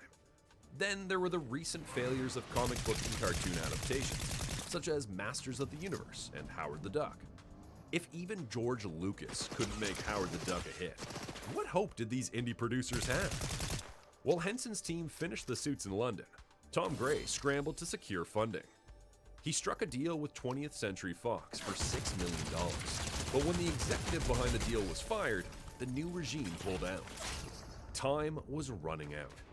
Henson was nearly finished and ready to ship the suits to North Carolina. If they couldn't pay him, they'd have to halt everything. To make matters worse, Henson had a pay-or-play contract, meaning they'd still owe him for all the R&D, even if the project was canceled. Gray was in talks with New Line Cinema, which offered them only $2 million instead of $6 million. This was back when New Line Cinema was an indie studio. Desperate, Gray turned to Golden Harvest founder Raymond Chow. He explained that canceling the project wasn't an option. They didn't have the funds to pay off Henson's contract, and a lawsuit was inevitable. In this crucial moment, Gray promised Chow that the Turtles were already a marketing success and that they'd recoup their investment. Chow secured the $6 million, and the film was back on track. But to say the worst was behind them would be a lie. Filming began in July 1989 in Wilmington, North Carolina, just a few weeks after Batman's successful release. Up to this point, the film had only a 10-week pre-production window and was scheduled to shoot for just 2 months. Jim Henson's Creature Workshop already had animatronic technology to animate the turtles' faces. But the physical demands of having a turtle perform backflips and fall down a sewer manhole required a more advanced, radio-controlled system, something that couldn't be achieved if the suits were hardwired. Splinter was the exception, being a more traditional puppet. Since Brian, Jim Henson's son, was working with the Creature Shop, he ended up becoming the second unit director for many of the action scenes.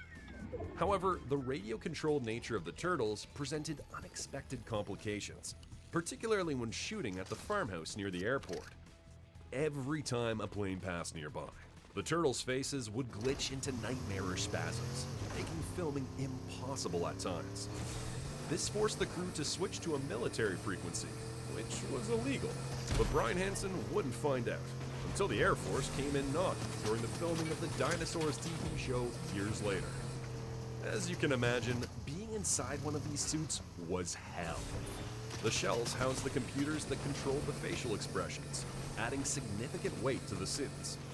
On top of that, the film was shot in temperatures around 95 degrees Fahrenheit with 98% humidity. Actors were often dehydrated and sometimes even passed out from the heat. The suits weighed between 50 and 60 pounds, but after a long day of sweating inside them, they could weigh up to 70 pounds. As a result, the turtles sometimes moved slowly. To counteract this, Steve Barron filmed at a higher frame rate, allowing him to speed up the footage when necessary. The suits were also prone to tearing, so multiple turtle limbs were kept on hand for quick replacements. But how did the faces work? The main computer in their shells controlled the eye, mouth, and eyebrow movements. To give the turtles more nuanced mouth movements, puppeteers wore lip-reading braces. But not all heads were sophisticated.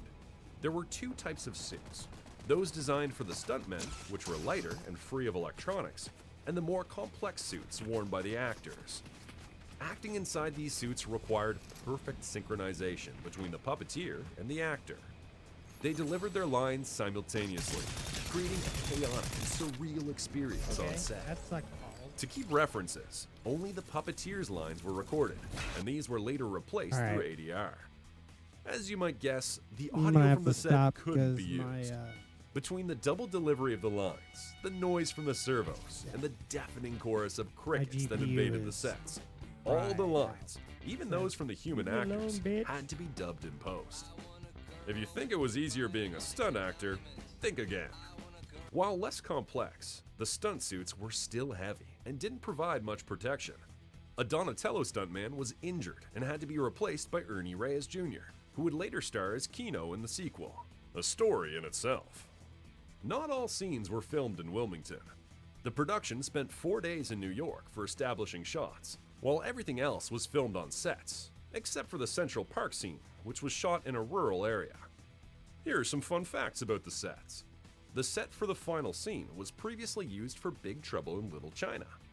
The second time around exterior set was later reused as a pawn shop in The Crow. The store burned down in both cases because it was designed for that specific purpose. The cement factory that served as the Shredder's warehouse was also reused in The Crow, where it played as the Top Dollars Club. It would also be Dino Hatton in the Super Mario Bros. Movie of 1993. Filming wrapped in September 1989, with the budget eventually reaching $13.5 million. Unfortunately, it soon became apparent that more shooting was necessary, and Steve Barron was determined to make some risky decisions to get the rest of the script filmed. Steve Barron was deep into post-production, working with editor Sally Menk to shape the film. However, they quickly ran into a major issue. There hadn't been enough time to film all the scenes in the script. Steve felt that certain gaps needed to be filled, and he pushed for additional pickups. But this would require more money, and Golden Harvest refused.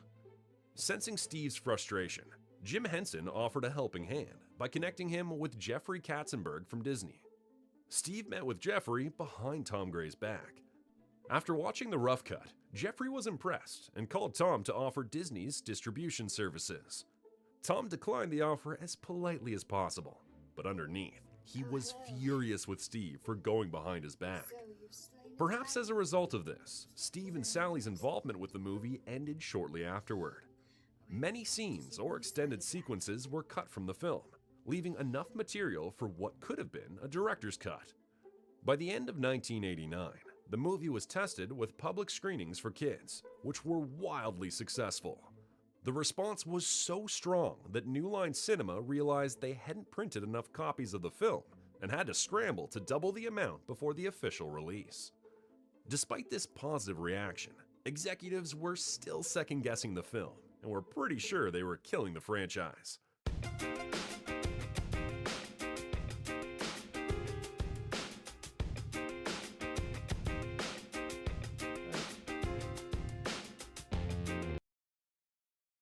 I will see you guys tomorrow.